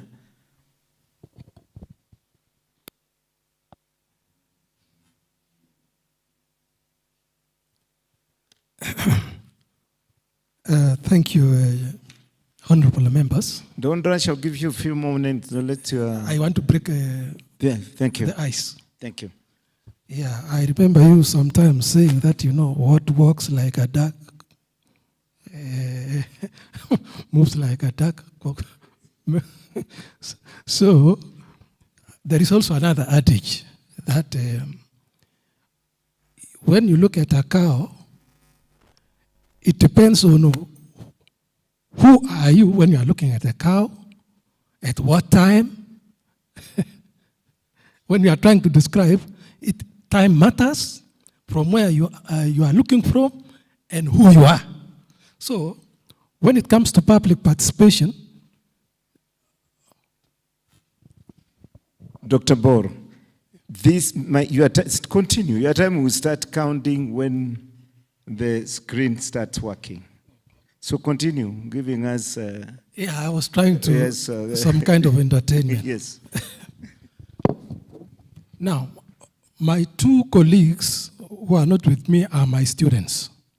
One is a PhD about to graduate. The other one is a master's student in sociology.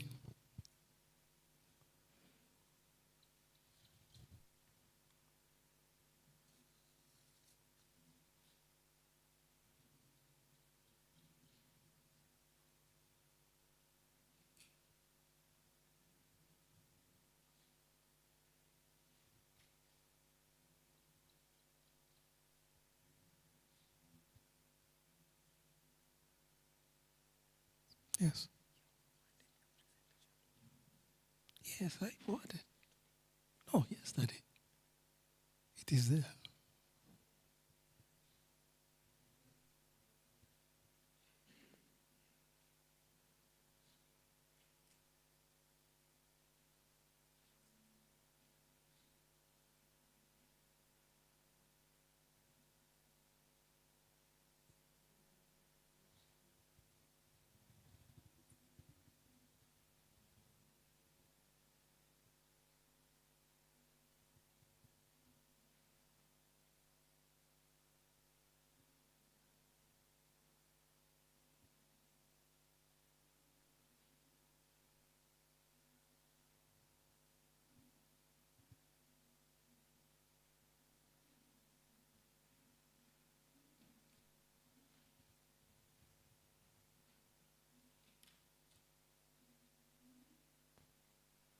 Bor, keep us busy. Keep us busy.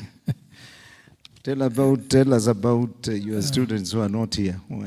Okay, I was trying to say that. One is waiting to graduate. Yeah. PhD. Yes, another one is with masters. Another one is doing masters like me. I'm doing my masters in public administration. Okay. Yes, I have 2 years to go to finish. Wish you well. Yes.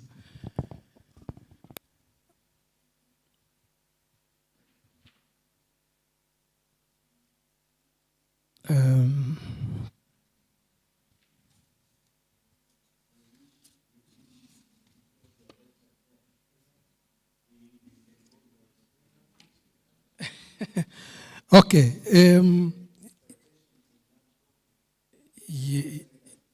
Yeah, I have it here. Now, the title is of the paper is Actualization of the Constitutional Principles of Public Participation Through Lawmaking. Now, in my slides, I gave the outline of the paper, which has the background information, knowledge gap, drawbacks in the existing knowledge, and what gaps needs intervention. I have objectives. That's the objective of the paper, and then the expected outputs or take-home message. Now, I would not want really to dwell on the background. Many scholars and even the keynote speaker really gave a clear background of what public participation is, which is hinged in the 2010 Constitution. And that's where you get the people and therefore the public. But the question that comes up is, what's an effective public participation? That's where the problem is. So the paper is based on desktop review of literature. And to us sociologists, that's a very old school of thought, whereby we used to refer to it as armchair sociology. So we looked at we searched the public participation, and then the literature reveals very interesting things. But because we are focusing on Kenya, it takes us to environmental law, where actually NEMA have been carrying out public participation in their formulation of laws. So, thank you.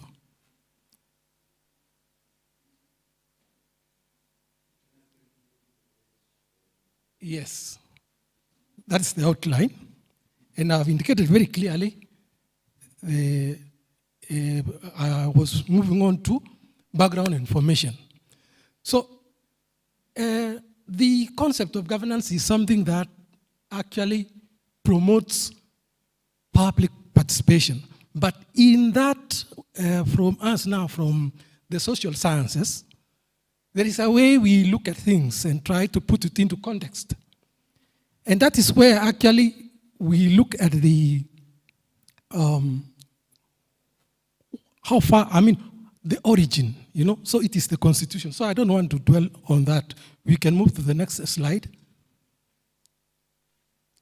Now, that's where now certain concepts which needs to be taken seriously, especially when we are trying now to interrogate public participation.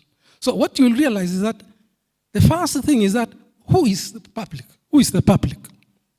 So you have to note the actors, the people at the center of this process.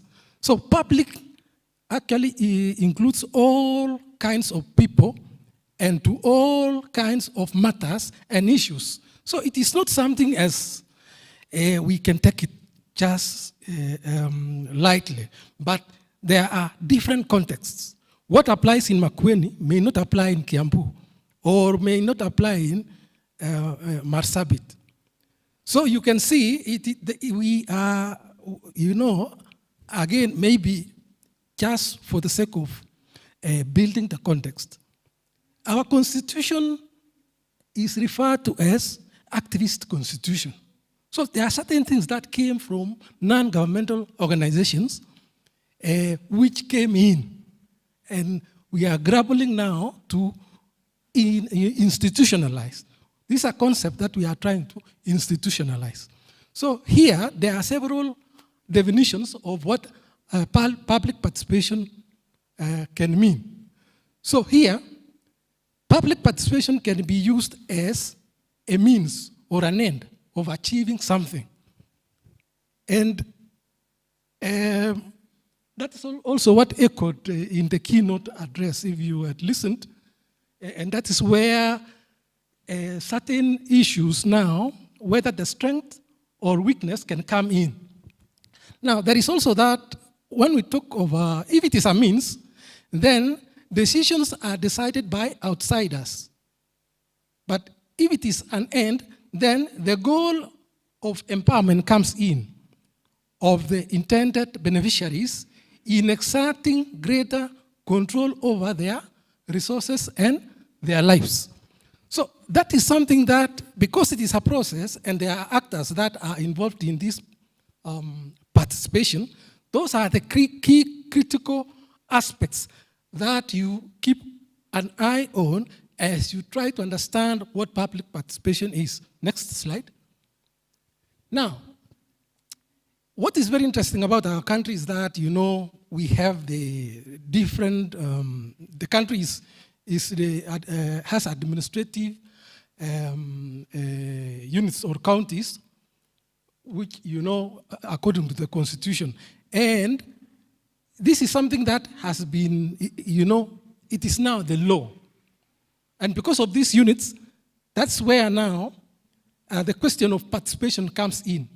So citizen participation is a national value and principle. That one we cannot dispute, and I don't want to, maybe, but the big question is, how effective has the actualization of constitutional principle of public participation through lawmaking has been in Kenya? So this is now where the challenge is now. When we are asked as sociologists to look into this, and you see that is a territory of law school, so you are thinking and trying to say, okay, of course, we are coming from a perspective, a different perspective. But all the same, there are certain things that needs to be highlighted so that now that controversy of being misunderstood or being not, you know, you are not able to understand, or as us sociologists will say that you could be having good intention, but you have not looked at the unintended consequences. You talk of good proposals, for example, the new finance bill. Questions arises, it's a good intention, but have you looked at it from another point of view? You are describing, we are all looking at this animal, but you see, it depends on where you are looking from and who you are also.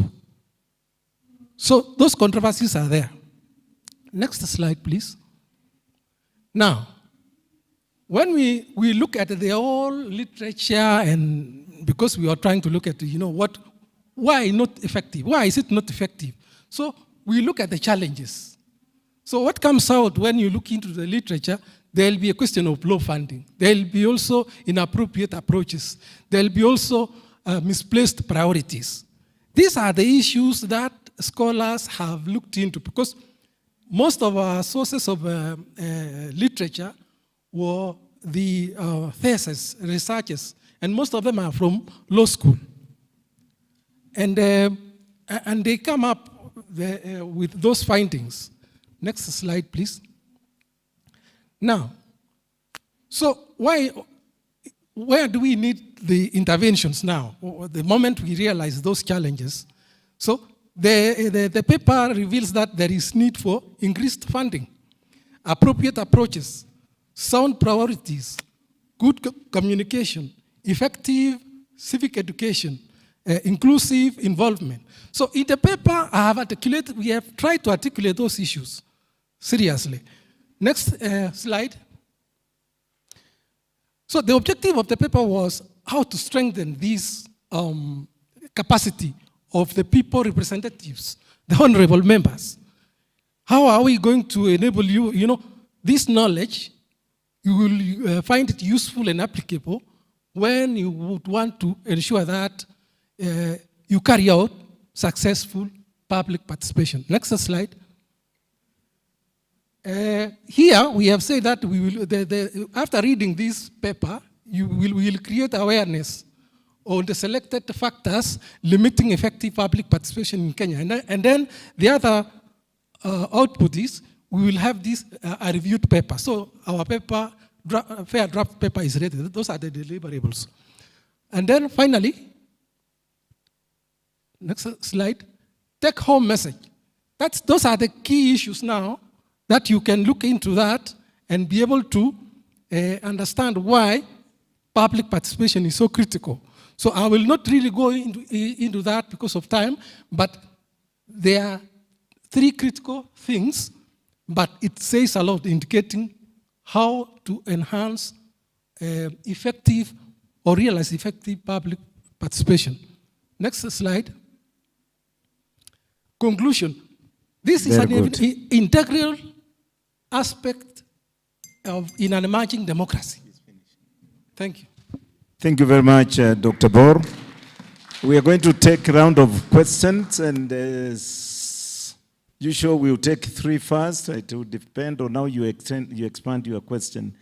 Mulemu, you was there. Let me pick somebody else. Arafu, I'll go to round 2. If we don't have, do we have somebody? But here, Mulemu, Bas. Milemo. He seems to be the only one raising his hand.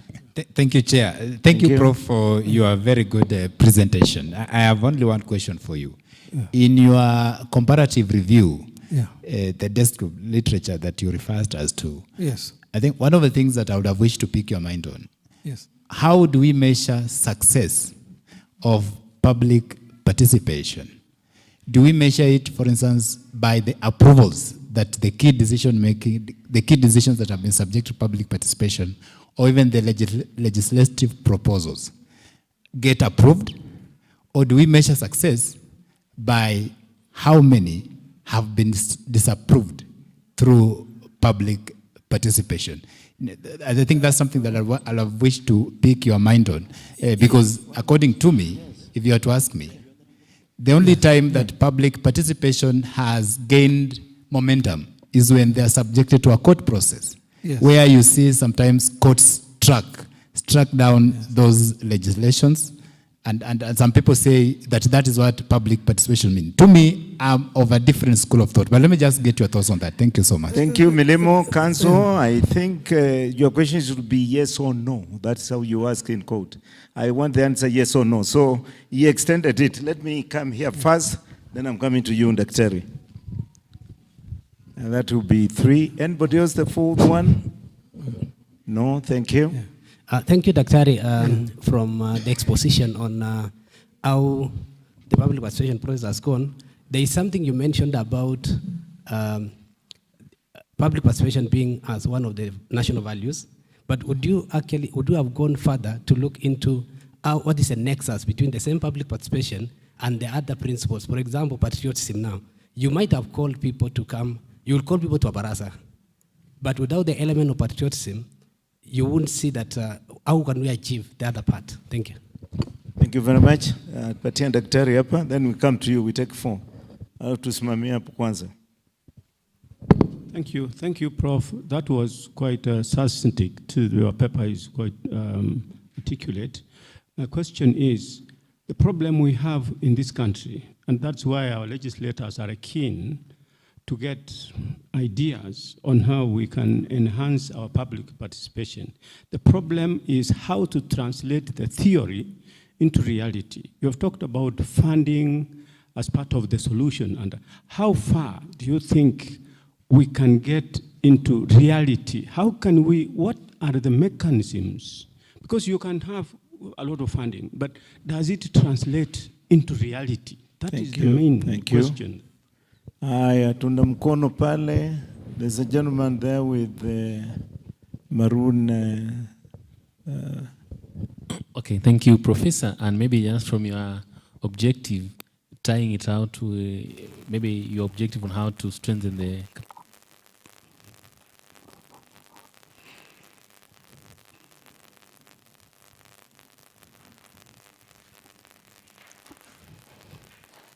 Yeah, in the morning, no, next one. I don't see any need of ventilating on the legal framework under which public participation sits, because it's an issue that we have had since morning. So allow me to speak to some issues that have not been mentioned, in the interest of time. Now, we thought it wise to have a theoretical framework of our study, And we looked at two models, the rational choice model and the instance ladder of public participation that Professor in the morning alluded to. And according to the rational choice model, human beings are rational. And they don't make decisions for the sake of it. So, they try to weigh into the costs and benefits of whatever they involve themselves into. And therefore, relating this particular model to what we are speaking to this afternoon, it will be very imperative for the policymakers, our legislature, to see to it that the costs associated with the public participation procedures on the part of the citizens or members of public is highly cut. Because if, for example, you fail to go to that particular Wanjiko in the village and expecting him or her to come... The right constituent will always be there to carry the day. You see? So there is a problem now. In communication, it becomes exclusive. Only certain, there is some scholars have found out that, during public participation, the participants are ferried from one end to another. Or sometimes even the venue is not given clearly, but now the correct venue is given to the correct people who are correct. It is very interesting. The literature is there, and that is why it will not be effective, because the priorities could have been, lopsided. I don't know whether I have answered that question. You have tried. In the paper, it is well articulated. You have gotten to the point. Now, that one of patriotism. In our paper, we have looked at the background. And it is very interesting that, the colonial context, the power of the chief. And, the chief presides over the government policies and programs and all this. And even that legacy was brought up, and they presided over the district focus for rural development. The chiefs was the one who presides over that, the provincial administration. But now the 2010 constitution came with totally a new structure, which again, the legacies are still there. They have refused to die because we still have the county commissioner and the governor. And people don't want to admit that, these are clashing structures. Although one is starting now to be overshadowed by democracy, as democracy grows, then the presidency is losing its shade, big shade now. The other question was...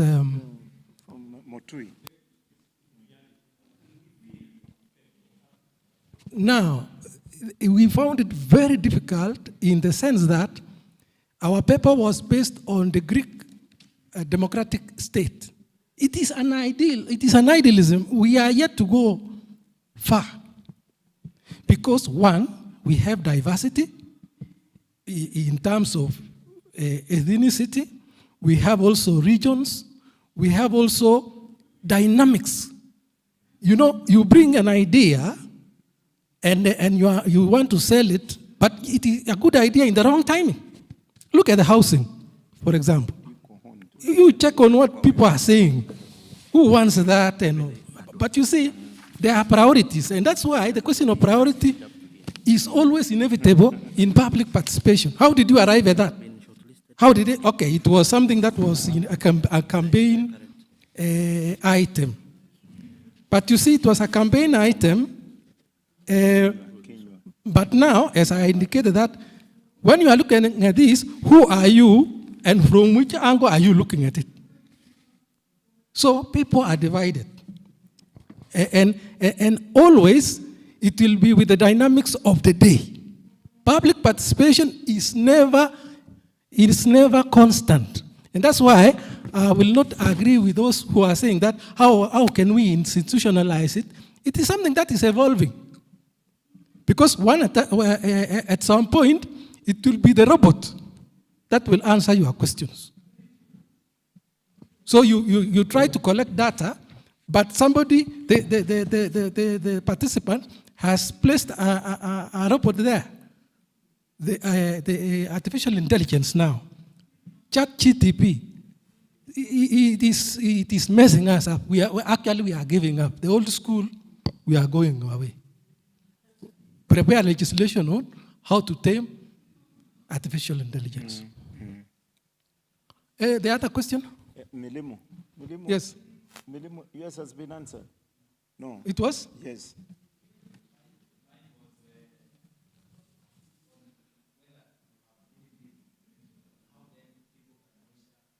Oh, measurement. Yes. Measurement, I did not hear that. We looked at it as sociologists. Okay, if it is the lawyers, they will say, did the legislation succeed and it has been tested in the law clinic or in the court and succeeded. But now, here we have dissent. We have different, all kinds, I've indicated, all kinds and issues, of manner of issues. So, there is relative success because of what people can associate with the case of Makueni. But after Kibwana, what will happen? Thank you. Thank you very much, Dr. Bor. You kept your time. Pateni Makofi.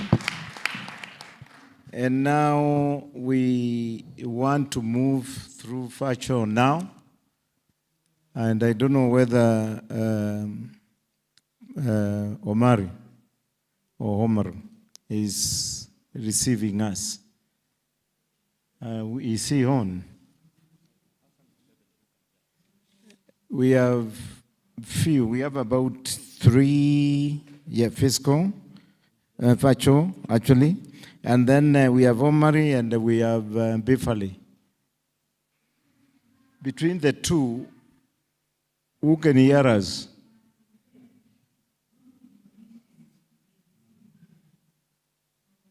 Hassan Kinywa and Bifali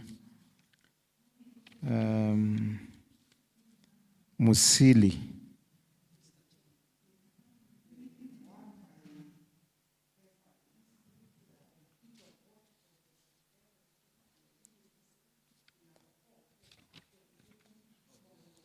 The topic is sexualization, actually. But you can even see we are getting different presentations on the same. Where are we? Where are we, Nguki?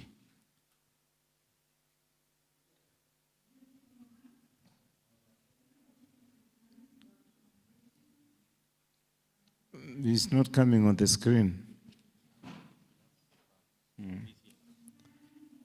Omar, can you hear us?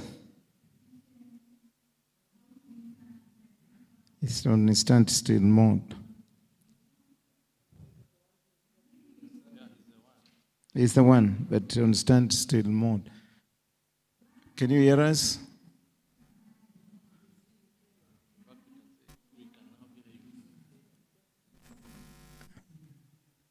Can you speak? Omar, can you speak?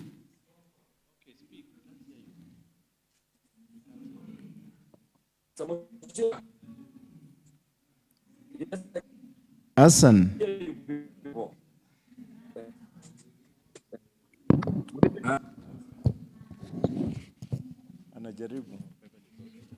Thank you. I'm ready to present. Hassan, can you hear us? Yes, I can hear you. Can you hear us now? Yes, I can. Move on with your presentation, and let me introduce you first to the plenary here. Thank you. That is Hassan Kinywa Omar, and his profile is a CEO, Kenya Institute of Foreign Languages and Professional Studies, as well as Chance Publishers Limited. He holds a PhD in philosophy and religious studies. He is MA Religious Studies, University of Nairobi, PhD, Islamic Banking and Insurance in UK.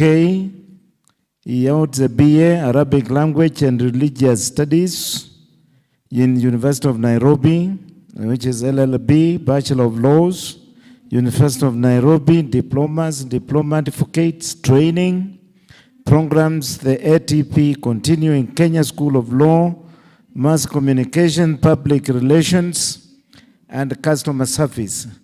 RCTFL, Arabic Language, Islamic Sharia, Kiflaps, and Translation and Interpretation, LCC. I'm happy, Hassan, you can overshadow and overtake Wajakoya with your qualifications. Your PhD is very strong. So we are ready to listen to you. Please continue with your presentation, if you are hearing me.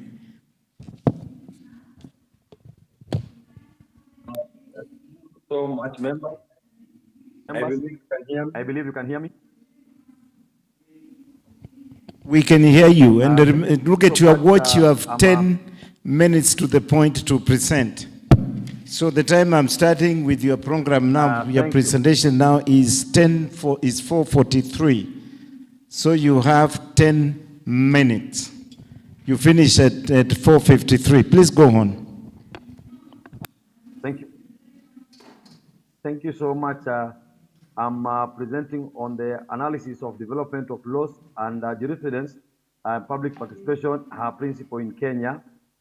And the background is as follows, that public participation is a fundamental principle of democracy and governance that involves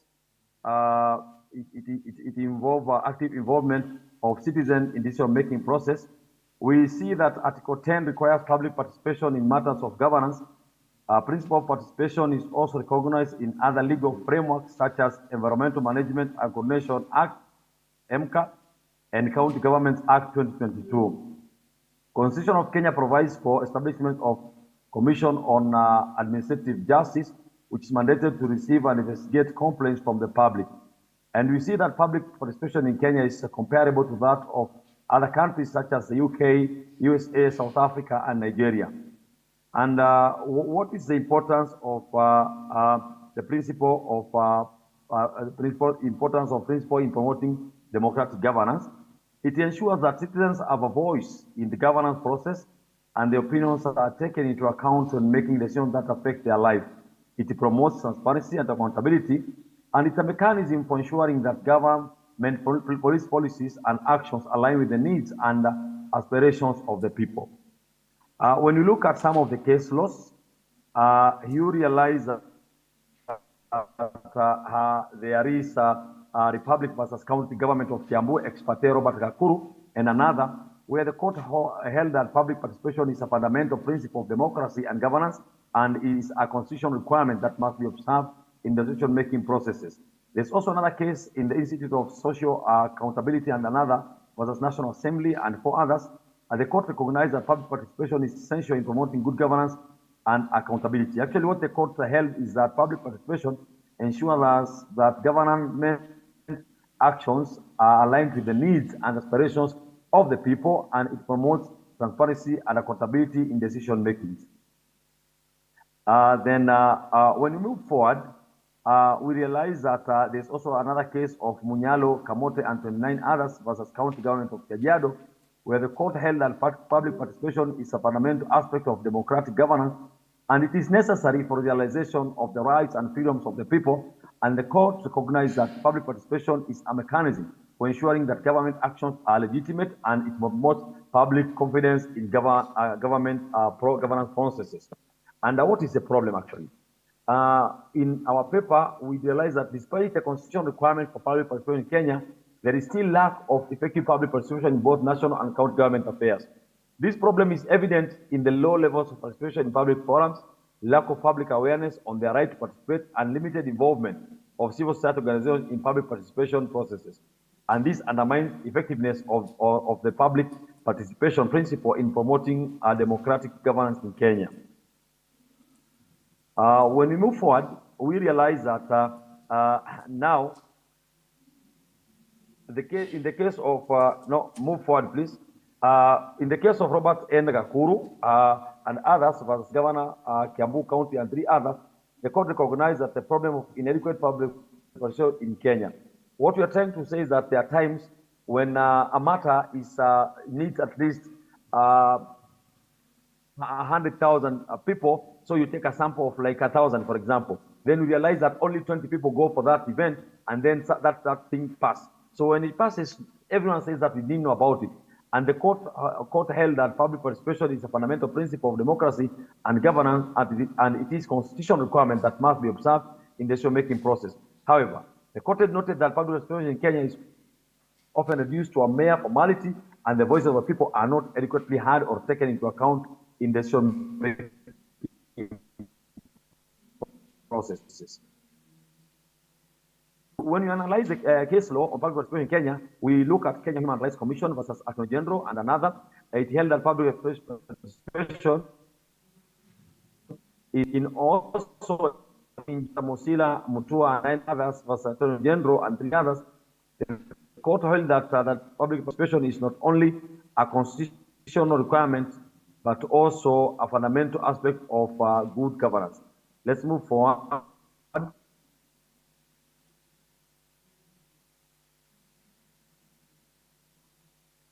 That public participation is an component of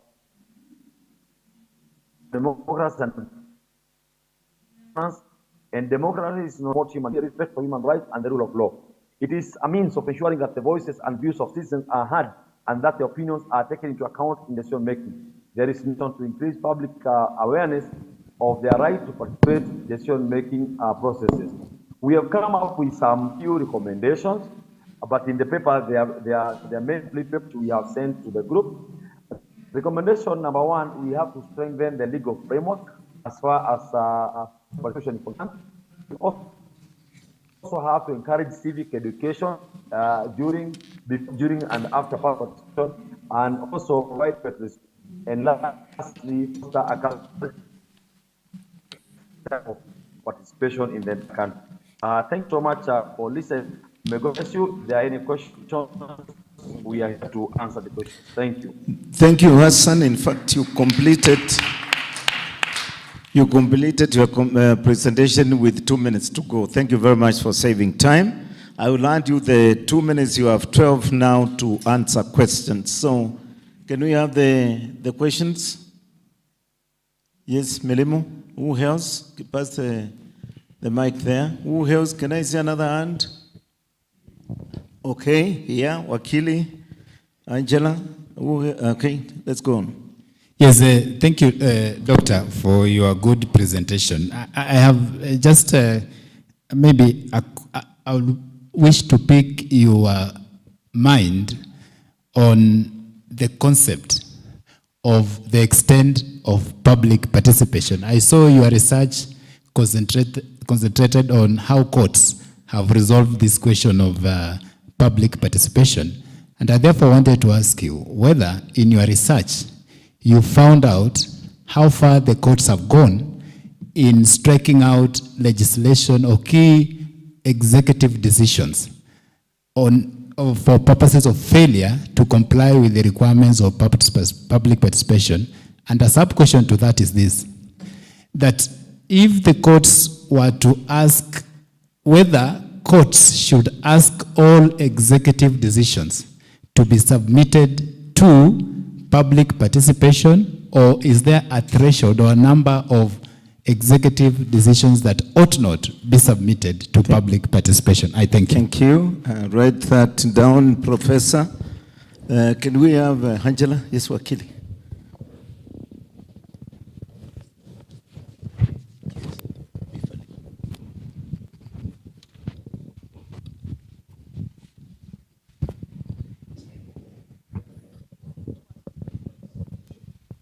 I think it's working now. Thank you. Dr. Hassan, thank you very much for your presentation.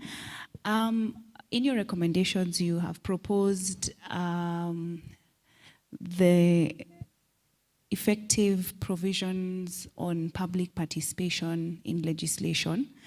And because the question here, or the theme of the symposium was the question for legislatures, and noting that the public participation bill will soon be considered by Parliament, what specific maybe recommendations I would be interested to hear do you have, or does your paper bring out, that may need to be incorporated into the bill to ensure that we have effective public participation? Thank you.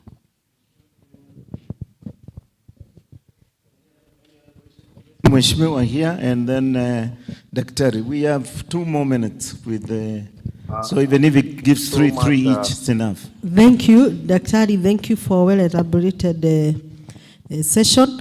I want us to look in the context of the region. That is the East Africa. The countries are moving together as a bloc. Have you maybe peeped outside Kenya to see if other countries are also taking this avenue of strengthening the legal framework of public participation? Why I ask this is like in our 4 pillars of EAC, the Common Market Protocol, Custom Union, Monetary Union, and ultimately the Political Federation, currently the public participation is happening on Confederation. And we have EACJ, East African Court of Justice. So I'm looking at a scenario where a law will be challenged on this context in a country X, let's say DRC Congo, and maybe we do not have a similar framework. Maybe you can see or try to read my mind. I'm trying to see what is happening in the region and possibly outside, considering even Professor Maria Nzomo mentioned if we can look at the whole Africa. Thank you, Mheshimiwa Muhia. Dr. Mutui? Muitui, yeah. Muitui. Yes, thank you, Chair. Now, Dr. Hassan, when you talk about jurisprudence, this is not a one-day event. It is a process which takes a long time, because when you develop a system of law, it takes a long time to constitute a jurisprudence in that area. The question I'm asking now, based on that, is, have you considered how the general public can be consulted or involved in matters relating to public participation? In other words, should they be able to give their views as well in relation to what should be the content of the law in respect to public participation? Those are 4. Thank you. Dr. Hassan, you can answer. Yes. Thank you so much. These are some of the responses which I have. Number 1, I'll begin with the latest, where we are talking of general public context of law. We find, for example, in Kibera. When you look at Kibra, the people at Kibra are not, the Nubian especially, are not happy with how the national government is coming up with the issue of housing in Kibera. They feel that there is no enough public participation, and they feel that this is pushed on them and also forced on them.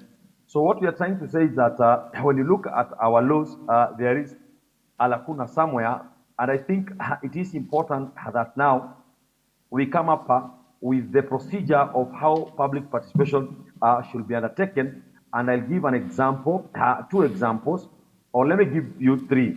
The first example is the Kibra housing. The Nubians feel that this is one way of trying to deny them their ancestral land, through coming up with this housing program, and then at the end of the day, they will lose their own culture, they will lose even their identity, they will lose their land in one way or another. And we saw this because even the other time when there were constructions in Kibra, we realized that some of the members of parliament and actually even the minister, the senior minister at that particular time, allocated some houses in Kibra to many people who are out of Kibra. So when the list was out, they realized that actually there were almost 10% of foreigners who are not Kibra people. So these are some of the issues we see when public participation is blocked in a way. There is a corruption which wants to come up somewhere. The other case is the case of Lamu with the coal issue, where the government wanted to come up with a coal site in Lamu. And the people of Lamu were all against the same. And we realized that actually there are people who lost their lives because of the same, because it is as if the government sometimes want to impose some laws on people. And anyone who speaks against that law, sometimes they are in problem. So there should be protection. Actually, one of the things we recommend is that when there is public participation, there must be protection for people who actually come up with ideas which are against, especially the executive. Especially the executives are the ones who have been seen to have a lot of problem when they want something done, then they force that thing to people. We are looking also at the issue of taxation in our country today. Kenyans should be asked what they want, because when we looked at the same, we realized that many Kenyans are not for the taxation of their housing, because you look at some people who are living in their own homes and they don't have any intention to migrate or live or shift from where they are living. Then when now there is that levy and the taxation of housing, then many Kenyans will be crying, but they have no one to speak to. So the public participation should also be included as far as... Hassan, go to the next. I ask you to go to the next question, yes, because you have 3 more to answer, and you have only 6 minutes remaining. Thank you. Looking at the issue of the region, when you look at, for example, Tanzania, you realize that in Tanzania, their way of public participation is well done. The members of parliament of Tanzania are so closely to their people, are so friendly to their people. Even when they do public participation, it's done in a very cordial manner, in a very friendly manner. We have seen not once, not twice, even the president of the Republic of Tanzania are going, sometimes actually attending some public participation and taking the views of the countries in the media, and then they do the same. So I think in Kenya, we need to enhance how our public participation is done. And I think the law, just as there must be a quorum in parliament, so as for the House to debate something, some issues, then even in public participation, I think we need to come up with a quorum, maybe mentioned in the constitution or in the policies and the laws that for so and so to be done or this thing to be done, then we must have this number. So by the time we are coming up with a public participation on something, we should look at how many people will be affected, and then we factor in and say that in this public participation, we must have this number of people. And actually, in every region, then we must have this representative, because when that is not done, you realize that if I'm an MP and I come, for example, myself, I come from Embu County, and because I come from Embu County, then I'll make sure that all people from Embu come and attend public participation. I'll even transport them. Then they come and support what I'm saying. I'll be seen to be having 400 people supporting me, but there's none from the constituency or even the ward I'm talking about. So this has also to be seen. I don't remember the other questions. Please remind me so that I answer them. Wow. Give Mheshimiwa Muya the mic faster. And then Professor Milimo, yours is, it seems to have dealt more. I think he has attempted to answer mine, because he's referring Kenya to Tanzania. Yeah. Other than strengthening the legal framework, we modify and give maybe the percentage of the participation. But maybe we'll have more engagement with him outside this session. Thank you, Mheshimiwa. Milimu, you want to repeat? Thank you. No, mine was in not answered. In a light note. Yes. You have 4 minutes. Yes, thank you. Chair, mine was not answered. Daktari, my question was, we have all been told here that it appears clearly legislative proposals must all be subjected to public participation. The question I had was, one, whether all executive decisions must also be subjected to to public participation, and if not, then are there some which must be subjected to public participation, and if yes, then which ones? I thank you. And before you could conclude on that, I want you to take also comparisons on that question of Milimo. How do you compare that question with what happened in America at the Capitol Hill and what happened in France with the pension laws that were being put in place, so that you don't just look at the neighboring countries alone? Thank you. Who else? Yeah. Yes, Patia Mheshimiwa. Hassan, Dr. Hassan, a supplementary. I was saying there is currently a public participation on the East African Confederation. In fact, we had this team, I think the day before yesterday in Parliament. Now, under which law are they using across the region, because they are doing this? And how authentic will it be, because the first public participation in Kenya on this political federation, views was taken back in 2004. And now they have finished on that chapter, 2004, almost 20 years down the line, they are continuing with that subject. Are those views not still considering even the generation of then and today?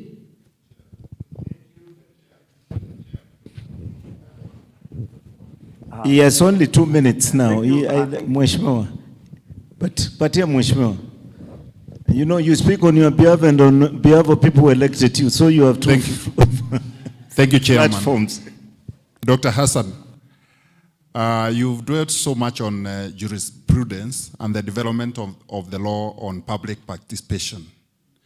Do you think the decisions that have been made by the Supreme Court have settled all the issues in relation to public participation in Kenya? Thank you. Hassan, please move, and you have 2 minutes. When I put up my hand, please say goodbye. Thank you so much. Actually, I will begin with Mheshimiwa on the issue of Supreme Court decisions on jurisprudence, especially in public participation. For sure, I can say that the Supreme Court has done its best. The problem actually is the executive itself, and also some members in our honorable members who many times they just carry on and also give orders without thinking of anything. We saw, for example, when our president was in Isiolo, almost I think last week, and in Isiolo, the president came up and stated that now NLC should no longer evaluate land. So now, when the president did that, I don't know where he had, who he had consulted on the same. We realized that Almanta's land has been a great problem in our country. It is an issue which the president was supposed maybe to push it to Parliament, so the Parliament go and discuss the same. Best. The problem is those in authority. Coming to the other issue of Honorable Muya, and actually it's also a very good question. But actually, let me start with the one whether all executive should be subject to public participation. And if there are others which are not, then we mention which. Personally, I believe that all executive decisions also should be subjected to public participation, because anyone acting in that place in that seat, he was elected by Kenyans. And our power is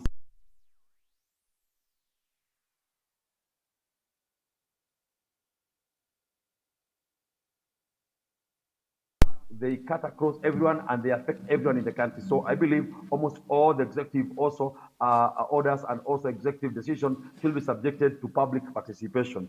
On the issue of what we see in America and UK, these actually are good countries. You realize that in this country, the honorable members always try their level best to do what the constituents want. And sometimes someone just come and resign because they feel that I have done something which the constituents and also people who elected me didn't want it to be done. But in our country, that do not happen. I'm sorry, Hassan. I have to stop you now. Time is over, but we wish you all the best. Thank you very much. He has straight over 4 actually. So we thank you, and we know you have been shortlisted to be a chief Kadhi. We will pray for you. That comes along your way so that you can do a lot of things on the areas that you want to concentrate on. Thank you very much. Makofi kwake. Thank you. Thank you. God bless you. It is my sincere hope now we be connected to Beverly Musili. And Beverly Musili, she has done a write-up together with my right-hand man here, Peter Mushira. And I will give you the profile of the two because Mushira works for us, he works in Parliament. He is one of our senior, actually, trainers there. So Beverly Musili, she will talk about actualization of the constitutional principles of public participation through lawmaking. And those who may think we are repeating, that is the thematic issue to be discussed today. So you get it through different presentations because people, they don't think on the same line. And that's why we wanted to have men so that we can have some comparisons. Beverly Musili is a policy analyst at the Kenya Institute of Public Policy Research and Analysis, in other words, KIPRA, who holds a master's in law, international financial law from King's College London. She is an advocate of the High Court of Kenya with 7 years post-qualifications experience. She has interests in human rights and good governance. She has published on anti-corruption reforms, labor rights, public sector leadership, and public sector reforms and gender policies. Now, Mushira is with us and is part of us. I will also introduce him so that we don't love outsiders and hate ourselves. Peter Mushira is a public policy and legislative expert currently serving at the Parliamentary Service Commission as a training officer at the Center for Parliamentary Studies and Training Center. He has interests in public engagement, governance, and civic capacity building. He has previously served in parliamentary committees and in various ministries in the executive capacities. He holds a master's in public administration. I'm joining you very soon. So I wish and I hope that Beverly, she's on the line. Beverly, can you hear us? Yes, I hope you can hear me. You are very, very, very clear. You're just speaking like you are seated with us here. So go ahead and you have 10 minutes to do your presentation. Now it is 7:10 exactly. So, I mean 17:10. So at 17:20, I expect you to close. Then you will have 10 minutes for plenary questions. Go ahead, Beverly. Okay. Good evening, everyone. So I'll be presenting on actualization of the constitutional principles of public participation through lawmaking. And we can go straight to the outline. We'll have the introduction, we'll have the legal framework, governing public participation, key issues, discussion, conclusion, and recommendations. So in terms of the introduction, first, we want to emphasize that the right to public participation is one of the cornerstones of public policy and legislative processes in Kenya, especially since promulgation of the Constitution in 2010. So the right to public participation is protected as a constitutional right in Kenya, and that is a right that the judiciary has affirmed in several cases. So the Constitution assigns the right to public participation to Kenyan citizens and equally places a duty on public policy and lawmaking agencies to ensure and facilitate public participation. So some of the key frameworks that we have on public participation, first is the supreme law, that's the Constitution of Kenya. And there are quite a number of provisions in the Constitution that guarantee the right to public participation. First is Article 10, which is national values and principles of governance, which includes democracy and participation of the people. We have Article 7, which enshrines equality and freedom from discrimination, which therefore requires that public participation processes should ensure equality and non-discrimination. Article 33 also enshrines freedom of expression. Article 35, access to information, which is also a prerequisite to public participation, among others. We also have Public Finance Management Act, which outlines various requirements for public participation in public finance and the budget-making processes, and also the County Governments Act. And county governments have actually gone ahead, some of them, to establish guidelines for public participation. But as we know, in spite of this very elaborate framework, we know that this process has encountered several obstacles. So what we cannot deny is that this is a constitutional right, and public institutions or legislative making bodies also have a duty to ensure public participation. So that is not in doubt. The challenge comes in the how, the mechanisms, and what is lacking in our framework to ensure that the mechanisms of public participation are actually working. So when we come to some of the key issues, the legislative arm of government has also established various legal instruments to ensure public participation. Some of these include in the standing orders, we also have the Petitions to Parliament Procedure Act of 2012. We also have the Statutory Instruments Act of 2013. And those documents, those laws recognize, number one, the right to public participation, but also the duty of public institutions to facilitate and give the public an opportunity to facilitate. So some of the key issues, as has been mentioned in some of the cases, access to information is a critical prerequisite to facilitating the right to public participation. And this was stated in Doctors for Life International versus the Speaker of the National Assembly in South Africa. Then also, in facilitating the public, the court has said that the implementing agency is actually required to take measures to ensure that the public actually participates. And they have to take all measures possible to ensure that the public participates, of course, subject to the reasonability test. And the courts have also stated that public participation should be meaningful both qualitatively and quantitatively.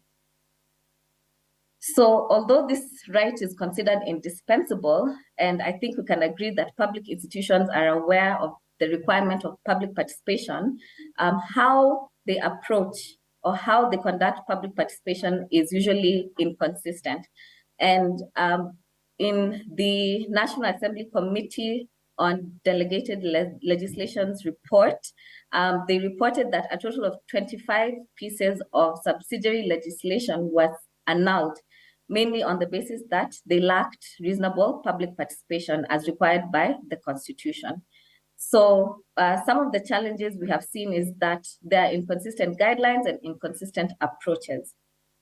So while the Constitution codifies and embodies the overall principles of public participation, and we would not expect a constitution to go into detail on the mechanisms and modalities of public participation, this could be mitigated by having either statute, having regulations, or having guidelines to further actualize the principles envisioned under the Constitution and actually stipulate the how, the when, the how many people, and deal with some of those issues that we see in the court.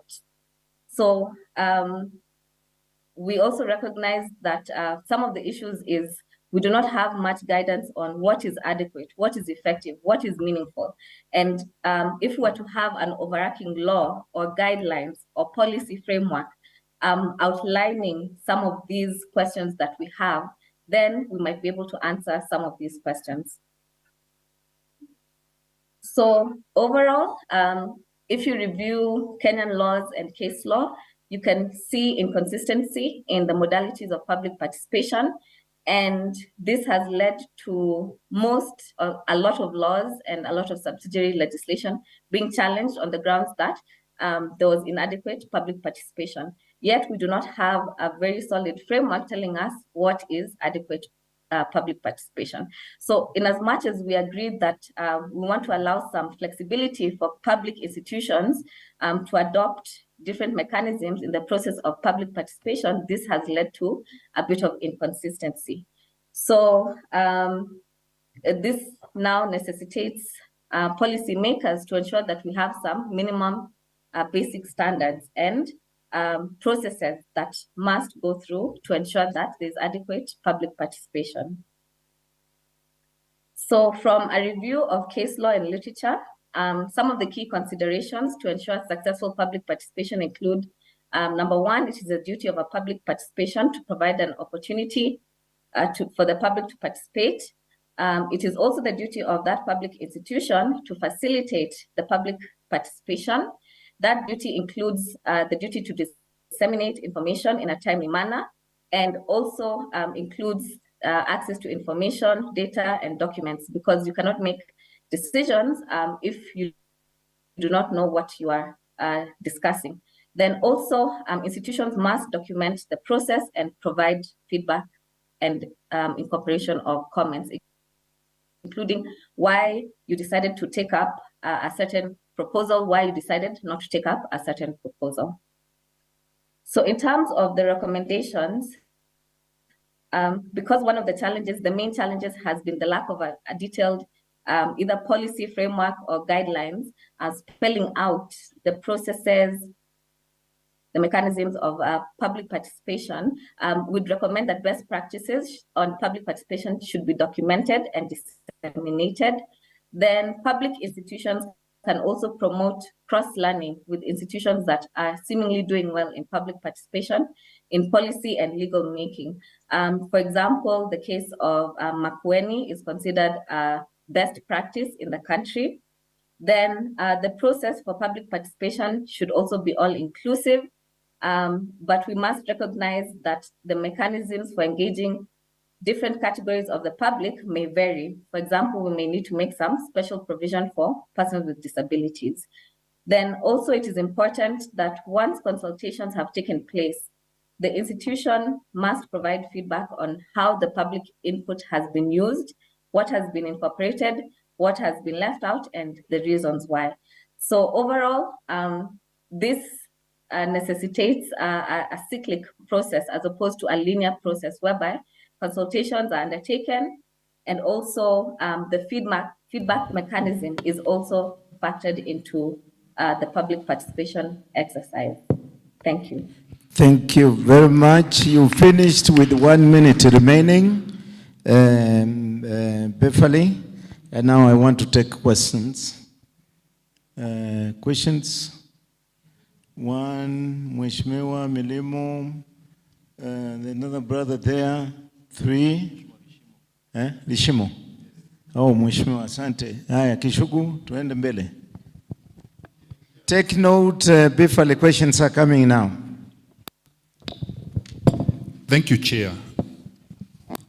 Mine is actually a comment, and let me start by thanking Beverly. That presentation to me is excellent, the way I got it, because I was actually trying to find out who will this dissect this actualization, and she's really done it very well, because we already have a product. How she has answered the issue of process and the enablers, because those are the things that can actualize this principle. And she's rightly ended that because there is no law, these are the things that needs now to be anchored in the law for public participation. I think I'm content with her presentation. I have nothing useful to add. Thank you, Chair. Thank you, Beverly. I join in saying congratulations for the good presentations. My name is Milimo. Now, I have a comment, and I would want to pick your mind on the question of whether public participation is a constitutional principle as opposed to something that must be underpinned in a legislative or rather statutory provision. And secondly, whether in your view, and if I get you right, because there is no statutory framework to underpin the public participation principle, your view is that then the legislator has failed. And if that were to be your view, then are you saying the courts exercised the authority to step in and provide direction by giving, for instance, the tests that would then make or what could constitute public participation? You've talked about the quantitative and qualitative tests and so forth and so on. I thank you. Third one, Mutui. Thank you, Beverly. Thank you for that excellent presentation. My question is, in terms of feedback, who should actually do feedback? Because feedback cannot be done by the people who are doing the public participation. So that we can have objectivity, how can we undertake feedback in such a manner that we get objectivity? We know how it was done, what was the response, what are the outcomes, and etc. Thank you. We have Hassan, Dr. Hassan online. Dr. Hassan, can you hear us?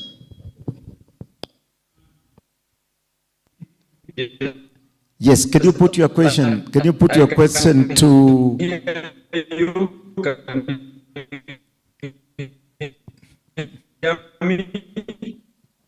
It's not clear. It's not clear. Try again.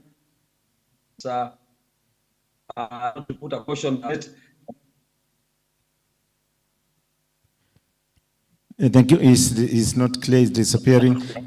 Briefly, I want just to crown it up by putting a kind of a suggestion. Since you are speaking from the perspective of law, you and Angela, you seem to try to open some channels, some windows that can see us through. Can you please enhance your papers when you are presenting to us on, and Angela, you get me, on which areas actually we need to look at seriously, and especially legislators, to make sure that the public participation is adhered to and it gives returns to Kenyans with their expectations. Yeah. You can respond now. Mine is not a must to respond. You can incorporate it in your write-up. Okay. Okay, thank you, Chair. First is to thank you for the positive feedback. I'd also like to appreciate my co-author, Peter. So some of the questions from Milimo, whether public participation as a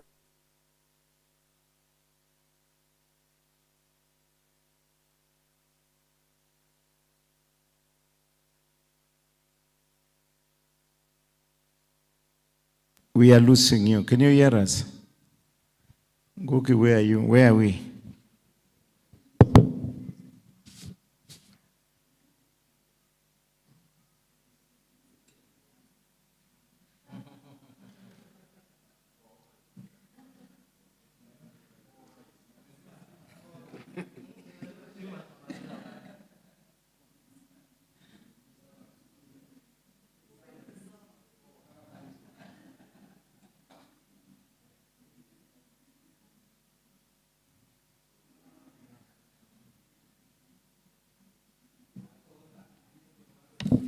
Are we on?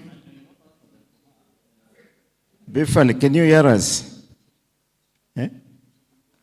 She?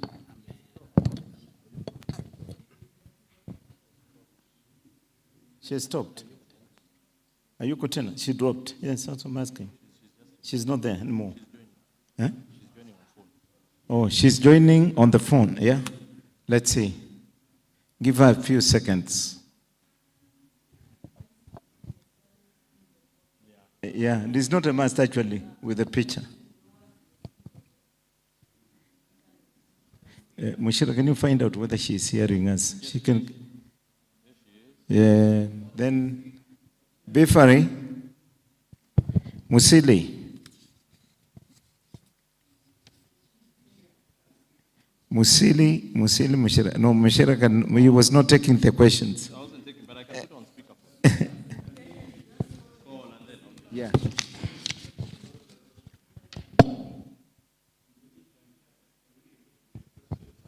Yes. She's there.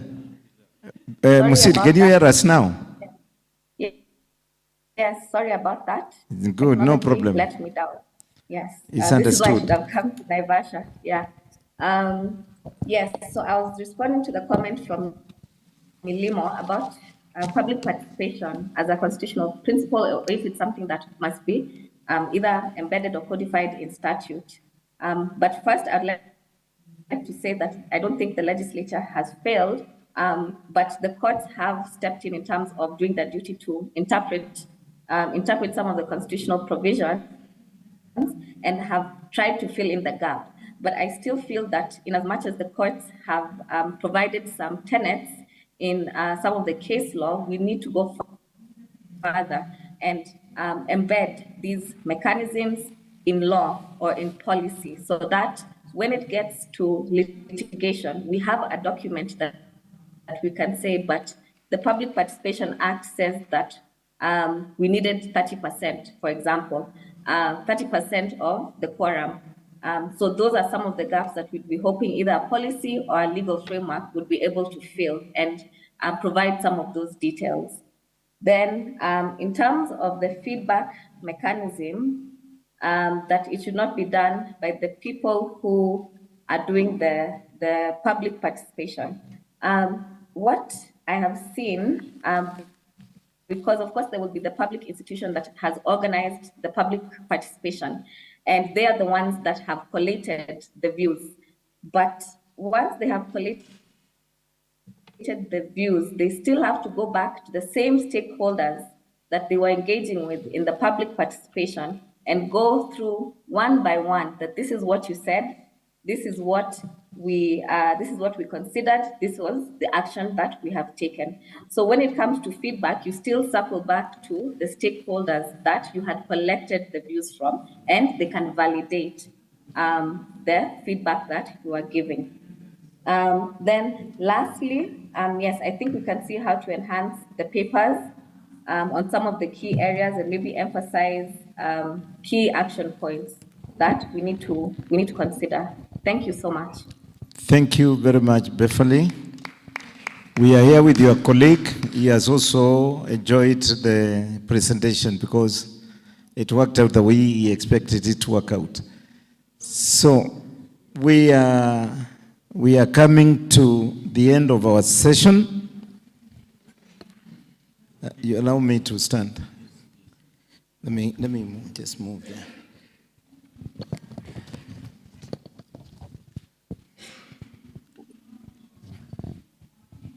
You good people, our presenters and participants, we have come back to this very healthy discussion where we have learned a lot of things. We thank you, Dr. Bor. We thank you, Angela. We thank you, Beverly. We thank Hassan and all those whom I cannot remember at the moment. We'll meet tomorrow for our third day of our meeting. And we'll have the remaining presenters. And I want to give some directions on what will take place between now and tomorrow and the day after tomorrow. You must note that our team of rapporteur here, they are compiling all the remarks and comments from the plenary, and they will send to the authors for incorporation into their papers, so that you can certify what was collected here and what you said. To see that what is being presented to CPST, because this is learning materials, is not, Dr. Bor, this is not just discussion here. These are learning processes, and they to follow, and they will be read by many. The others will review their papers, taking into consideration the comments, remarks of the keynote speaker and other emerging literature.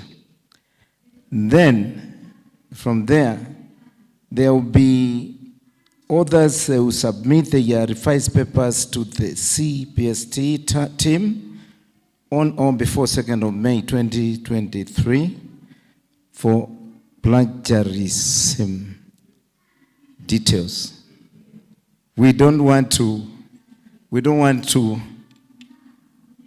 have materials which are being said, being repeated, and then we end up with copyright of almost the same. And you know, our senior lecturers here, in an exam, in an assignment,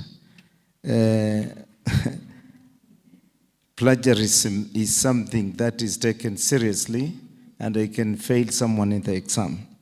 Editing will be done subsequent to publication in 2023 Parliamentary Journal, and that is how important and serious it is. The remaining 3 papers will be presented tomorrow, Saturday, 27th May 2023, and we will start at 9 a.m. and finish at our own time, so that we may get everything properly. So without taking much of your time, I want to say we have come to the end. I want to set you free so that you can go have a glass of wine. Lakini sio sana, ujisahau, control yourself, exchange, discussions, get to know one another. We are very many here, and it's important to try and get to know one another. A day will come when you remember Angela, where she lives, you remember where Mheshimiwa Muya lives, where I live, where Milim, and everybody else, Dr. Motui, where he lives, and everybody else here. God bless you, and have a very fantastic good night. Thank you.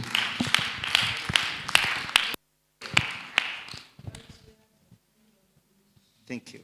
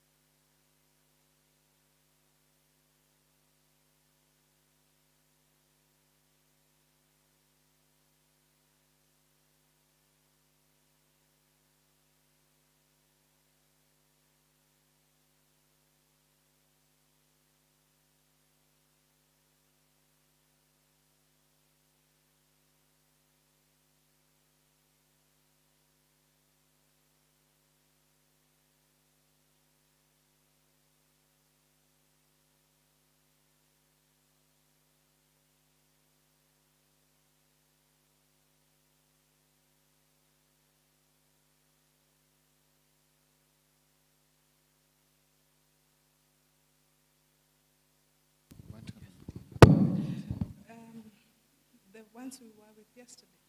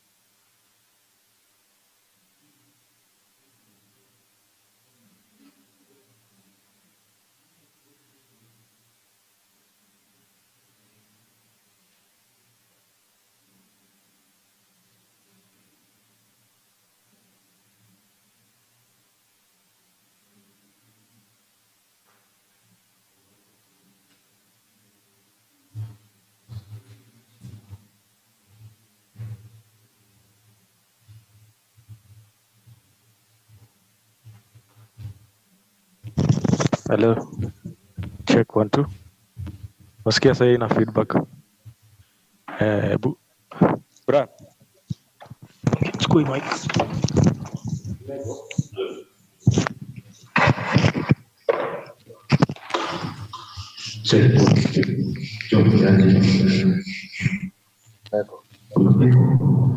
Hicho niko hapa, wacha nitoke nje.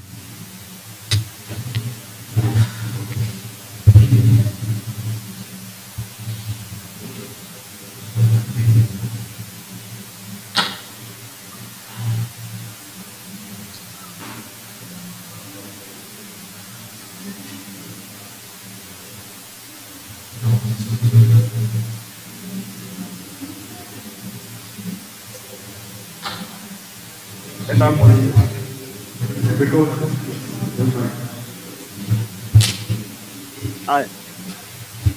Unanisikia? Yes.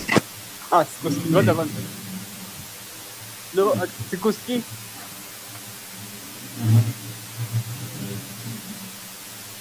Bado.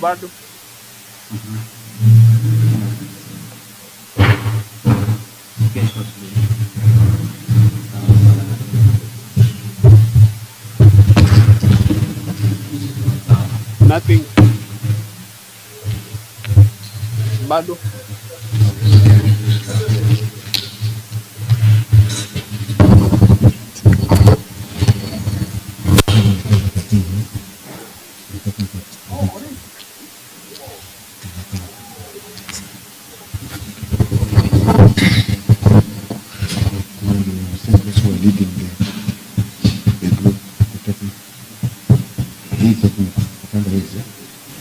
Atamba, Mbewa, John Ngong. I can hear someone listening. Hello. Good evening, everyone. Thank you for accepting to come for this meeting. It's going to be a brief one. It has been a long day, and therefore we don't want to take much of your time here. But it's good that we brief ourselves, get to know what has happened, what needs to be done tomorrow, being that it's going to be the last day that we are going to be here. It's good that we touch base on some of the areas that has gone by and what we need to do tomorrow. Just to bring you to speed, we have agreed in various plenaries that we are meeting tomorrow at 9. So I think it's good that we let you know that we're meeting tomorrow at 9. Having said that, it is also important that we want to get quick reports from various groups that we were in. If there are issues that we need to address, it is now. But let me say that it has gone well so far, much more so during the opening ceremony. I must appreciate and acknowledge each and everyone. I made these remarks when we came here, the advanced team, that if we succeed, we all succeed in this. If we failed, all of us have failed. So if we actually did well in the morning, that is my own assessment. I don't know your own assessment. I don't know the assessment of other people, our senior members, and even the commissioners, and even those who are here, the authors. But I know we'll get the feedback as time goes by. But what has gone by, I think in my own assessment, it went well, and we thank each and everyone for your participation. You may think that the role that you have done is small. It is not. the contribution that you have made has made it a success in the morning. We still have a day to go, and therefore we need to take stock on what has happened and what we need to fix by tomorrow.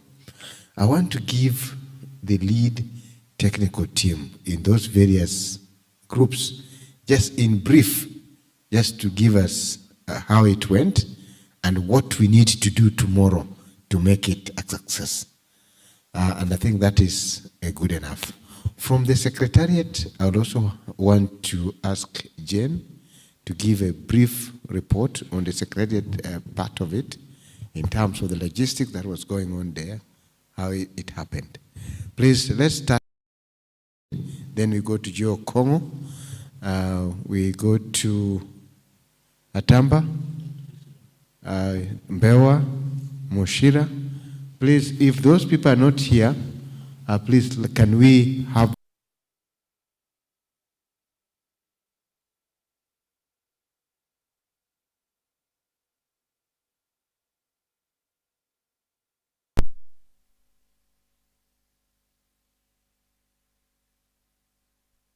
Sikia sasa. Haya, sasa nataka tuongeleshane.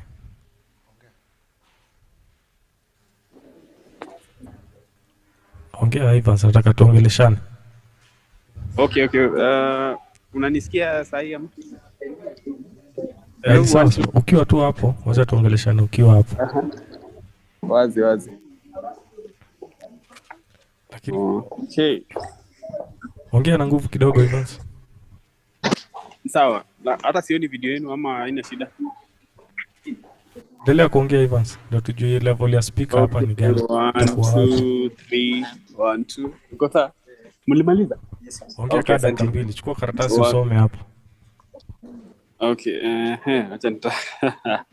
Chukua karatasi usome.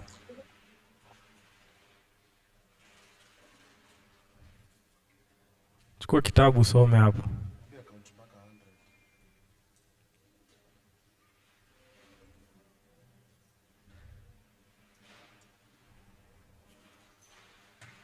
Evans, umeenda wapi?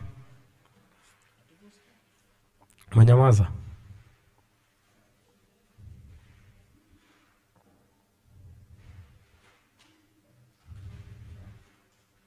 Evans. Ongea na sauti bwana. Si umekunywa chai saa hii, umekula lunch?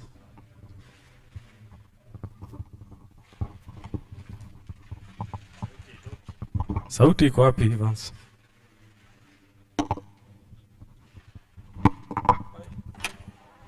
Bro, utaenda kunitestia.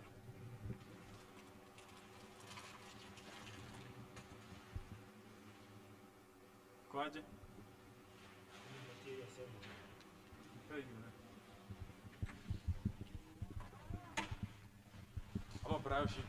Brian shika. Acha tuongee na wewe.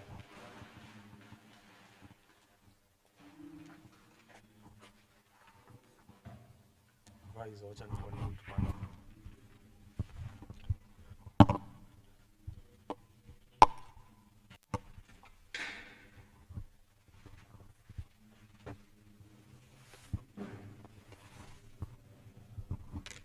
Brian.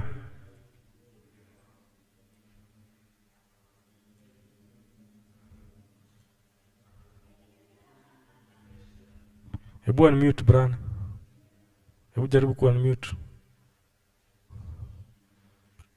Hapo commuted Brian. Hebu unmute.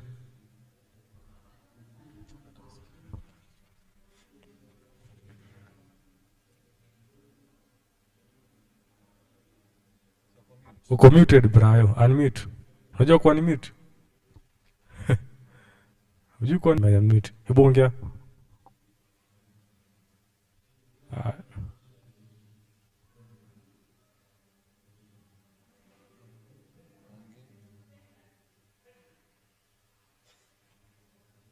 Umemute tena Brian.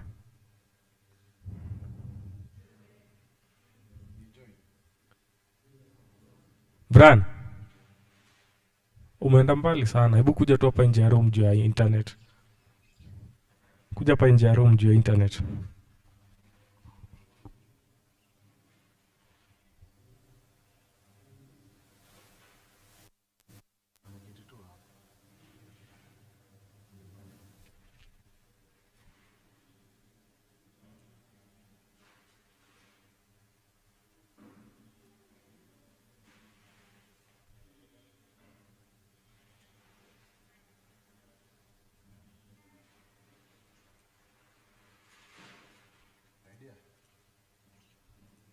Aya, Brian, hebu ongea.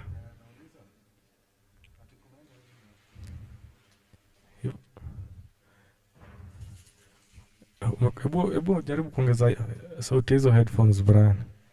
Juu hapa naona levels lakini sikusikii. Kwa simu. Evans, kama hapa ndani ya room. Evans, kuja hapa kwa sound room.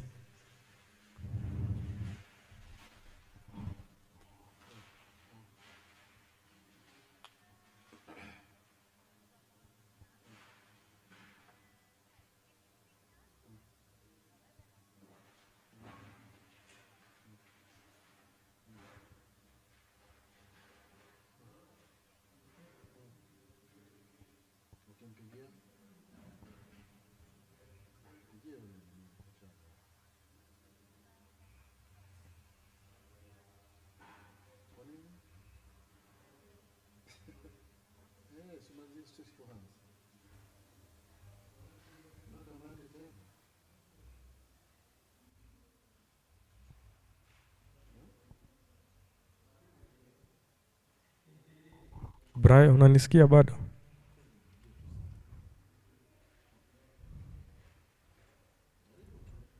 Brian, hebu nodi kichwa kama unanisikia.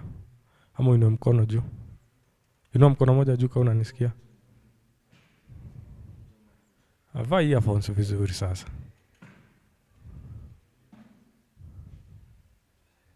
Hebu kuja na simu hapa. Kuja na simu, Brian. Kuja na simu.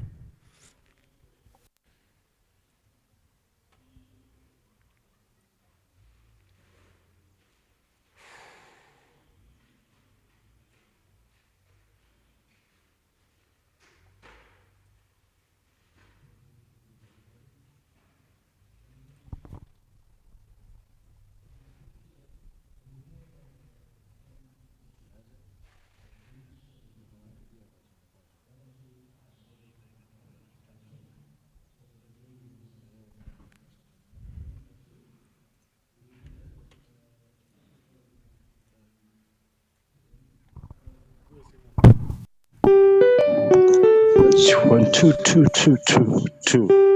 Unanisikia? Ni internet. Sai sinajisikia. Evans, nimeanza shatoka. Natumia net gani?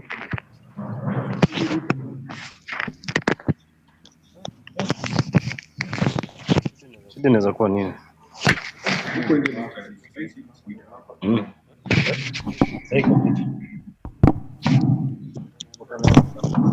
Evans, hebu chukua mic. Chukua mic. Oh, ulienda story bana. Wagwan Nairobi. Wagwan Naivasha. Sasa hebu enda uniregulate sasa hii sound yenye inatoka. Pale hiyo yenye inaingia ya Zoom. One of the best kwa speaker. Wewe Brian nyamaza. Si mimi ndo naongea. Brian nyamaza. Kwa speaker. Unaona sijui iko low ama ni nini? Hebu ngoja Brian kidogo. Ngoja kidogo. Nyamaza. Ni sijui ni line 2 ama 3.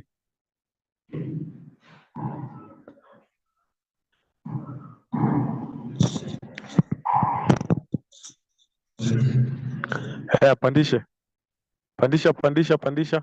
1 2 3 4 5 6 7 8 9 10. 4 5 6 7 8 9 10 11 12 13. Speaker 1 2 3 4 5 6 7 8 9 10 11 12 13 14 15 16 17 18 19 20 21 22 23 24 25 26 27 28 29 30 31 32 33 34 35 36.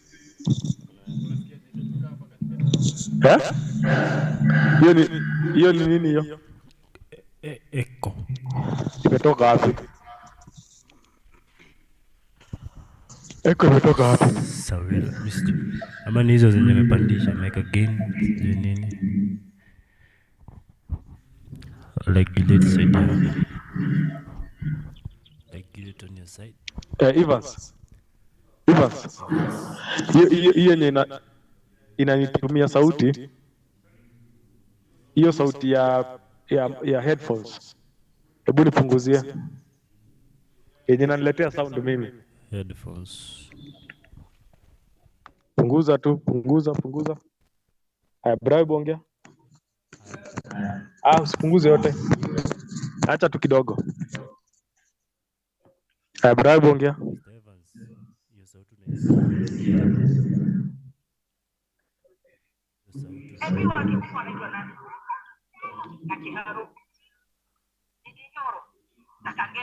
Endelea Brayo. Umeua.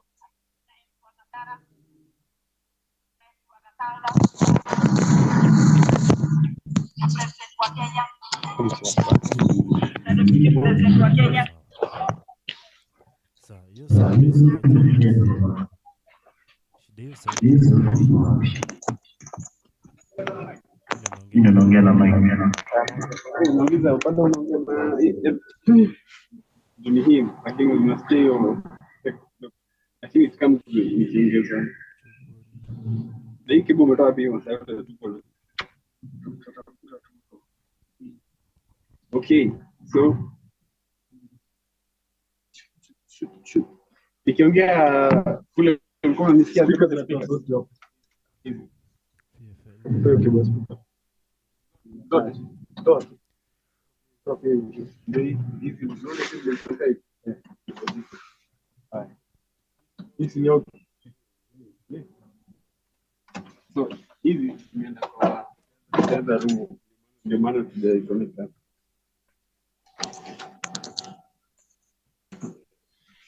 Unaweza connect bila speaker kama lazima speaker zote.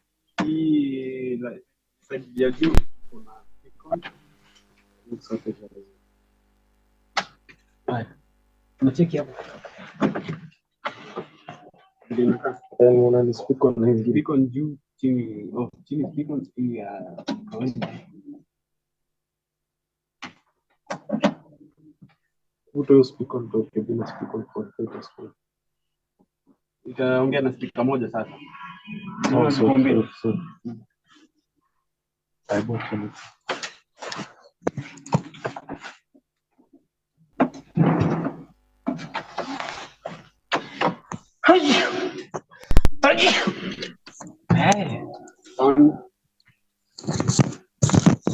Brian. Mr. Brian. Brayo.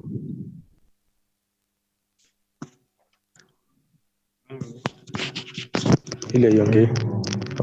Umekuja sasa. Hebu ngoja.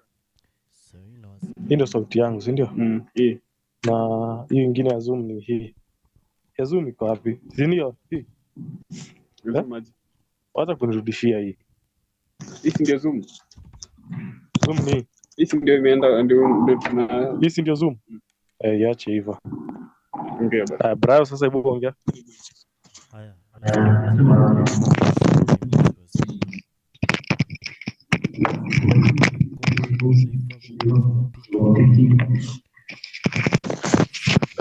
Hebu ngoja. 1 2 3 4 5 6. Hebu nisikizie kwa speaker. Speaker, wewe unaona speaker gani? Yenye inatoa sauti ni gani? Iko sawa. Acha ni count 20 to 30. Endelea. 21, 29, 25, 23, 27, 26, 30. We, Evans. Wewe unaturudisha nyuma sasa. Usipie hiyo kitu. Ya gusa hiyo. Na jaribu kubalance. Sauti nasikia. Huwezi balance na hii mixer. Inoma. Hauwezi. Afadhali ile mix nyingine. Lakini sasa huko atatumia nini? Wapeleke hiyo. Unajua mimi nitatembea. Ile inapoa, acha ibaki hivyo. Tuangane tu na hii. Brown unaenda wapi? Brown nikaa natumia dawa. Unaona sasa haina feedback.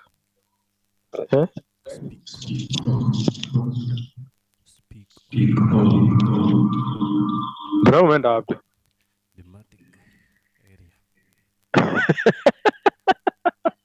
Ati thematic nini? Team merchandise.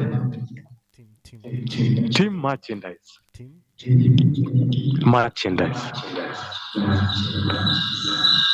Sasa feedback juko hapa karibu na mimi.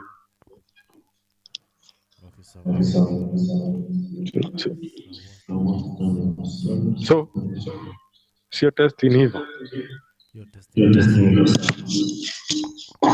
Haya, solo kesho.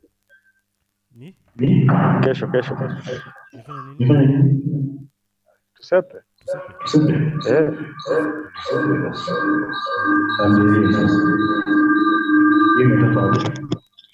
Hebu toka karibu na kitu.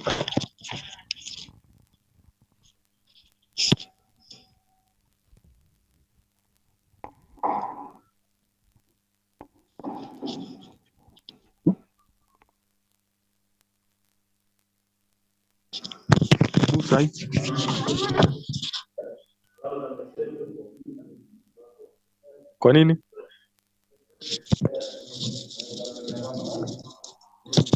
Hiyo sauti iko sawa sasa. Hopefully.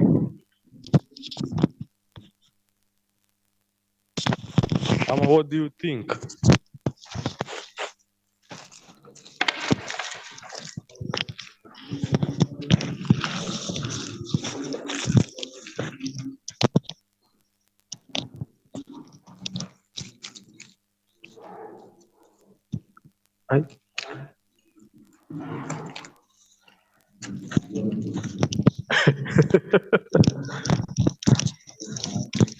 Tuulize.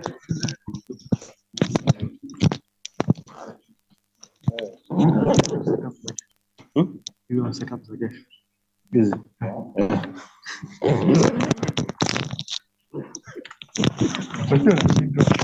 Nashindwa. Kwani mingi aje? Sema haya mjamdai lakini ni zetu. Sana kwa noma. Hata choka mbaya. Franco atamaliza hiyo set nyingine lakini.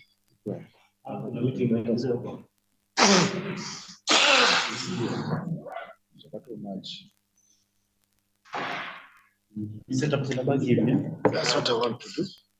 What's on it? I'm really like a short person. The setup there.